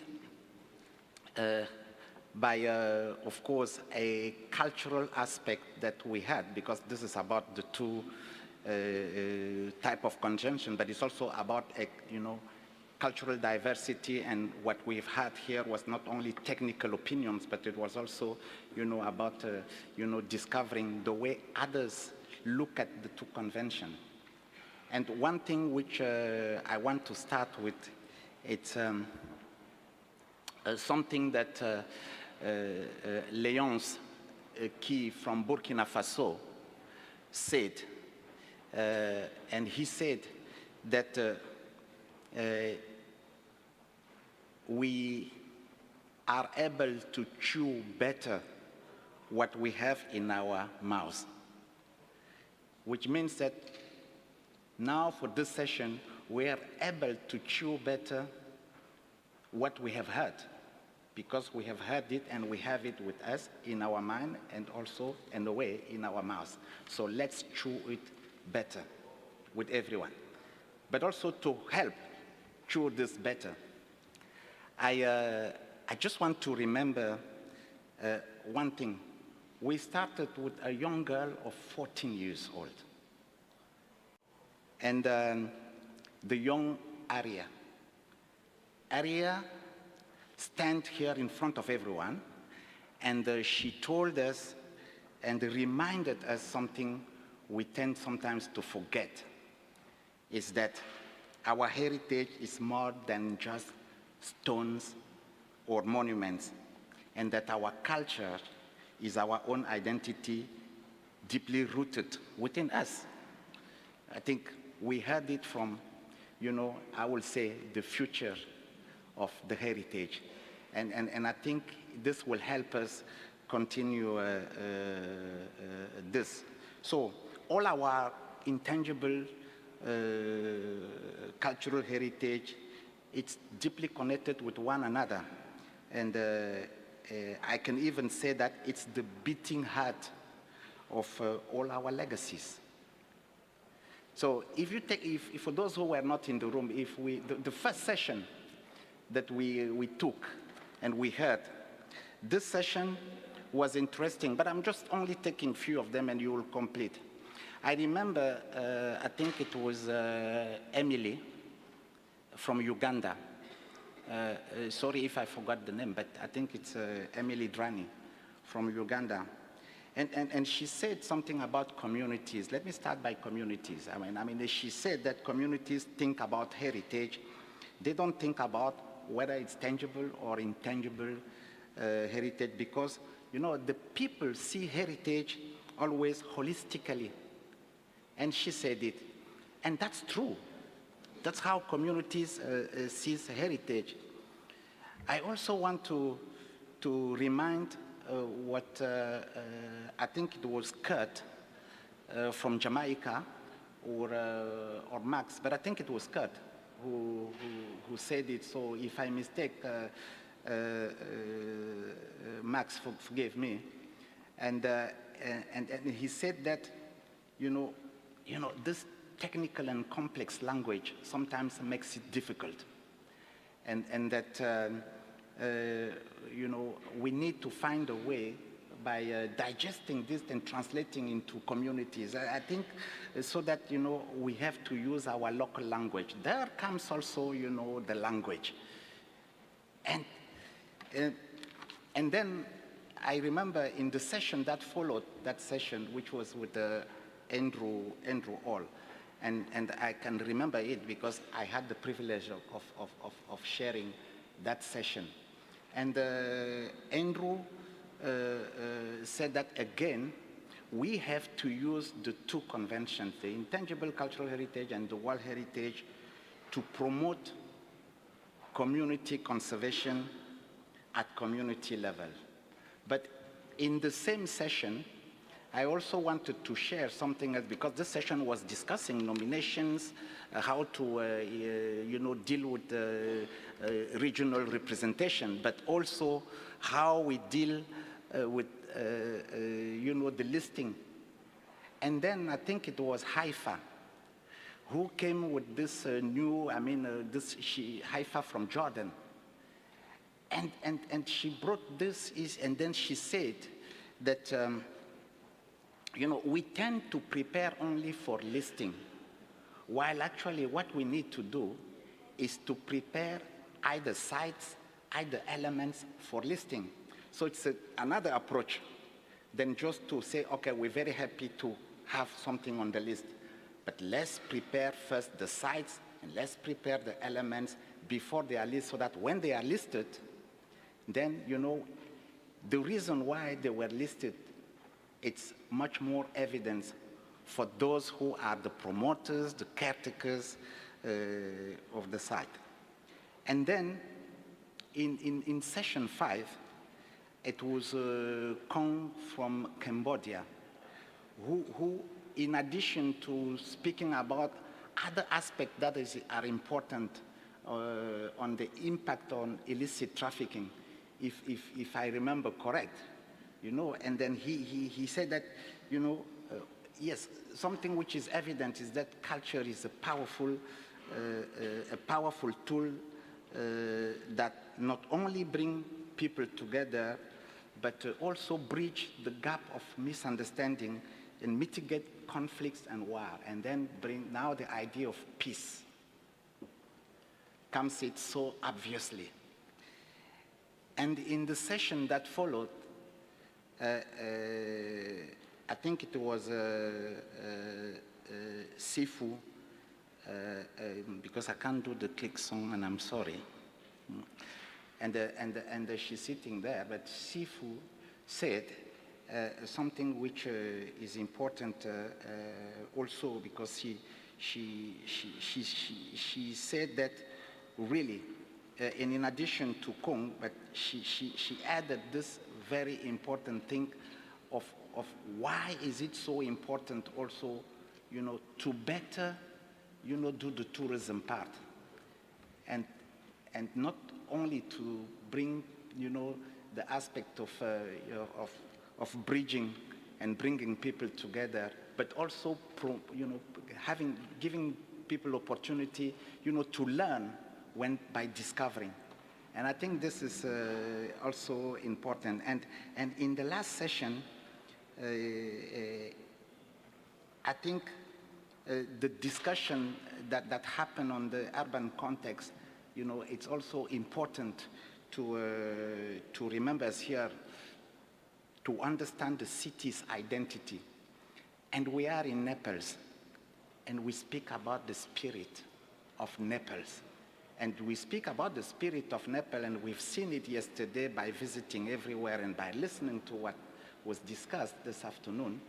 It's exactly what we heard, that is bringing tangible and intangible heritage definitely create a sense of belonging and cohesion to a territory, to an urban context. And I think I wanted to bring this so that I bring you back now. And now, let me try to unpack all this. And the way to unpack it will be exactly to hear each rapporteur and how they will take us. So I want to go back to the first session, which was on this idea of promoting a holistic approach to cultural heritage. And I think I will start by you, Ang. You really need to give us the takeaway. You see, something that everyone has said, and we heard about this idea of the marriage. Okay, no, let me not use the term marriage, because someone said that marriage, we should not use it. So that we should use, living together. Is even much better, and that's probably the word. Okay, and your panel reminded us that communities see heritage always holistically, without no distinction between tangible and intangible heritage. There was a call for policy guidance for countries to advocate for the importance of having these two conventions live together. And so I want you to tell us a bit more about this idea of living together. And you're the one who started with it. So now you have to explain to everyone how it can be a takeaway. Over to you. Yeah, thank you, Laza. I'm representing session 1 that is moderated by Abdullah Al-Tokais from Saudi Arabia, with my fellow panelists, Alessandra Cummins from Barbados, Emily Drani from Uganda, Ahmed Skundi from Morocco, Britta Rudo from Germany, and myself, Minji Ang from Malaysia. So our main takeaways, there's actually 5. It's quite difficult to summarize everything, but there are 5 main takeaways that we would like to share with you. Number 1, as rightly mentioned by our moderator, that we understand that communities understand values and practice heritage holistically in a very comprehensive, interconnected and integrated way. So therefore, we believe that, compartmentalize them into tangible, intangible, movable, immovable may be disruptive. That's number 1. The second thing is heritage is actually a very integral part of people's life and livelihood. The conventions that we have nowadays must be translated, as rightly mentioned by my colleagues also, into language that relates directly to people's life. And it can also help us to appeal to the younger generation so that they will feel that heritage is something interesting, important, and relevant to their life. The third point that we have is culture is also a pivotal and cross-cutting contributors to SDG. And of course, number 4 is we talk about the communities. We ask them that, both conventions do demonstrate significant progress and notable progress to place communities in their core. And therefore, we recommended the consideration of synergizing them by first, unify and synchronize the way we do reporting, for example, and make the approach more efficient to encounter challenges, to help the policymaker to implement their policies, as well as to come up with creative approaches. And if I may, we have 3 concrete recommendations. Go ahead. First one, we suggest to strengthen the community ownership by listening meaningfully to them and to understand the local community first. The second one is heritage is all about what we want to pass it down to the next generations. So it is important to provide systematic opportunities. We have been talking about this, but I think it has to be systematic opportunities to allow youth to explore, involve, and embrace heritage. Finally, we suggest the facilitation of the convention synergy, align the documents, the periodic reportings, and even to create cross-conventions collaborations with pilot projects and benchmark good practices. And I would like to end my report by saying that, don't worry, there's a lot of people on the ground has been doing that, the synchronizing and the synergy. So it is possible, and I believe that we will all do it for the sake that, for the next generations. And that's it from myself. Great. Great. I think, yeah. This is, I think the key word that you mentioned here, the key words, which I think it continuing synergies, making sure that there's always and systematically synergies between the 2 conventions in the way we implement them at national level, at local level, involving the communities.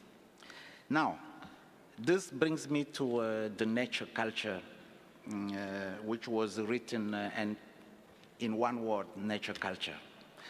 And here I want to come to you, Rita, and your panelists, or your fellow panelists, if I can say that, they reminded us the importance of the local knowledge systems.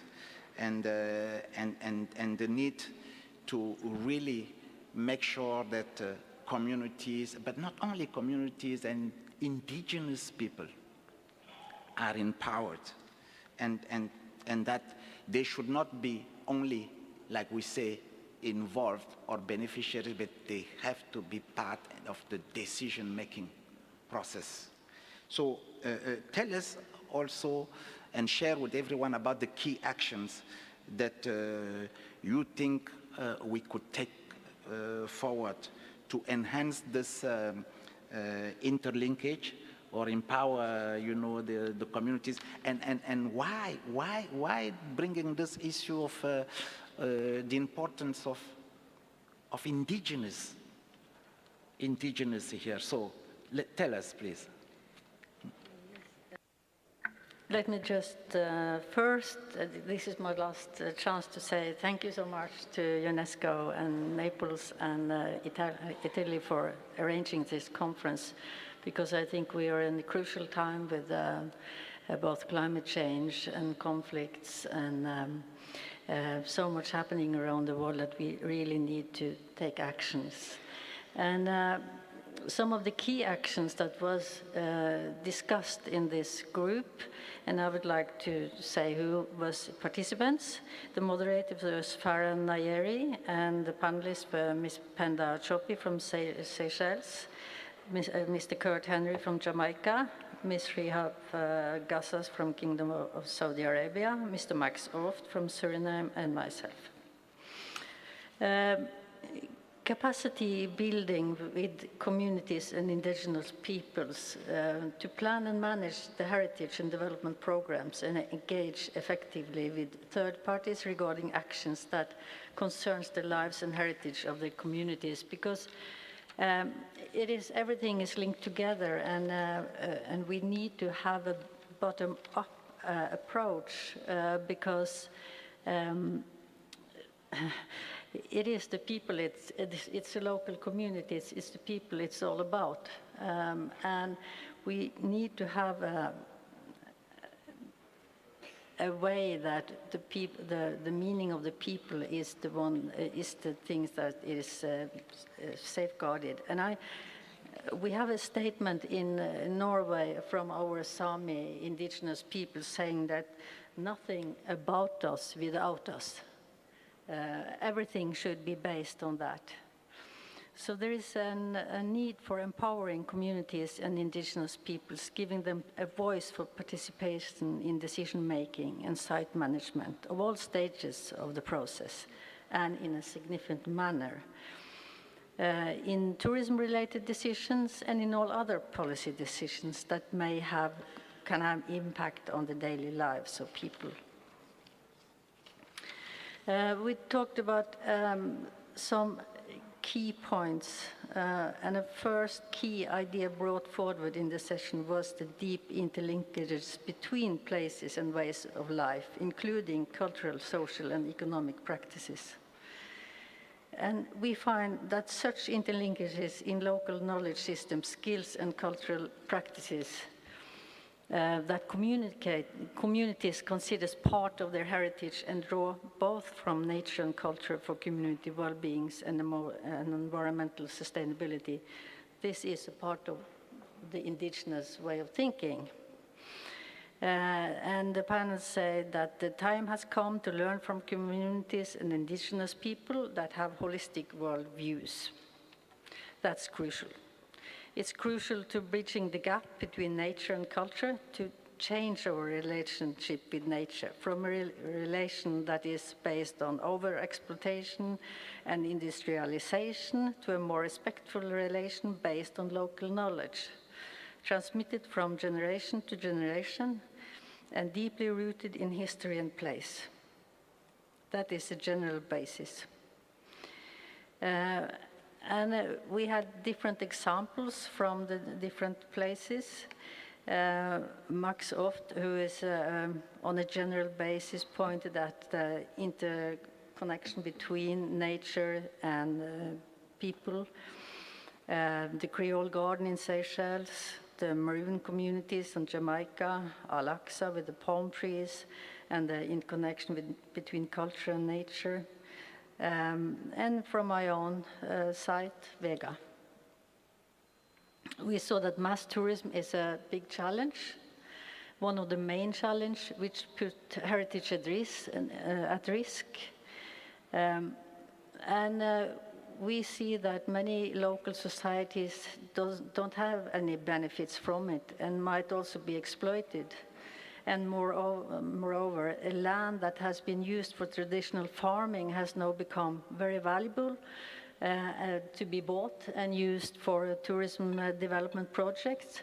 And we also see the same in cities where local neighborhoods are, the houses are bought and they're used for Airbnb or whatever, and you lose these functions in a local community.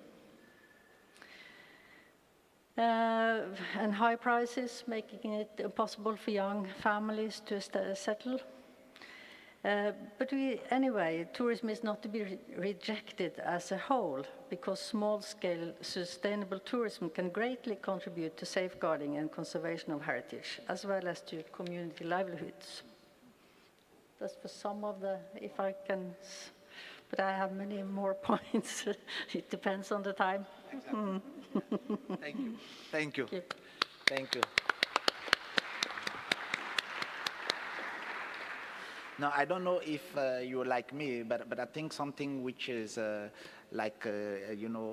what we have to keep in mind is this concept of bottom-up approach to make sure that indigenous communities, local communities are really at the center, or I would say at the heart of the way we are going to, we are looking at this, and that we should bridge the gap between culture and nature. Let us not speak about one and another one. I think we cannot separate one. That's what we learn from this discussion through all the examples that we have, including your site, Vega, and everything, and we thank you for that. I want now to move to the panel 3, which was on the issue of equitable and balanced representation that we need to ensure. And Nigel, I know that when you made your intervention, you said that when you are looking at this issue, I mean, you're looking at it like a boxer who's coming to the ring. And I like, we really like the way you brought this image. So, what proposals can you think can be made as a general approach to ensure this equitable and balanced representation, and to support those concerns with inscriptions of sites or inscription of elements on the two list?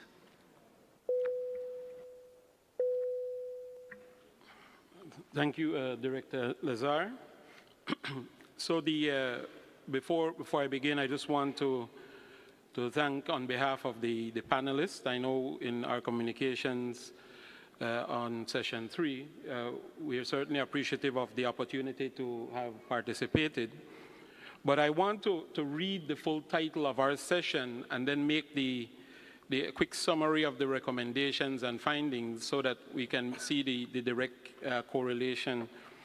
The session title was long. It says, Protecting Heritage, Integrating Diversity, Current Criteria for Inscription of Sites and Elements, and Increasing Calls for Equitable and Balanced Representations, Preparations of and Support to Nomination Dossiers presented by underrepresented regions, Foster dialogue between community members and advisory bodies. The panelists, a diverse group, included Mr. Leonski from Burkina Faso, Mr. Albino Jopela from Mozambique, Ms. Haifa Abdelrahim from Jordan, and Mr. Andrew Hall from South Africa. And so as you would have already heard from our colleagues, one of the issues that was identified has been a recurring theme, revolves around the issue of community participation. So if the end goal is to have elements and sites inscribed and recognized at the international level, it is important that you begin, or that we begin, since we're all involved in this work, that we begin at the beginning. We begin with the communities. And it is clear that this has been a challenge globally, where because of our own ambitions and rightly so, we, for various reasons, would like to have sites and elements recognized. But in underrepresented states, states experience financial constraints, states experience high human capacity turnover, and many developed states experience the same thing. There was also the issue of where there wasn't necessarily a systematic connection between intangible heritage and world heritage and their connection with livelihoods. There wasn't a systematic approach to making that connection. So sometimes the World Heritage, because of its outstanding universal value, has been viewed by itself in isolation. The intangible heritage, because of the communities that are engaged and state parties. So frameworks have been established that deal with these specifically, but the call is now to look at them in an integrated way and to see where livelihoods are concerned. So it's a sort of a chain model. So it's the communities, the intangible heritage, the livelihoods connected to the World Heritage sites or any site of outstanding value that has importance to communities, and then the understanding of how sustainable development can be achieved. And so these were the key, in summary, the key concerns. So in terms of specific recommendations, we have 6, but we can summarize it in terms of 4 main points here. The first is that we collectively, whether you're an NGO, a community, a policymaker, a government official, UNESCO, or any other entity involved in this work, we have to collectively prioritize culture. Because we're the converted already, but outside of this room, we're the converted, right? Did I say it correctly? Yeah, so we're the converted. And when we leave the room, it is important that we engage the broader core or set of policymakers and to prioritize culture for 2 purposes. With the view that by prioritizing culture, there's a potential that livelihoods can be improved and sustained. There is the potential that sustainable development can be achieved. So that's recommendation number 1. The second recommendation is that we must engage the communities directly. I liked Rita's comment about the Somni people of Norway. It said, nothing about us without us. I think that's a critical point to restate. It's universal, I think, now, that communities need to be engaged to build awareness, to build capacity, so that in the long run, the communities themselves will be poised to support nominations for sites and elements. So it's like you don't want to do it the other way around. Start with the communities, even if it takes some time to do. Start with the communities, build the capacity. So even if the capacity fails at the institutional and governmental level, the communities will still be present to maintain and sustain the sites and to sustain the elements concerned, especially for those that would be nominated for international recognition. Thirdly, develop a systematic study or introduce a systematic study for existing relationships between intangible heritage and world heritage in order to understand approaches, models, and patterns for community engagement and sustainable development.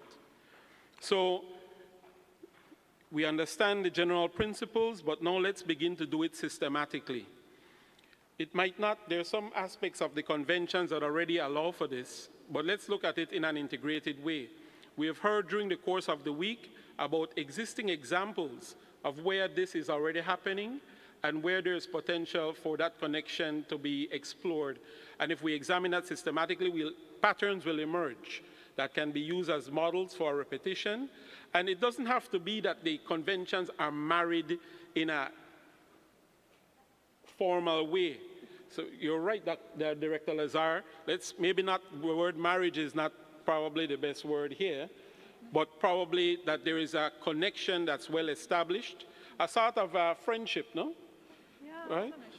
A sort of strong partnership, friendship, where if the conventions are unprepared from the legal side of things to integrate this into the framework, at least that there are projects and initiatives at the international, national, and local levels that can help to achieve what is ultimately the goal to protecting heritage. And finally, mindful of the threats that have already been stated, we should actively pursue sustainable development, either in World Heritage and Intangible Heritage, and preferably for both. So thank you. Those were the comments from our panelists.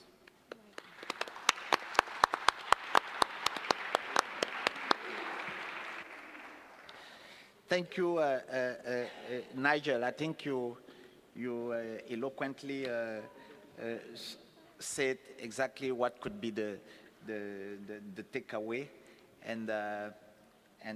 and confirm what I said at the beginning about the need not only to put elements or sites on the list, because I think someone said that this method sometimes is prohibitive to, succeeding listing, simply because sometimes, either decision makers or communities, becomes a little bit suspicious about it, and it doesn't go through. So you brought us back to the most important thing, which is, of course, prioritize culture with the view to consider improving, the livelihood. And I think, and start also from the bottom. And I think this is absolutely important. Now, let me go to Eva.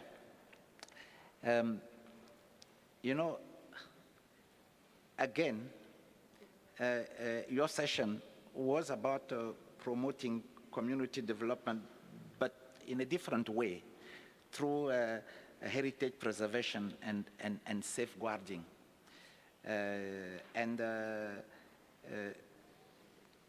But at the same time, we heard in your session that, community is not so homogeneous. And we need to understand, the dynamics, their compositions, the cultural context, the nuances. I like the word nuances because someone said about it. And then why this? So maybe I think in your takeaways, I think we'd like to see your takeaways and why this was important, and what do you want us to take with us at the end of this conference? Over to you. Thank you very much, Director. First of all, I would like to express the gratitude of the participants of our session, Ms. Heba Assis, Munier Bokenaki, Jane Thompson, Mirela Loda, Nora Urnasan, and myself, Eva Martinez, for the invitation to participate in this conference. Every single session of this conference has talked about communities. This has been a common thread, a common topic. And not only every single session, it's almost like every single participation. We have dealt with communities in a very direct way. So I think this conference has been pretty much over communities. So we have placed communities, we have placed people at the center of each concern regarding cultural heritage. And this conference does reflect an evolution of how heritage specialists understand local communities, in contrast to the historical lack of engagement of local communities in the past regarding conservation, planning, and management of heritage sites. In fact, we discussed yesterday in session 4, in almost all sessions throughout the conference, how communities have been neglected by cultural managers and isolated from their own cultural heritage, creating these islands of protection, building walls instead of building bridges of communication. We also mentioned in our session on communities how these are multi-layer communities within communities, we said yesterday. So we have to understand the complexity and the multiplicity of communities' composition, its history, its conflicts, but also their commonalities. So in order to ensure real community engagement, not just something that you check on the list, but a real community engagement requires establishing long-term commitments, mutual compromise, and multiple kinds of pacts, multiple kinds of agreements among the different stakeholders and communities involved in safeguarding and protecting cultural heritage. So community development or community well-being and heritage safeguarding are closely linked. This is reflected in the relationships between cultural heritage and sustainable tourism, and how cultural expressions are embedded in all dimensions of society, including our livelihoods, our gastronomy, our worldviews, included in how we recover from disasters and how we seek reconciliation after conflicts. So it is impossible to think about cultural heritage existence without communities. A people-centered, a community-centered approach to cultural heritage is not only a beautiful discourse, it's a necessity to protect it, interpret it, and safeguard it. So I would like to just briefly mention some of the recommendations of our session, and it's going to sound very similar to what my colleagues have said. We talk about raising awareness and education as key for ensuring community involvement and also ensuring the involvement of the youth. Also, we talked about the importance of community-based inventorying and how this methodology can help us to understand the complexities of the communities we work with. And we also mentioned the importance of being aware of legitimacy and representation without communities, and be sure that the people who are working with us in our cultural projects do represent the communities and do have the authority to talk on behalf of a whole diverse and very complex community or communities within communities. And finally, capacity building. We need to keep working on capacity building of local communities and empower them to make informed decisions about the heritage. And finally, please don't forget consent. We have to build trust and build consent. Thank you.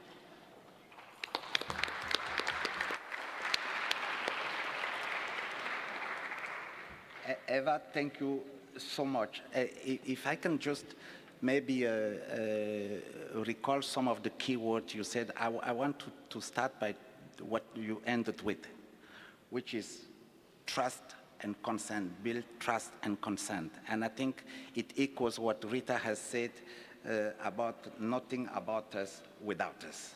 And again, here, and I think it echoes the idea of saying that, I mean, it's important to understand not only the complexity, but also the commonalities of communities in order to bring the two conventions together and speak about the heritage. So thank you so much for this summary. And maybe before we continue, I just want to acknowledge the presence of the Director General of UNESCO here, and also His Excellency, the Minister of Culture, who is also here with us. Welcome. So now, let me move to the takeaway from the session that followed your session, Eva. And I think this is the session where we spoke about cultural heritage in times of conflict. And we remembered here, particularly, Oluwato, in your, when you voiced that culture is a powerful source in this session for reconciliation, social cohesion, resilience, and I think it was also peace. And then someone said also, okay, but to do it, it's important we don't know what is there. We don't only have to inventory, but we also need to document. It was said like that, I remember, and you said it so strongly, using the case of Sukkur in Nigeria. Now you have to tell everyone, what is your takeaway? What do you want us to take away from this? What are the main recommendations that you think we should have to better preserve cultural heritage in the context of conflict? Over to you. Thank you, Director Lazare. I want to use this opportunity to stand on existing protocol to say a very big thank you on behalf of my co-panelists to UNESCO for inviting us to lend our voice to this particular session, to the topic, as well as to the government of Italy for being so kind to let us be part of this. The title of our session was Cultural Heritage in Times of Conflict, Fostering Prevention and Peace Building. It was moderated by Ms. Krista Pickett, and in the panel we have Omar Mohammed, Annie Tometabet, Kong Piteka, Jean-Louis Luxen, and myself, Oluwatoyin Shogbesan. We, through our own experiences, from the ancient city of Mosul to the Sukkur Hills in Nigeria, from Koka in Cambodia to the port of Beirut in Lebanon, we lend our voices through our experiences, and I'm sure all of us seated here will agree that we cannot forget that in times of crisis, cultural heritage unites us and creates new communities and social bonds. Rituals, music, dance, food, craft, to mention a few, shows us that culture is the heartbeat of societies. When displaced communities are brought together in the aftermath of war, they also create new traditions and their own heritage, which gives them the strength to continue their lives for a better future. We went through this session and we talked about actions. After looking at all these issues, we talked about actions and solutions because we know that in our heritage lies our future, and the time to act is now. The first word to shout out is preparedness. What do we mean by that? We call on each one of us to start to act. We need to act much more in advance. Be prepared for future risk of conflicts, wars, but also natural hazards. Climate change is here, it's real. The challenges are evolving, and so must our responses. We need more inventory and documentation of cultural heritage, including digitization. All this will be needed for both tangible and intangible cultural heritage. More support needs to be brought to national and local authorities, military, law enforcement, cultural professionals, and other stakeholders to enhance the implementation and synergy of international instruments, including UNESCO's cultural conventions and the UN Security Council resolutions. Secondly, we looked at the keyword, like all my colleagues have looked at and all the panelists, community, the people. There is no heritage without the people. The communities have been safeguarding and transmitting their cultural heritage for generations. We must find a mechanism to work more closely with them, engaging them and empowering them in the decision-making and safeguarding of their cultural heritage. We looked at education, education, and education. We are thinking in particular the next generation, the young people, who must be provided with the knowledge of cultural heritage to be proud of their origin, their identity. The understanding of diversity to prevent misunderstanding and division, and the tools and skills to protect and transmit their cultural heritage. In such context, we emphasize UNESCO's essential role as the biggest international organization in the field of culture to continue strengthening its efforts in safeguarding cultural heritage in the context of conflict, including through its Heritage Emergency Fund to build the capacity of stakeholders and enhance emergency preparedness for cultural heritage and the unity and mobilization of the international community towards our shared vision for culture of peace. In times of conflict, we need determination, courage, solidarity. It is time for a global mobilization to safeguard cultural heritage and leverage cultural heritage for more peaceful and prosperous future. As international organizers, national and local authorities, communities, civil societies, experts and stakeholders, and scholars, and not forgetting them, and most importantly, the youths. We all have a role to play, and it is up to each and every one of us in this room, outside this room, in our local communities, in our small circles, to start protecting our common heritage. And that means start to document now. Thank you, Mr. Moderator.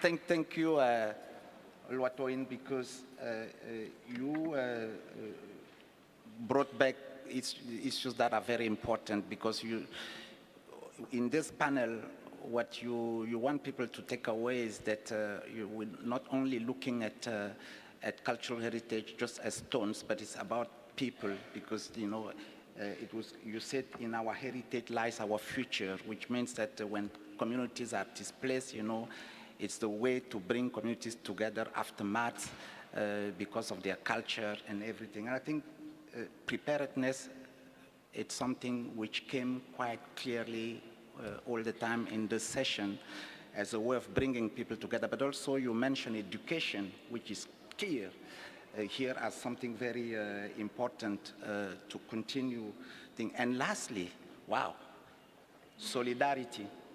And I think this two convention reminds us and can help us, promote this solidarity. And it's something which came clearly. And I think we need to take it away. So thank you so much. Now, let me move to Sifukolo. I did pronounce it very well. No. And here in your session, you try to reframe, if I can put it like that, the paradigm between tourism and development. And you discuss probably what could be the new approach to sustainability and resilience. If I can recall very quickly, the session discussed the different strategies to do this, and you brought your experience of Robben Island. And that was quite interesting, but there were also other things. So my question is, of course, as a takeaway that you want everyone to take from this critical discussion that you had.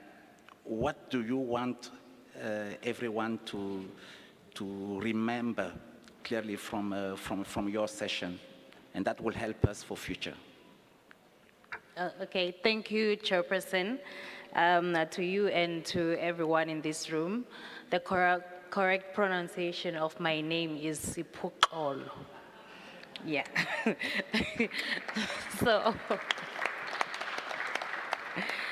So the session that we had this morning, reframing the paradigm between tourism and development, shaping a renewed approach to sustainable and resilience, was moderated by Mr. Peter De Bruyn.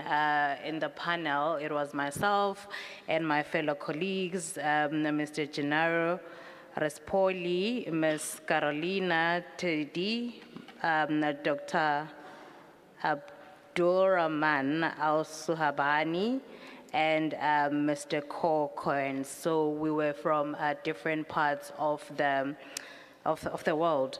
So the highlights or the takeaway from the session that we had looked mostly into sustainable tourism practices and recommendation in cultural heritage sites within the world. And also, it did come out strongly that tourism could be a threat to these cultural heritage sites, but as well have some of the opportunities and some of the recommendations on those areas that would pose threat to maybe over-tourism within these sites. People flocking into a cultural heritage site would be a visitor management, managing the capacity of the tourists that do come and visit the area or the heritage site, and also just educate the visitor behavior, teach visitors before they come to the site on the do's and don'ts, and also pricing as well did come out to be one of the things to look at, just so to provide a balanced access between communities to these sites as well as international tourists. And also the other area that came about was using technology to augment the over-tourism in some of the sites, whereby you would close for a certain season so that for maintenance purposes, or you just let the site be able to breathe.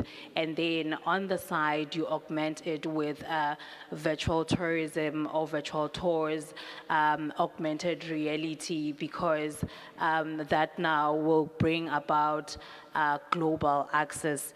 And the other recommendations were about the communities. I think community has been a very key word and the common word throughout this conference. A relationship between authorities and communities towards heritage conservation for tourism. So that came out strongly, that there needs to be strengthened and transparent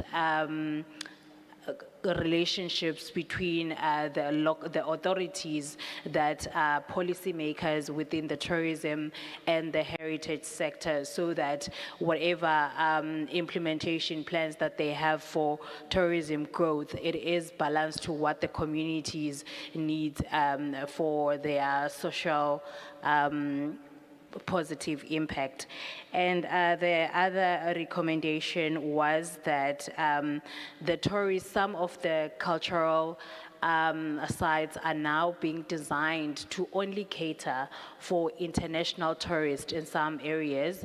However, development of this site should be accessible to everyone, that is the local communities as well as international tourists. So if ever you have a heritage site, a cultural heritage site, whether tangible or intangible, a local and an international visitors need to have the same experience of the site, not to just design the sites to be able to cater for international tourists as well, because that now is not sustainable or responsible tourism. And then we did look at the opportunities that tourism do bring about within the communities where there are these cultural sites, that they bring about job opportunities. People are able to have their small businesses. There are levies that are introduced for the community, that whatever profits that are made from tourism, a certain levy goes towards the community upliftment, so that the community can be able to use that money for water and sanitation, schools, as well as capacity building projects that has to do with business development or just to promote entrepreneurship and economic growth towards the communities. And the other very area that was stressed upon was the bottom-up approach between the communities, that the community needs to be greatly involved in decision-making for the tourism activities that will be implemented amongst the community and the cultural heritage sites within the communities, because that will create a harmonious harmonious and sustainable cultural tourism offering for communities, and also that would be the ultimate goal for global peace, social cohesion, economic growth, and a progressive heritage sector for generations to come. So that was the key highlight on the session that we had this morning on sustainable tourism in cultural heritage sites. Thank you.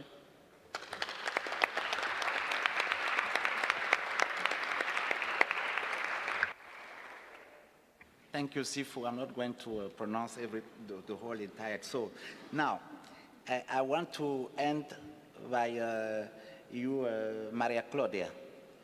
I think in your session, which was on heritage and urban context, from ancient to smart cities, I think you also in the session shared with the participants the tangible, intangible heritage, important message that they are parts of the city's identity and that they create a sense of belonging. So I have the same question to you. So what do you think could be the takeaway and the recommendations from your session? Thank you, Chair. Yes, this was the last session, a very interesting and rich one on heritage in urban context. It was moderated by Mr. Andrea Matsuki, and the panelists were Ferruccio Izzo, Vittorio Salomoni, Lauro Lieto, Antonio Loffredo, all Italians, and me.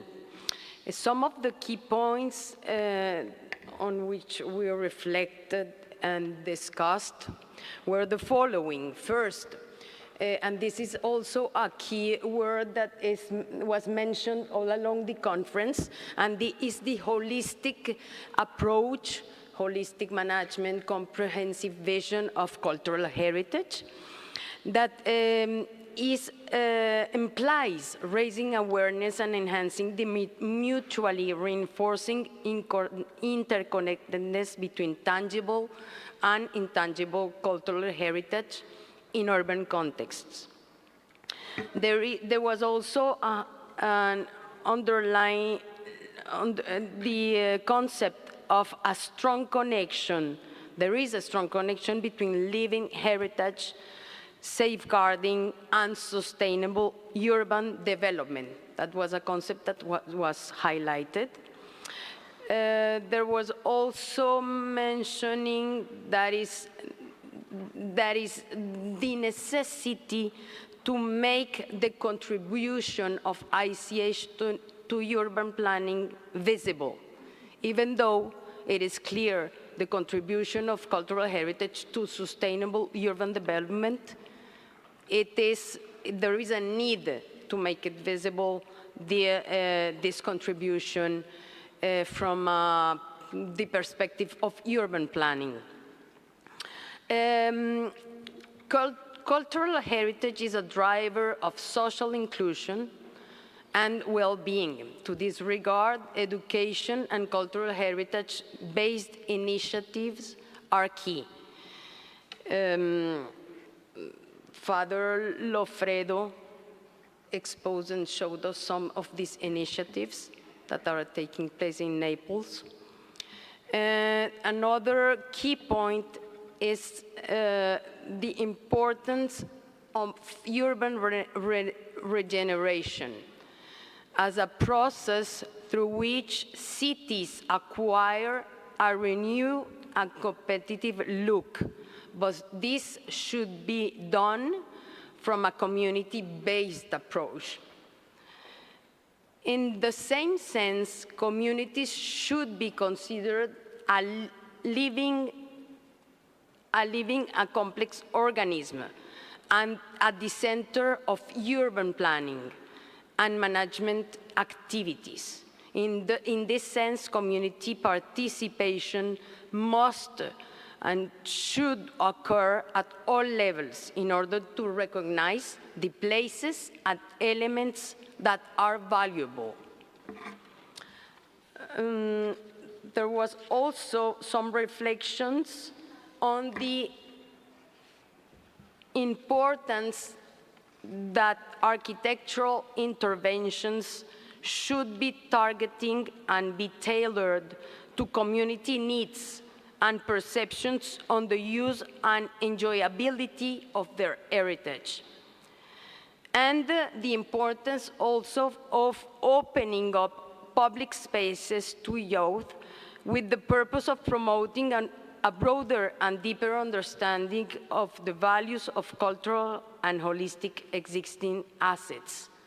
And finally, the necessity of strengthening the dialogue between the cultural and urban planning sectors so as to highlight the role of living heritage in the social function of cities.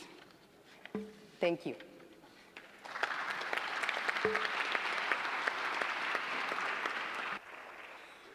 Thank you very much. I think now we have finished with the rapporteurs, and if this is enough in terms of takeaway, but I think we can still take maybe 2 interventions in case you want to add more on what you've heard from the rapporteurs. Is there anyone who would like to complement? I don't know. Oh yes, I see someone who's asking. You have, yes, please. You have the floor. Yes. Thank you for giving me the floor, and thanks to the rapporteurs. I just wanted to quickly stress what I think was also a common sentiment, I hope, which is, and you mentioned it yourself, Director, the specific place of indigenous peoples. It's not just communities, and it's mentioned in the call for action about rights holders, and that's what I want to stress. We are rights holders as indigenous peoples, recognized under international law within the UN, within the UN Declaration on the Rights of Indigenous Peoples, and we would like to express, I would like to express the importance of both conventions to indeed, in practice, have obligatory rules and procedures to respect the rights of indigenous peoples, not just asking engagement. It's not just involving top-down. It's recognizing that we have rights to the land on which these sites are established. It's recognizing the right to give our consent to activities that impact on us. And that should be in practice, not just in words, in policies. And that's my recommendation, additional or maybe again, for the call for actions. Thank you.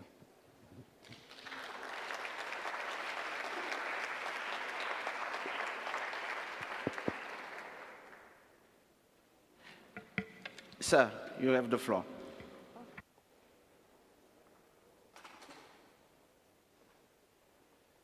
Buonasera, sono Maurizio. Good evening, my name is Maurizio Di Stefano, ICOMOS, Italy. I hope that tonight we can state a certainty. We are changing a paradigm. Now we are adopting a community culture. Culture means community, community culture. This marriage is nothing but the connection between 72 and 2003 connections. So we should stop considering them as separate entities. From this meeting on, I hope we work out the concept that the two conventions are interconnected. They depend on one another. The community is at the center. And if we all agree, if community is at the center, I hope that the Convention of the Council of Europe, which has not been mentioned over the past 3 days, that puts communities at the center as a cultural element, as a key factor for the development of European culture. I think that this might be a contribution to the discussion. We might consider also the method of mandatory inventorying and documentation that is included in this convention, even if it is only an European convention. And I want to stress the role of the Intergovernmental Committee and the way these two conventions are managed.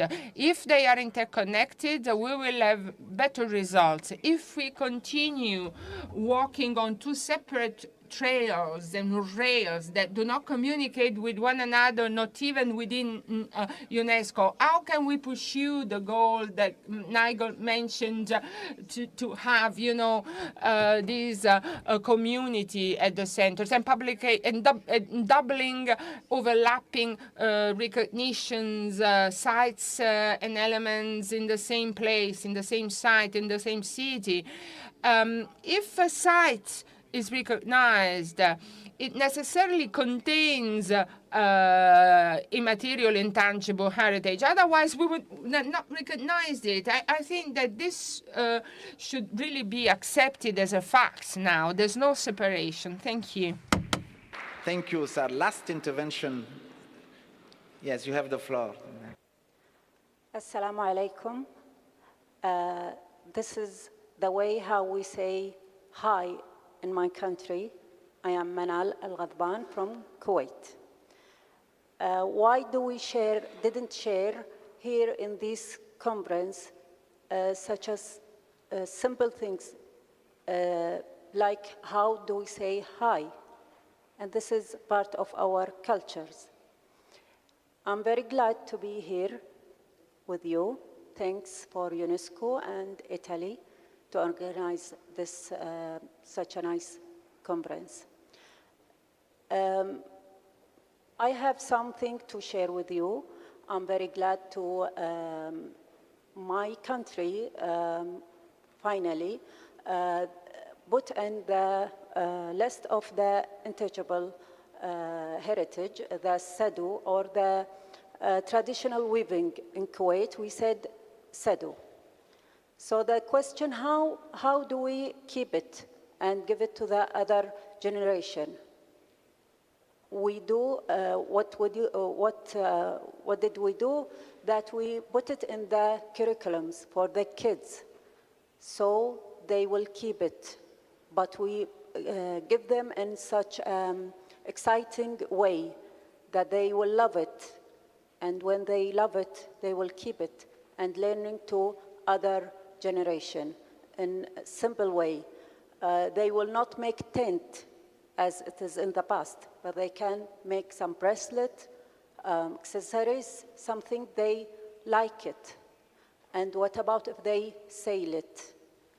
What about if they see it in the airport as souvenir and like this? Thank you for everything. Thank you, Lazar. Thanks for my colleague, Hiba. She's pushed me to speak. Thank you.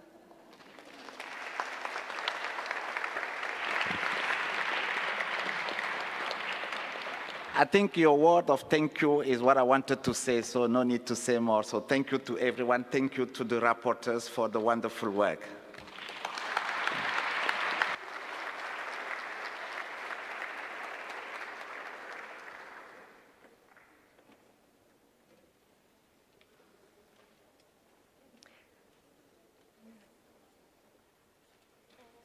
Indeed, thank you very much, dear rapporteurs, and also thank you very much, Director Lazar Ilundu Asomo, for this fantastic wrap-up. Yes, so kindly take your seats.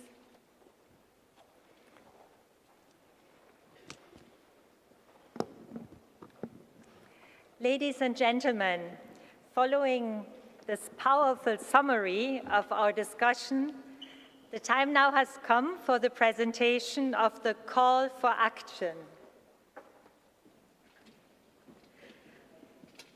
And it is my pleasure to invite Mr. Ernesto Ottone, the Assistant Director General for Culture of UNESCO, and Mr. Paolo Andrea Bartorelli, the head of the UNESCO Department at the Ministry of Foreign Affairs and International Cooperation of Italy. Please, you have the floor.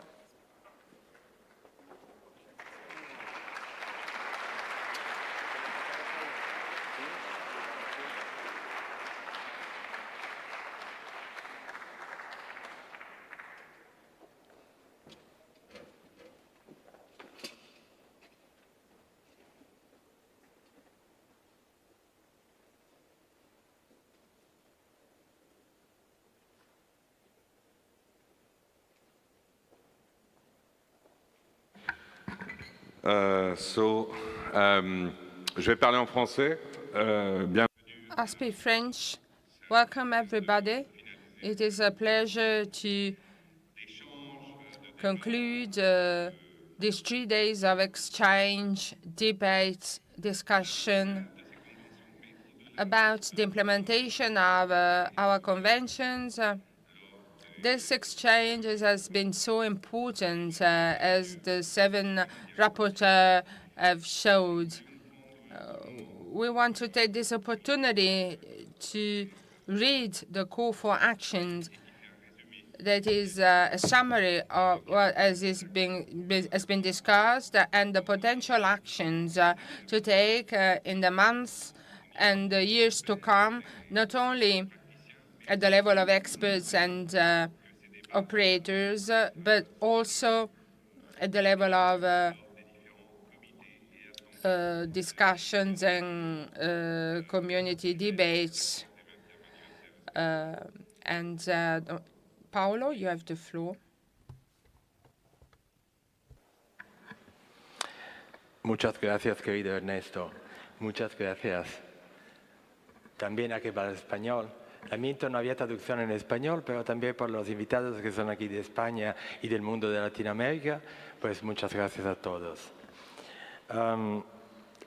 I also wish to thank you very, very much.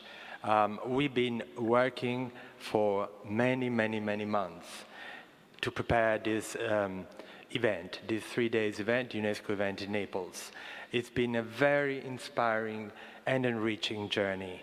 We have been fully committed from the UNESCO side and the Italian side to make this happen.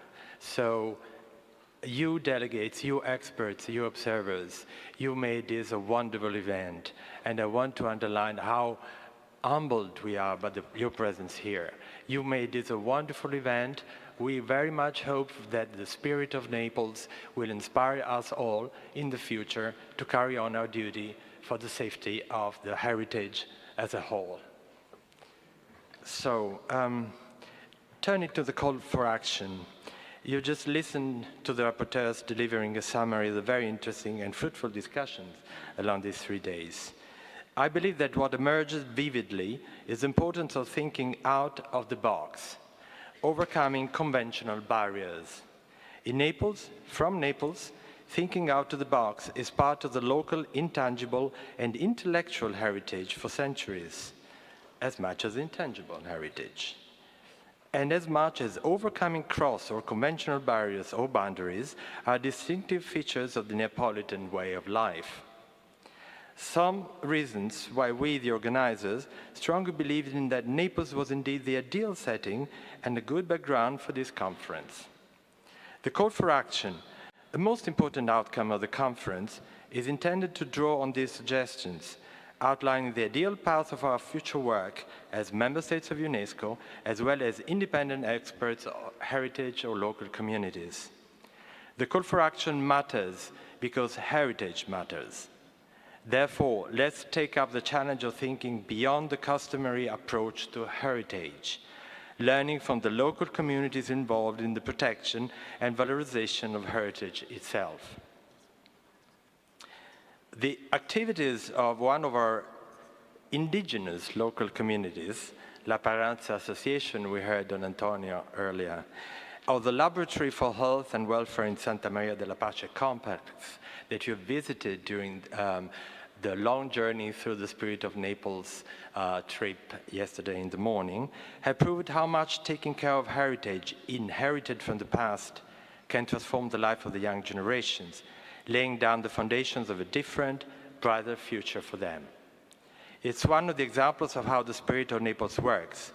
May it revive the spirit of our thinking and practicing about heritage, helping us to reconceptualize our past and to reimagine our future. Thank you again, Ernesto. Okay. Thank you, Paolo.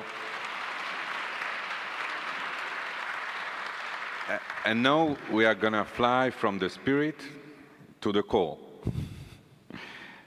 Nous, les participants réunis à Naples pour assister à la We, the participants gathered in Naples to attend the UNESCO Conference on Cultural Heritage in the 21st century, wish to express our gratitude to the Italian government and the City of Naples for providing a unique environment to reflect on the future of the UNESCO 1972 Convention concerning the protection of the world cultural and natural heritage and the 2003 Convention for the safeguarding of the intangible cultural heritage and their increased synergies in the light of their respective 50th and 20th anniversary. Demonstrating an extraordinary integration of natural, cultural, tangible, and intangible heritage components. They are interconnected, combined, and mutually reinforced, giving life to a unique example of powerful coexistence of tangible and intangible heritage deeply rooted in the daily life of the citizens of Naples. Hence testifying to the fundamental linkages between local communities and their natural, cultural, and living heritage. And now the introduction. Recalling the importance of safeguarding and promoting cultural, both tangible and intangible, and natural heritage of communities across the world. Highlighting the respective achievements attained through the implementation of both the 1972 and 2003 conventions over the past decades, thus contributing to a broadened concept of cultural heritage that includes practices, representations, expressions, knowledge, and skills, transmitted from generation to generation, and testifying to the rich diversity of the cultural capital for the sustainable development of peoples and communities around the world. Reconnaissons l'importance de la mise en œuvre d'approches intégrées et innovantes. Recognizing the importance of implementing integrated and innovative approaches seeking to generate greater synergies between the 1972 and 2003 conventions towards an enhanced and more effective projection and safeguarding of heritage in all its forms. Considering the intrinsic interdependence between intangible cultural heritage and tangible cultural and natural heritage, ideally to be considered as human heritage as a whole. Enshrined in the Mondiacult 22 Declaration, the contribution of the 72 and 2003 Convention to advance the recognition and promotion of culture as a global public good, acknowledging the role of culture in all its diversity as a driver of sustainable development for the benefit of communities and an engine of the economic growth of nations. Et maintenant, les actions. Actions now. We appeal to all UNESCO member states and stakeholders to drive forward a prospective vision by enacting public policies and strategies anchored in the following principles. Both tangible and intangible and natural heritage through holistic approaches that encompass its rich diversity as a whole, promoting equal access and participation for all, as well as building on reinforced nexus between heritage and local communities, placed at the heart of cultural strategies as rightful stakeholders and right holders. Raise awareness of the importance of leveraging the interconnectedness of nature and culture to promote environmental sustainability and address the impact of climate change, fostering innovative, community-based, and culturally grounded responses to challenges facing heritage sites, such as disaster risks and biodiversity loss, with a view to safeguarding indigenous, local adaptation and mitigation practices and know-hows. Assurer le bien Indigene e adattamento locale des communautés pratiche e know-how. autochtones For the well-being and sustainable livelihoods of local communities and indigenous peoples living in and around heritage sites by valuing and sustaining their living heritage, protecting their intellectual property and reducing the risks of misappropriation of the heritage. Foster quality education to ensure that knowledge, skills, practices, representations, and expressions are transmitted in a comprehensive, coherent, and sustainable manner to the future generations by promoting the systemic integration of cultural heritage in all its dimensions across all formal, non-formal, and informal educational settings. Inclusion through heritage conservation and safeguarding strategies and initiatives that integrate a gender perspective and promote intergenerational dialogue and transmission by engaging youth. Finally, reinforce and expand partnership to strengthen capacities at the local, national, and regional levels to leverage culture as a vector for social inclusion, economic growth, and employment, and as a powerful transformational force for sustainable development, resilience, and peace building. Plaider pour une intégration systématique de la culture. Advocate for a systemic integration of culture in humanitarian action, security strategies, and peace-building processes in line with the UN Security Council Resolution 2347 of 2017 and recognition of the importance of cultural heritage for peace and security.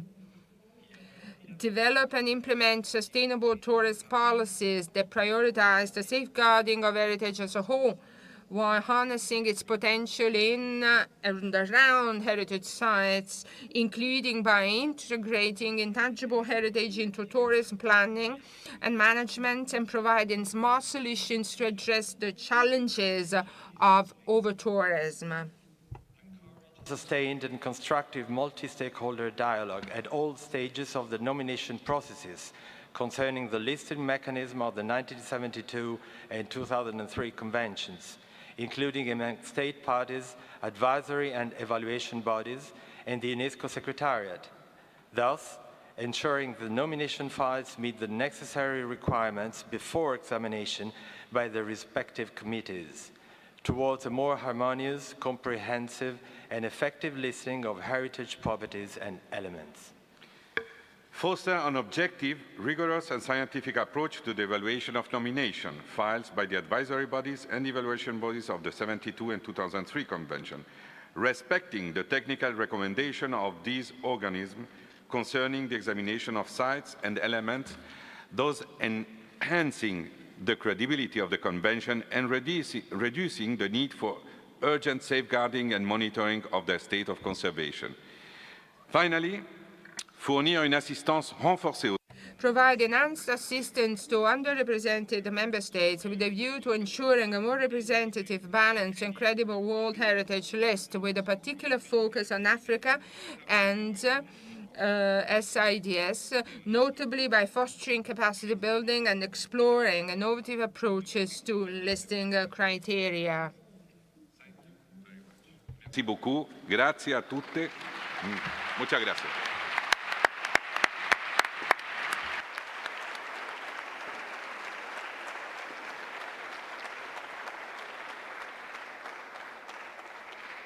Thank you very much, Mr. Ottona and Mr. Bartorelli, for the presentation of the call. Thank you. Ladies and gentlemen, after 3 days of passionate, forward-looking, and visionary discussions, we have arrived at the end of the Naples Conference on Cultural Heritage in the 21st Century. Nous avons à présent le grand plaisir d'accueillir la We have the pleasure to welcome the Director General of UNESCO, Madame Audrey Azoulay, to talk about her closing remarks. Thank you.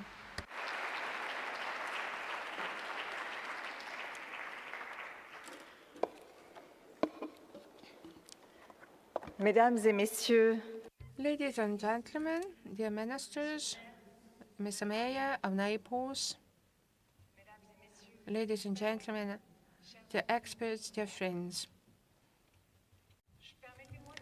Allow me to start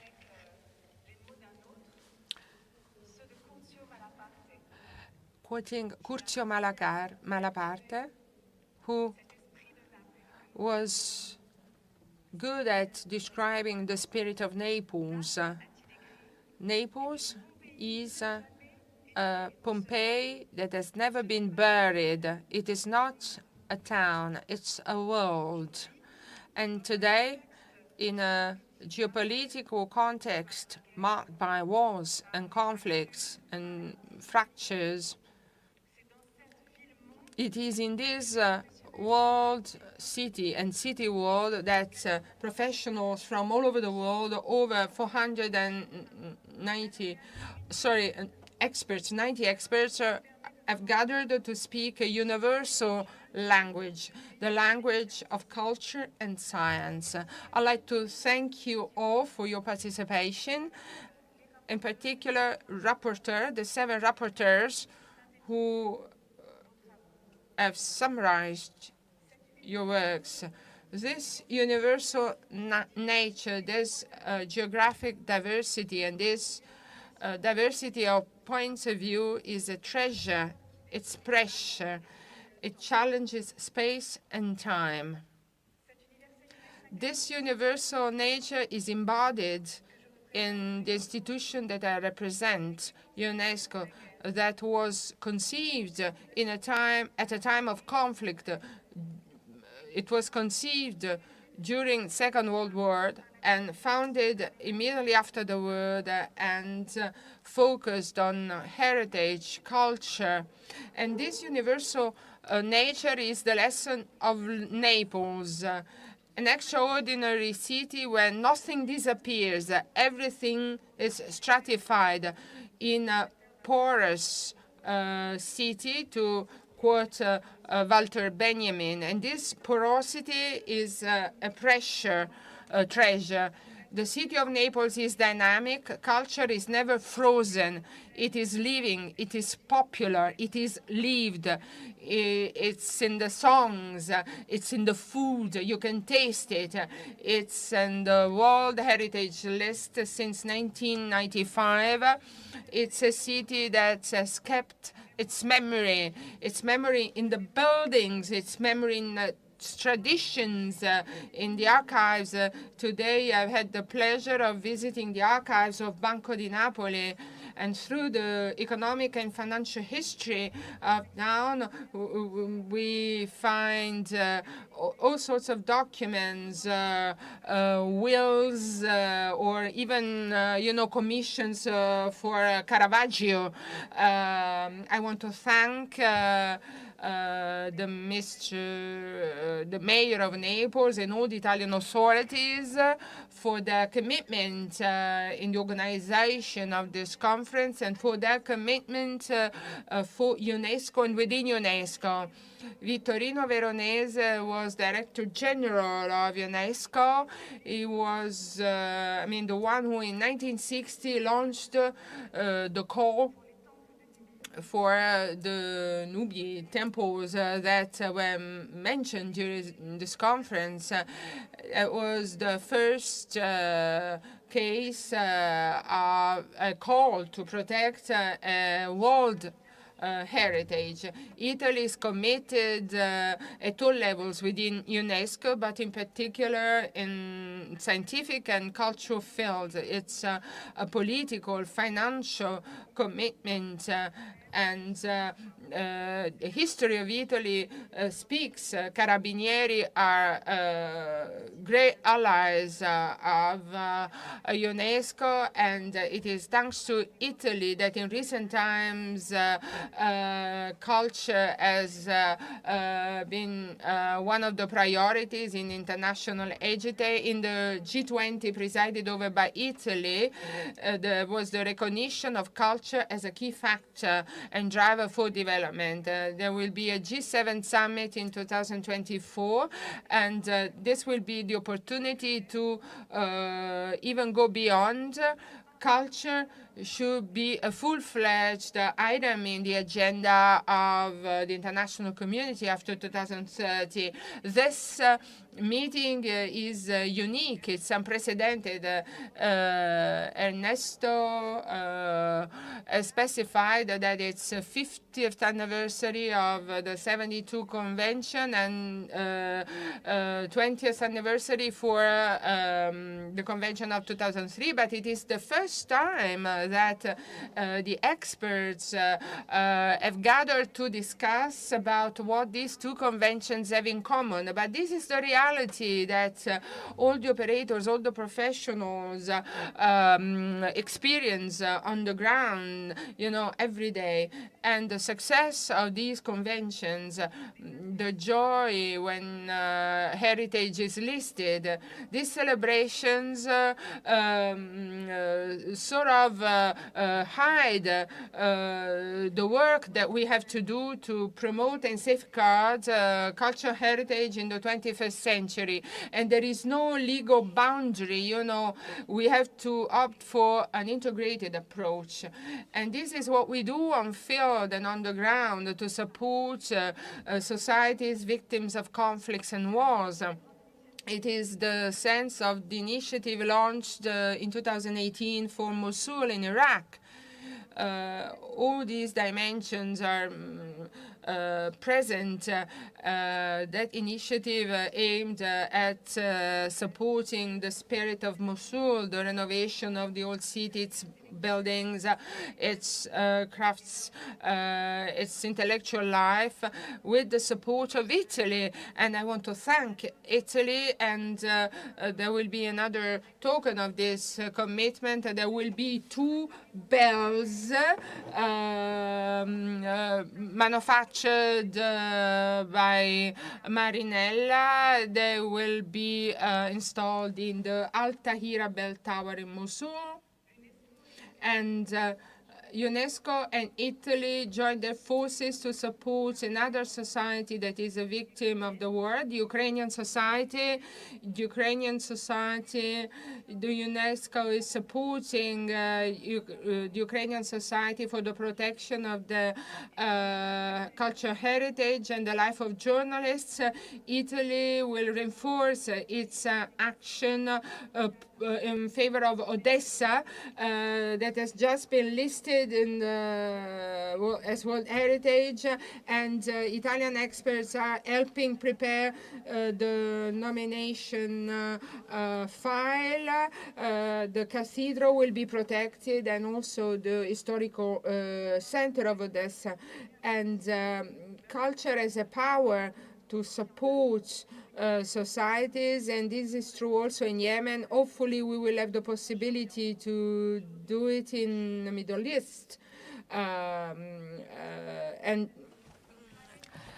requires us to better integrate also our approaches across natural, cultural, and intangible heritage. We absolutely need to reinforce our action to protect biodiversity, to protect and to lower the impact of climate disruption, because they also hurt, as you know, our cultural heritage. We also need to better protect cultural heritage from mass tourism and urban pressure that can endanger site and biodiversity, and sometimes depriving not only the population of their right to enjoy culture, but also of the very identity and soul that we are trying to protect. We need to think with a better and long-term perspective, and this is why UNESCO is working with its partners to change the way visitors discover heritage sites and culture by encouraging slower travel, better knowledge of sites, deeper experience of local culture, and to protect cultural heritage in the longer run. For all these reasons and many more, we are launching today, you are launching this call of action, call to rethink our approaches to protecting all types of heritage and integrating our perspective by placing people at the heart of our actions, local population, civil society, indigenous population, of course. I would also like to stress one of the points which has been mentioned in the conclusions, that inscribing sites on our list is not an end in itself. Many of you underline this, and I concur and I support this point of view. For this inscription to be relevant, they need to be well prepared, they must be grounded in local engagement, in scientific expertise and international norm.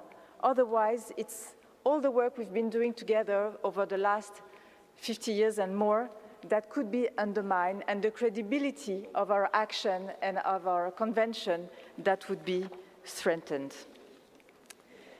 Mesdames et messieurs, les conclusions de vos travaux. Ladies and gentlemen, the conclusions of your works and this call for action will circulate within UNESCO and in UNESCO member states and state parties, and we will elaborate proposals so that these recommendations can be taken into consideration. We rely on you so that this call for actions can circulate in our countries. This call from Naples, this spirit of Naples, it's embodied in this city, popular and royal, sublime and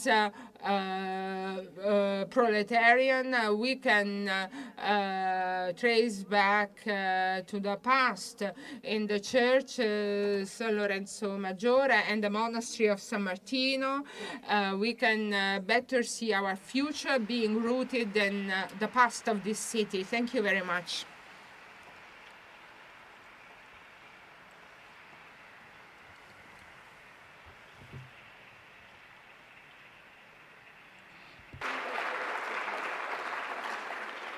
Thank you very much, Madame Azoulay, for this powerful intervention. Next, it is our pleasure to welcome on stage His Excellency, Mr. Gennaro San Giuliano, the Minister of Culture of Italy. Please, you have the floor.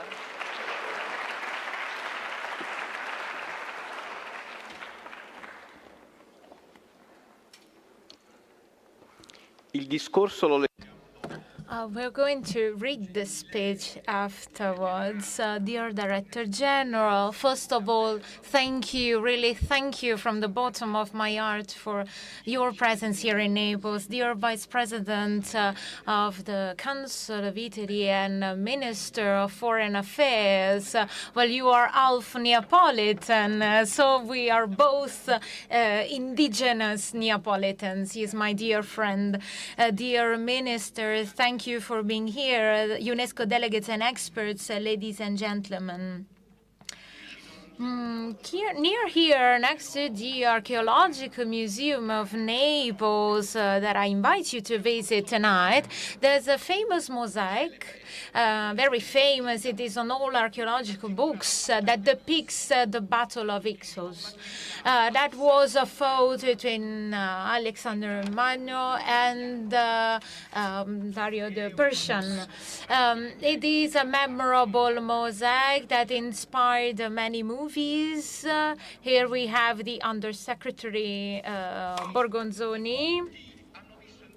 And many saw in this mosaic the comparison or the battle between West and East, the concept of polis and the concept of Basileia, of monarchy. Alexander won. But obliged these generals to marry Persian women because he said after winning we have to make a convergence, a union. I'd like to thank Director General for the quotes she made about San Lorenzo Maggiore Church, San Martino, and I would like to reply with some quotations of some French authors that are really important for me. René de Chateaubriand, in his memories, talked about the fact that we are not dead subjects. We are linked to our history, we are linked to our tradition, to our praxis, to our ancestors, those who came before us in history. And then Charles Péguy, author of the Cahiers, an important literary magazine that enhanced the value of idealism and the value of historicism. Plato, in the Periranium, said that there is character with two horses. So the white one represents nationality and the second represents the sentiment. We have to make run both horses, and also the horse of feelings. And the charter of the spirit of Naples is another way to enhance this sentiment, these feelings. In this museum we inaugurated some months ago the exhibition dedicated to Enrico Caruso, huge interpreter of opera in the first 1900s. It's a perfect mix of intangible and tangible heritage. Caruso died, but his opera interpretations are there. You can go to the ground floor and listen to them, actually. Naples is a city that combines tangible heritage, that is physical, it is material.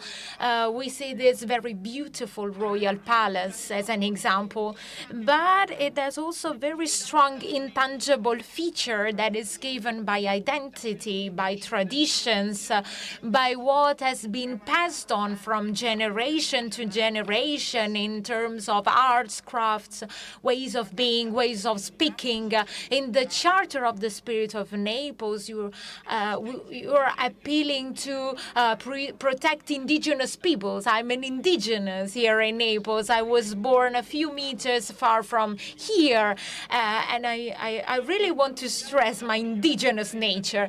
So the conference of today was of extraordinary value, with many food for thought for the protection of cultural heritage, a great opportunity for discussion and exchange of experience in a time which is profoundly marked by wars and international crises. And culture is really a natural ground for dialogue between peoples, and the protection of cultural heritage is dear to all nations because, as the philosopher who lived long in Naples, Benedetto Croce, said, it responds to high moral reasons. And I thank UNESCO for its role, because I think UNESCO really gave a pivotal contribution beyond the protection of sites.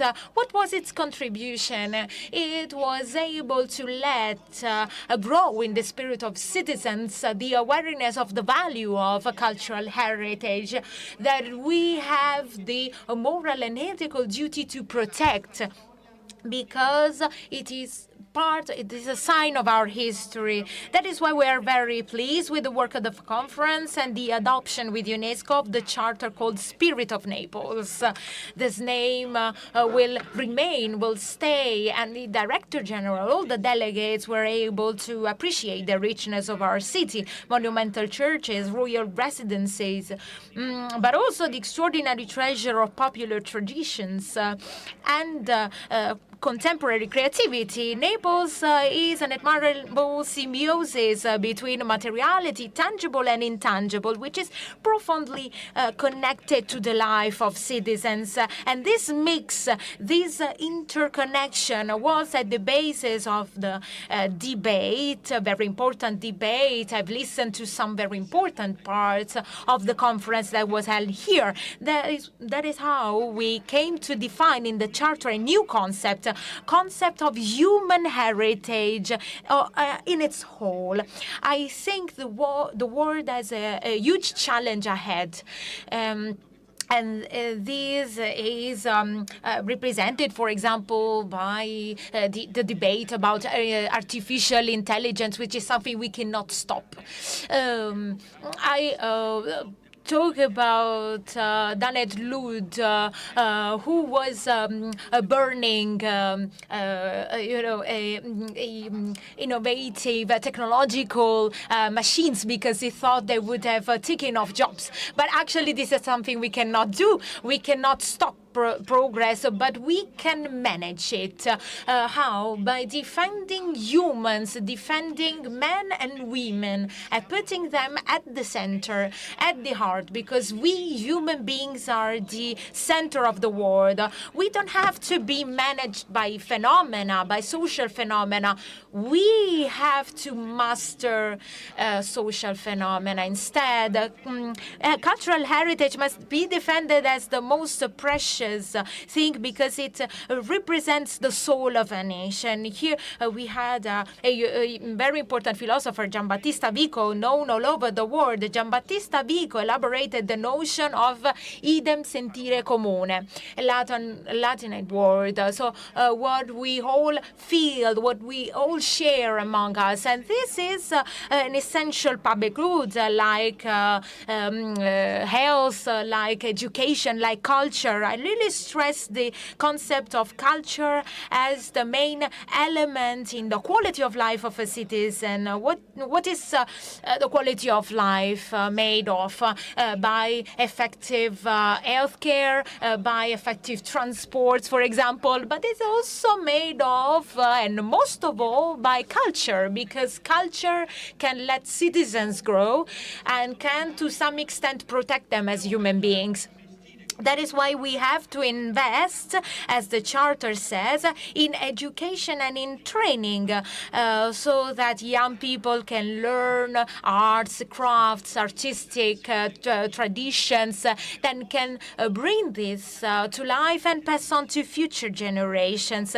This is true to any state party of UNESCO, starting from the developing ones. The works of the conference says that those who are enhancing their cultural heritage, both tangible and intangible, create welfare and create job opportunities for their young people. Italy is ready to share its experience and skills, and I thank the Director General for quoting our Carabinieri forces. That is an excellency in the fight against illicit traffic of art pieces. And we're ready to share our experience in the field of protection and enhancement of cultural heritage. But enlisting sites is not enough. We have to protect them from the many threats of our times. We have discussed about climate change. We have discussed about the threat that climate change is posing towards cultural heritage, because there's a strong link between climate change and cultural heritage. We will talk about this also during COP28 in Dubai. We have talked about over-tourism, which is rather a complex thing we are working on in Italy. We are trying to move some directives of tourism out towards other cities that are not always considered. This chart is a very open-minded one. Also, during the G7 and the meeting of the ministers of culture, we will talk about that. It will be hosted here in Positano, in Campania region. I thank Director Azoulay for the time she spent here. I think the Assistant Director General, Mr. Ottone Ramirez, because we have established a very good cooperation relationship. And I think the Vice Prime Minister Tajani, who really believed that this meeting was very needed. I thank him for the bottom of my heart, but we have been working very efficiently together for 40 years. Thank you very much. Non voglio fare errori. Ringrazio. And I want to thank the mayor of Naples, Gaetano Manfredi, Mr. Manfredi.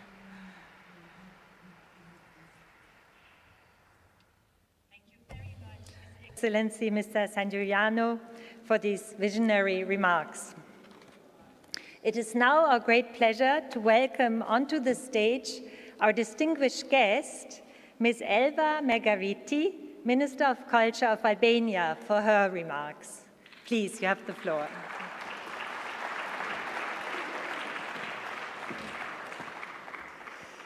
Good evening, everyone. Really thankful to be here and to support such initiative and such conference. And on behalf of the Albanian government, I express our congratulations and support to the Italian government, and in particular to Minister Tajani and Minister San Giuliano for the call of action. The Spirit of Naples initiatives that provides us all, not just Naples, to behave with human resources as cultural heritage in this century, when I should add, in these difficult times of war and not peace, when we are putting culture and cultural heritage as the main actor. It seems like yesterday when we were on UNESCO members countries anonymously signed in Mexico City, culture is a public good. And such belongs to every citizen, especially to local communities whose lives are inseparably linked to the cultural heritage near which they live. And here we are today, again, 1 year later, to reflect on what we have done since then, and again with a declaration to respond to the call for much more responsibility, preserving cultural heritage in this century and putting humans at the center. A century that has put us in front of new challenges, such as climate change, as you mentioned, the necessity to balance the need for economic development, in the same time the growth of tourism, which Albania, especially in this last year, has been a main actor, and on the other hand, on the preservation of cultural heritage and its transmission to the new generations.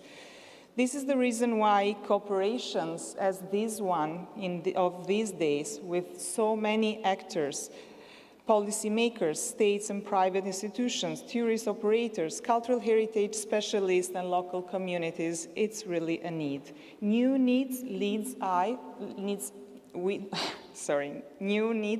us to new ways of cooperation. Albania faced a devastating earthquake just some years ago, which left deep wounds in the material cultural heritage in 2019.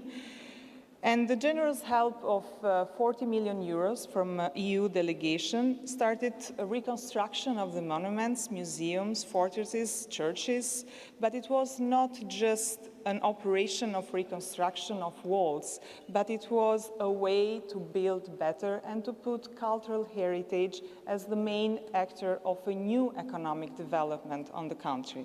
So we worked and we have already finalized restoration, revitalization, but also technological access to those sites that actually some of those were totally abandoned. Also, new economic development opportunities for the local communities, that they were somehow living in the spaces, but they were not totally belonging their everyday life, economical life with such cultural heritage.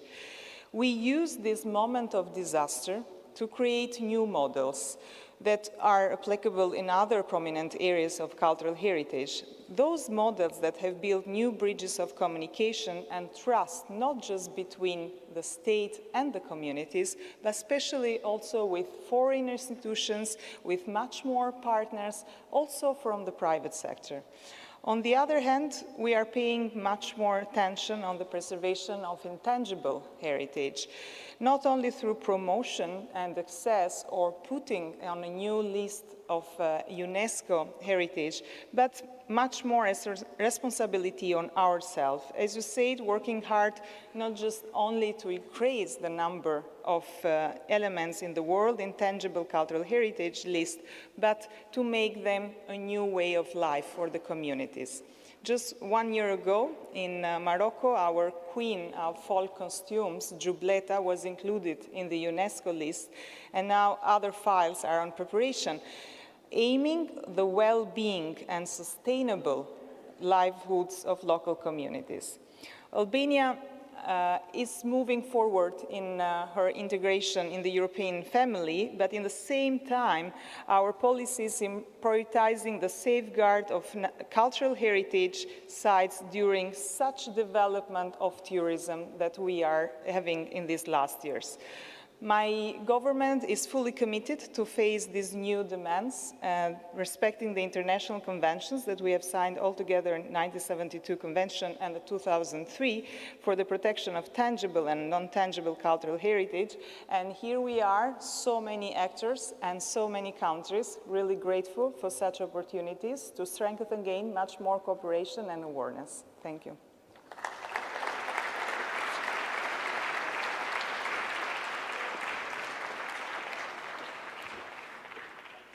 Thank you very much, Her Excellency, Ms. Elva Margariti, for your words.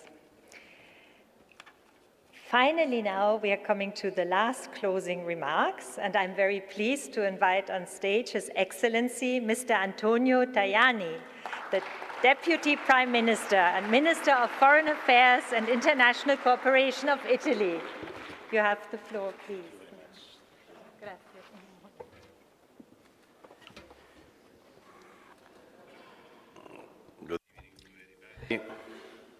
Bonsoir à vous tous. Grazie per Thank you for being here in Naples. Dear Director General, I want to thank the Mayor for hosting us. We really wanted to come to Naples. We shared this decision with Minister Sangiuliano and dear Minister of Albania, distinguished authorities, ladies and gentlemen.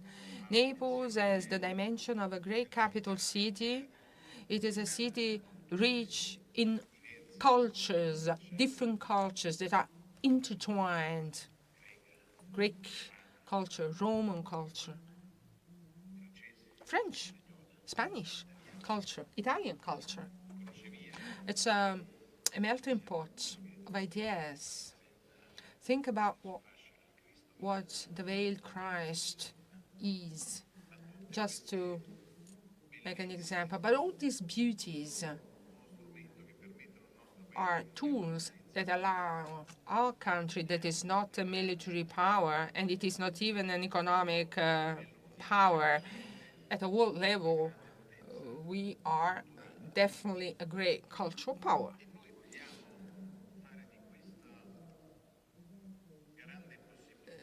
This is an asset for us.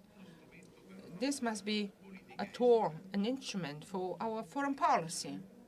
Our foreign policy is a policy of peace and for peace. Cultural diplomacy is nothing but a peaceful foreign policy, a foreign policy for peace, because culture unites. It doesn't divide. I've recently been in Beijing. I've been so impressed with what I've seen in the capital city of China. You know, there were two exhibitions, Italy, one from a great museum in Naples about the Greek and Roman remains, and one exhibition from the Museum of Florence, the portraits.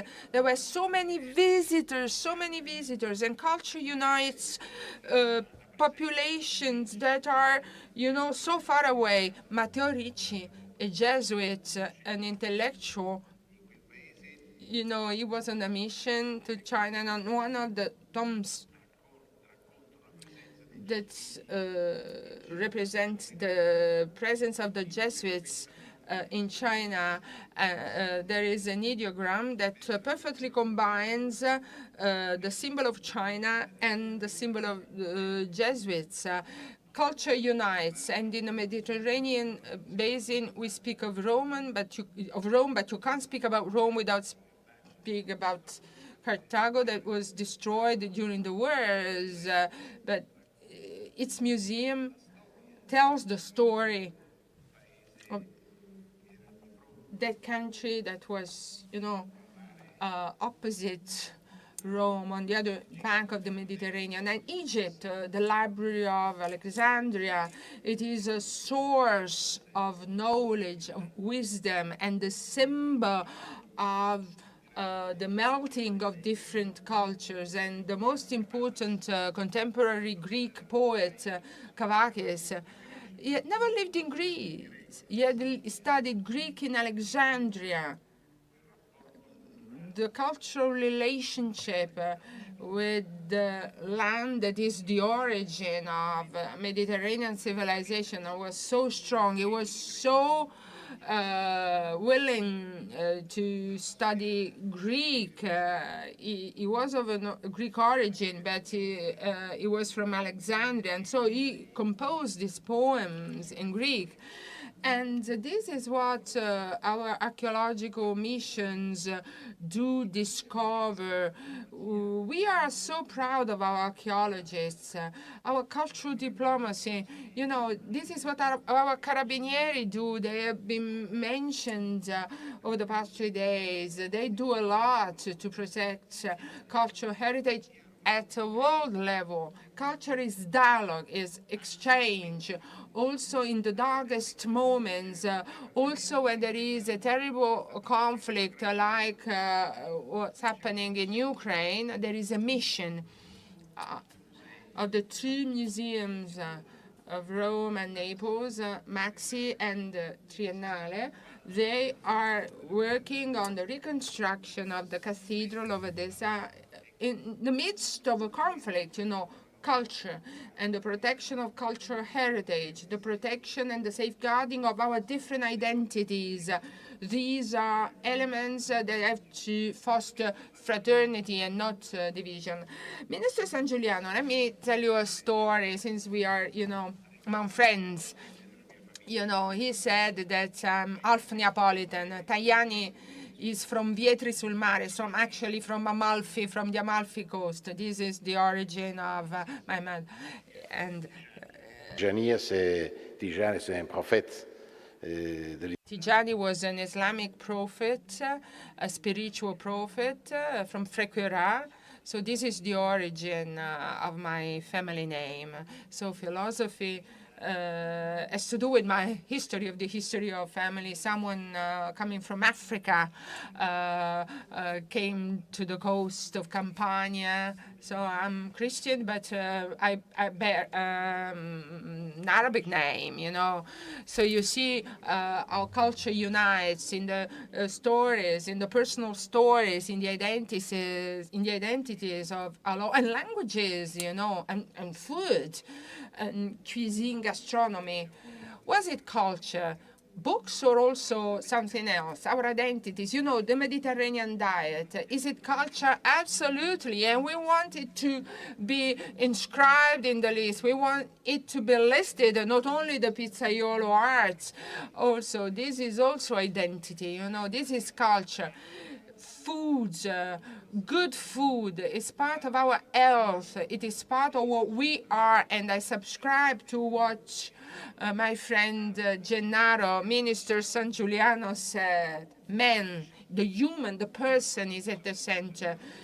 We have a humanistic vision. Everything turns around the human component, and it's the person at the center of landscape and environment, and not the other way around. So this is what culture is. Culture is everything, our life, our livelihood, our identity. And when it seems that some populations have no culture and no cultural heritage, if you go into deep, you realize that they do have culture. When I was an European Commissioner, I went to Greenland. You would only think of it is only ice, but then I found a museum in Greenland, a history of so many populations coming from so far lands, and then settled in Greenland, and then in Bolzano in Italy, there is the Museum of Otzi, a prehistoric man. We can see everything, you know. This is something that enriches us, discovering new things. You know, Miguel de Cervantes said, El que anda mucho, he who travels a lot and reads a lot, sees a lot and understands a lot. This is the spirit, you know, like Ulysses. Ulysses wanted to know, wanted to explore. This is what culture is. Culture strengthens our identity and allows us to better know the other people so that we can respect them better. This is cultural diplomacy. This is what cultural diplomacy is for. It is the opposite of war. It is an instrument of peace. Culture must be, it is an instrument of peace. And we do believe, you know, I've asked all the Italian institutes of culture all over the world to screen the film by Pupi Avati about the life of Dante Alighieri, our national poet. The Divine Comedy has been translated in almost all the languages of the world. You know, it is a way to connect with others, to let them know who we are. When we hear other cultures, we understand the others, you know, when we get to know other cultures. When the Berlin Wall was destroyed, the German people were liberated. If you destroy ideological walls, ideological barriers, is a way, I mean, you can liberate humanity, you can set people free, persons free. This is what cultural diplomacy is. I'm so happy that this conference is taking place in Naples, has taken place in Naples. The sea is opening, you know, the Bay of Naples embraces, is an open door. You know, on Mount Vesuvius, I mean, embraces newcomers, travelers, merchants, sailors. It is a town that has always welcomed new cultures. If we in Italy work to strengthen our cultural diplomacy, also by actively participating in UNESCO, I do believe in multilateralism.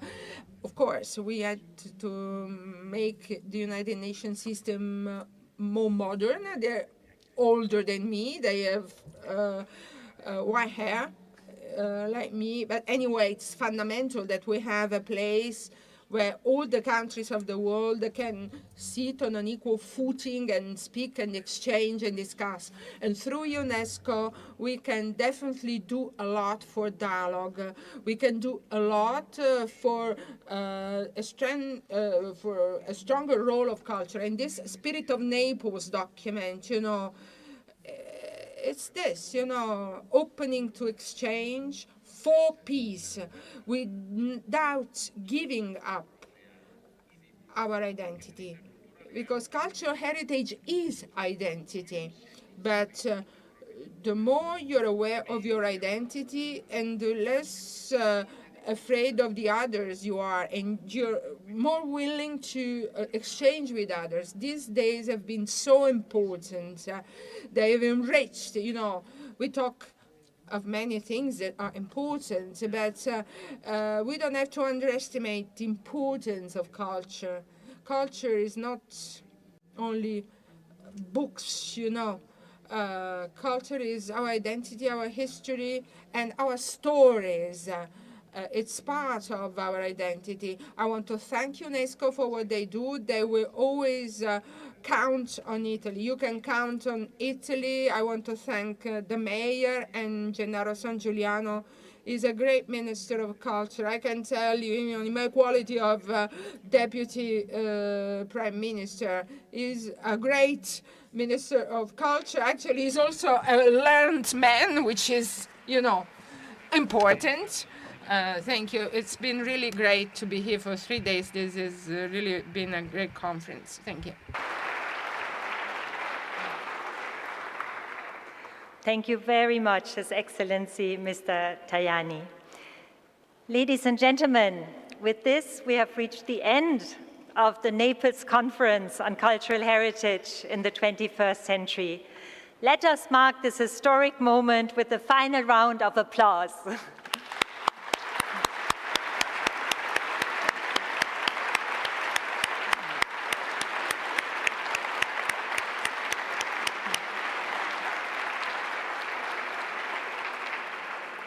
So we will now have a family photo, and for that I would like to ask our Director General and also His Excellency Mr. Tajani and Mr. Sangiuliano to come to the podium. And this will be followed by a press conference. But first, the family photo.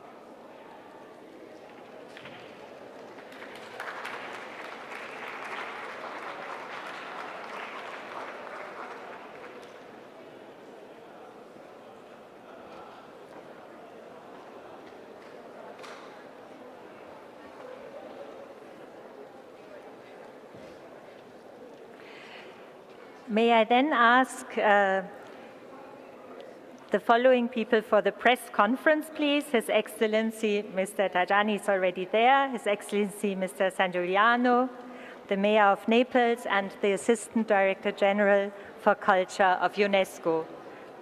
Please come to the podium for the press conference. Thank you. Abbiamo detto tutto, non possiamo aggiungere qualche altra cosa. We've said it all. What can we add?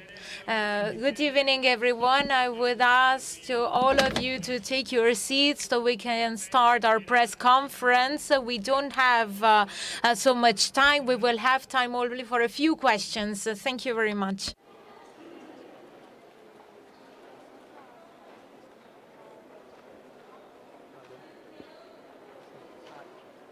Allora chiederei al giornalista di Agi. I would ask the journalist from Agicul to give his first question. Buonasera. Good evening. The question is to Minister Tajani. A fundamental instrument of our cultural diplomacy is represented by the institutions of Italian culture abroad. I would like to know if the Ministry of Foreign Affairs wants to enhance, to foster this department, if you foresee other institutions opening in other regions, and which regions in case. Absolutely, yes, definitely. We are working very much. Of course, the issue is always an economic one, but we are working to enhance the Italian institutions for culture. We are hiring the new directors. We want to enhance those institutions to foster them, and those institutions will be a place for an increased cultural presence. I told you about the movie by Pupi Avati. We have very beautiful places like Tokyo headquarters or Beijing as well. So we are working very much in Europe, and not only in Europe. We want to support also the Italian schools because we think that this should be a parallel work. The work done by the institutions of Italian culture and the places where the Italian language is taught, because this brings much more people near to us, near to our country. So I repeat, it is not really easy, but we are indeed working in this sense. I think we will open some other institutes. The second question is from Sky. Good evening. My question is for Minister San Giuliano and Minister Tajani. Beyond what you are doing for Ukraine, as Minister Tajani said, what is the appeal we can launch in this event, and what we can do from a cultural point of view in a scenario of tension, of conflict like Ukraine, but also the Middle East? Thank you. Well, we said it many times. Culture is really an engine for peace, where there is exchange knowledge. We can bridge the gaps, of course, and avoid war. The Vice Prime Minister said so. We are committed with two very important institutions, Maxim Rome and Triennale of Milan, in a project of protection and safeguarding of the cultural heritage of Ukraine that has been hit by bombings from Russia. So culture can for sure give its contribution. When there is culture, we can overcome conflicts. It seems like philosophy, but actually it's quite pivotal. It's a basic concept. Because also the conflicting interests at international level must be overcome with law, within the international law. There is an initiative, the reconstruction of cathedrals in Ukraine, that is really much supported at international level, and also the new Minister of Foreign Affairs of the UK went to Odessa and wants to participate in our project as well. So we, as you see, we have been the drivers from this point of view of this initiative. It all started because Maxi wanted to rebuild some destroyed cities by using or with the support of the biggest Italian architects. So we're working on this. New institutes we'll have in Miami and in Kazakhstan. I went to Kazakhstan very recently. I think that by the end of the year, we will inaugurate this new institute. It is in the second biggest city after Astana. We will open the Institute for Italian Culture there, and also in Miami, which is another sign of our increased presence in the new United States. Now we have the Quotidiano Nazionale, QN newspaper. Good evening and congratulations. My name is Gandolfi. I'm an architect from Bologna. Congratulations for this wonderful conference, international conference organized in this wonderful venue. As Minister Tajani said, beauty unites. And then he quoted Pupi Avati, who's a director from our land, from our region. I would like to thank also Minister San Giuliano was recalling that living in beauty is a benefit for human beings. And as an architect, I can only agree. And after this introduction, I get to the point, to the cultural heritage we have in Bologna. I'm glad there is the Undersecretary Gorgonzoni. We have the porticos that are a place of culture, our root, our DNA.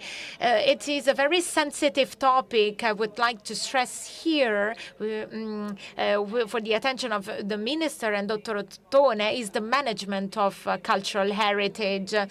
And this is one of the most sensitive ones, actually. That is why I want to make this question and congratulate with all of you for this wonderful initiative. Il pavaglione. Ma non parlo italiano, non so, in francese.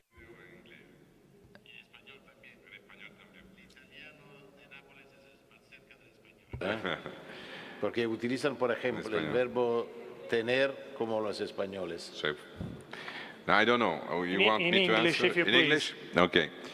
So, yes, first of all, we are very happy to have this opportunity to organize this first seminar. And the Director General mentioned it's the first time that we have a dialogue between the two heritages.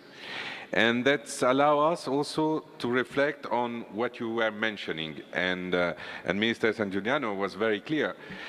The most important is not the inscriptions of elements or sites. The most important is what comes after. How you manage, how you preserve, how you safeguard.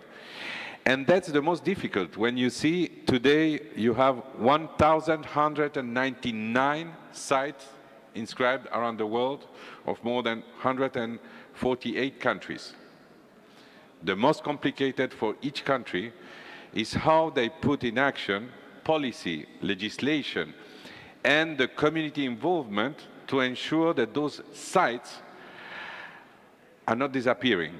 And when I'm talking disappearing, is not that you can withdraw a site from the list. Is that today we have some sites, specifically in the Pacific, that will disappear in 3 years.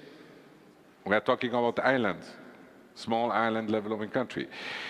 So the question is how we do prevention, and the only way to do is to involve the community, the policymakers, and also, I don't know if it's the case, but also the private sector that need to invest in the protection of cultural and natural heritage.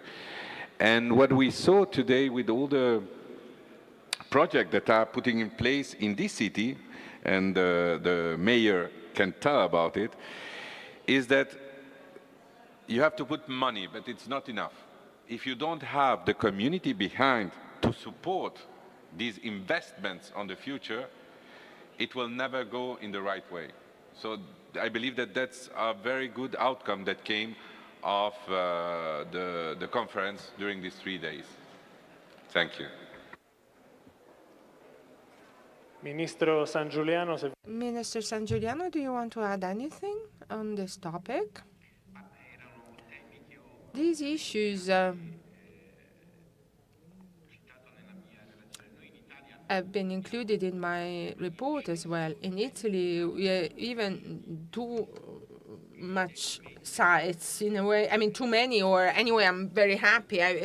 Anyway, the issue of management, of being able to manage them, it's easy to intervene, to restore or reconstruct a monument, but then you have to give it a function, a destiny, if you want. This morning, I've told my friend Ottone what we are doing in the Grande Albergo dei Poveri, built by Charles III of Bourbon.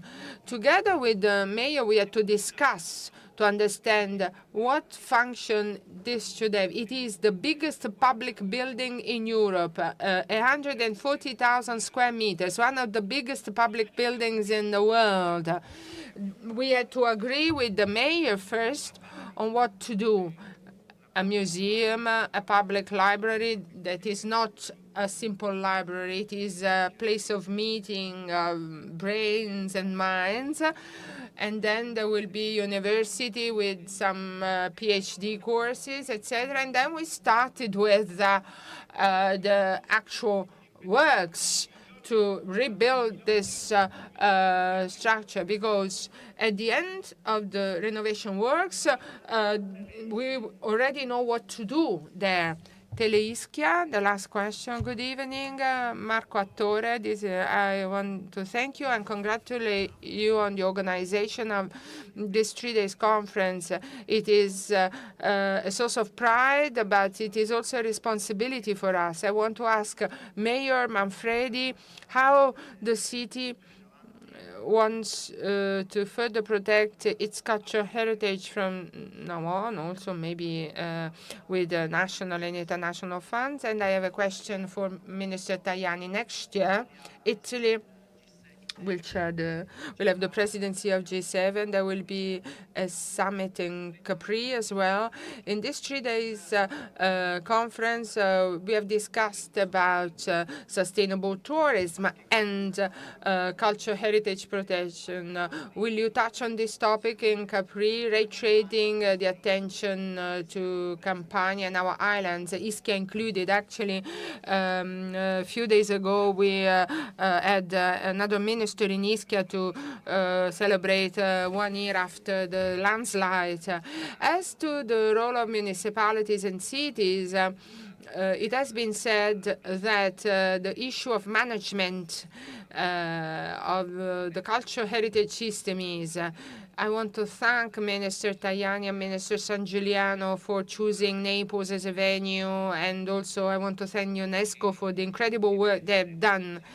And they confirm how important it is to confirm physical sites, but communities even more, communities with their identities, with their cultural, stratified cultural heritage, and also with their economic dimensions, activities and crafts. Preserving communities is more difficult than preserving physical sites and buildings because they are dynamic subjects. You know, communities are living subjects.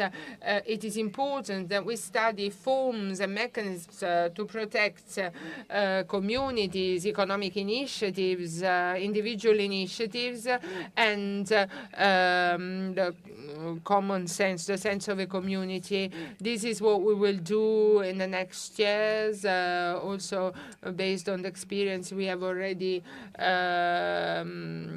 developed, the experience in the Sanità neighborhood, the experience at Forcella, and the experience of the sites we are restoring, like Albergo dei Poveri, and the Hospice of the Poor. It's necessary that we reflect on tools that allow us to meet new needs, because needs are changing. We shall no longer preserve monuments only. We have to preserve and protect communities. So it takes a different approach. We have to also put new tools at disposal of the operators. And the G7 summit we are organizing in Capri Island is for ministers of foreign affairs. It is one of the 4 summits that I will organize. I will organize another foreign ministers summit, one for cooperation, international cooperation and international trade. We will talk about foreign policies, issues, Ukraine, Middle East, AI, artificial intelligence. But we will also look at Southern Europe, you know, and the Pacific area, and Africa. Africa has also been at the core of this conference. We will also talk about climate change.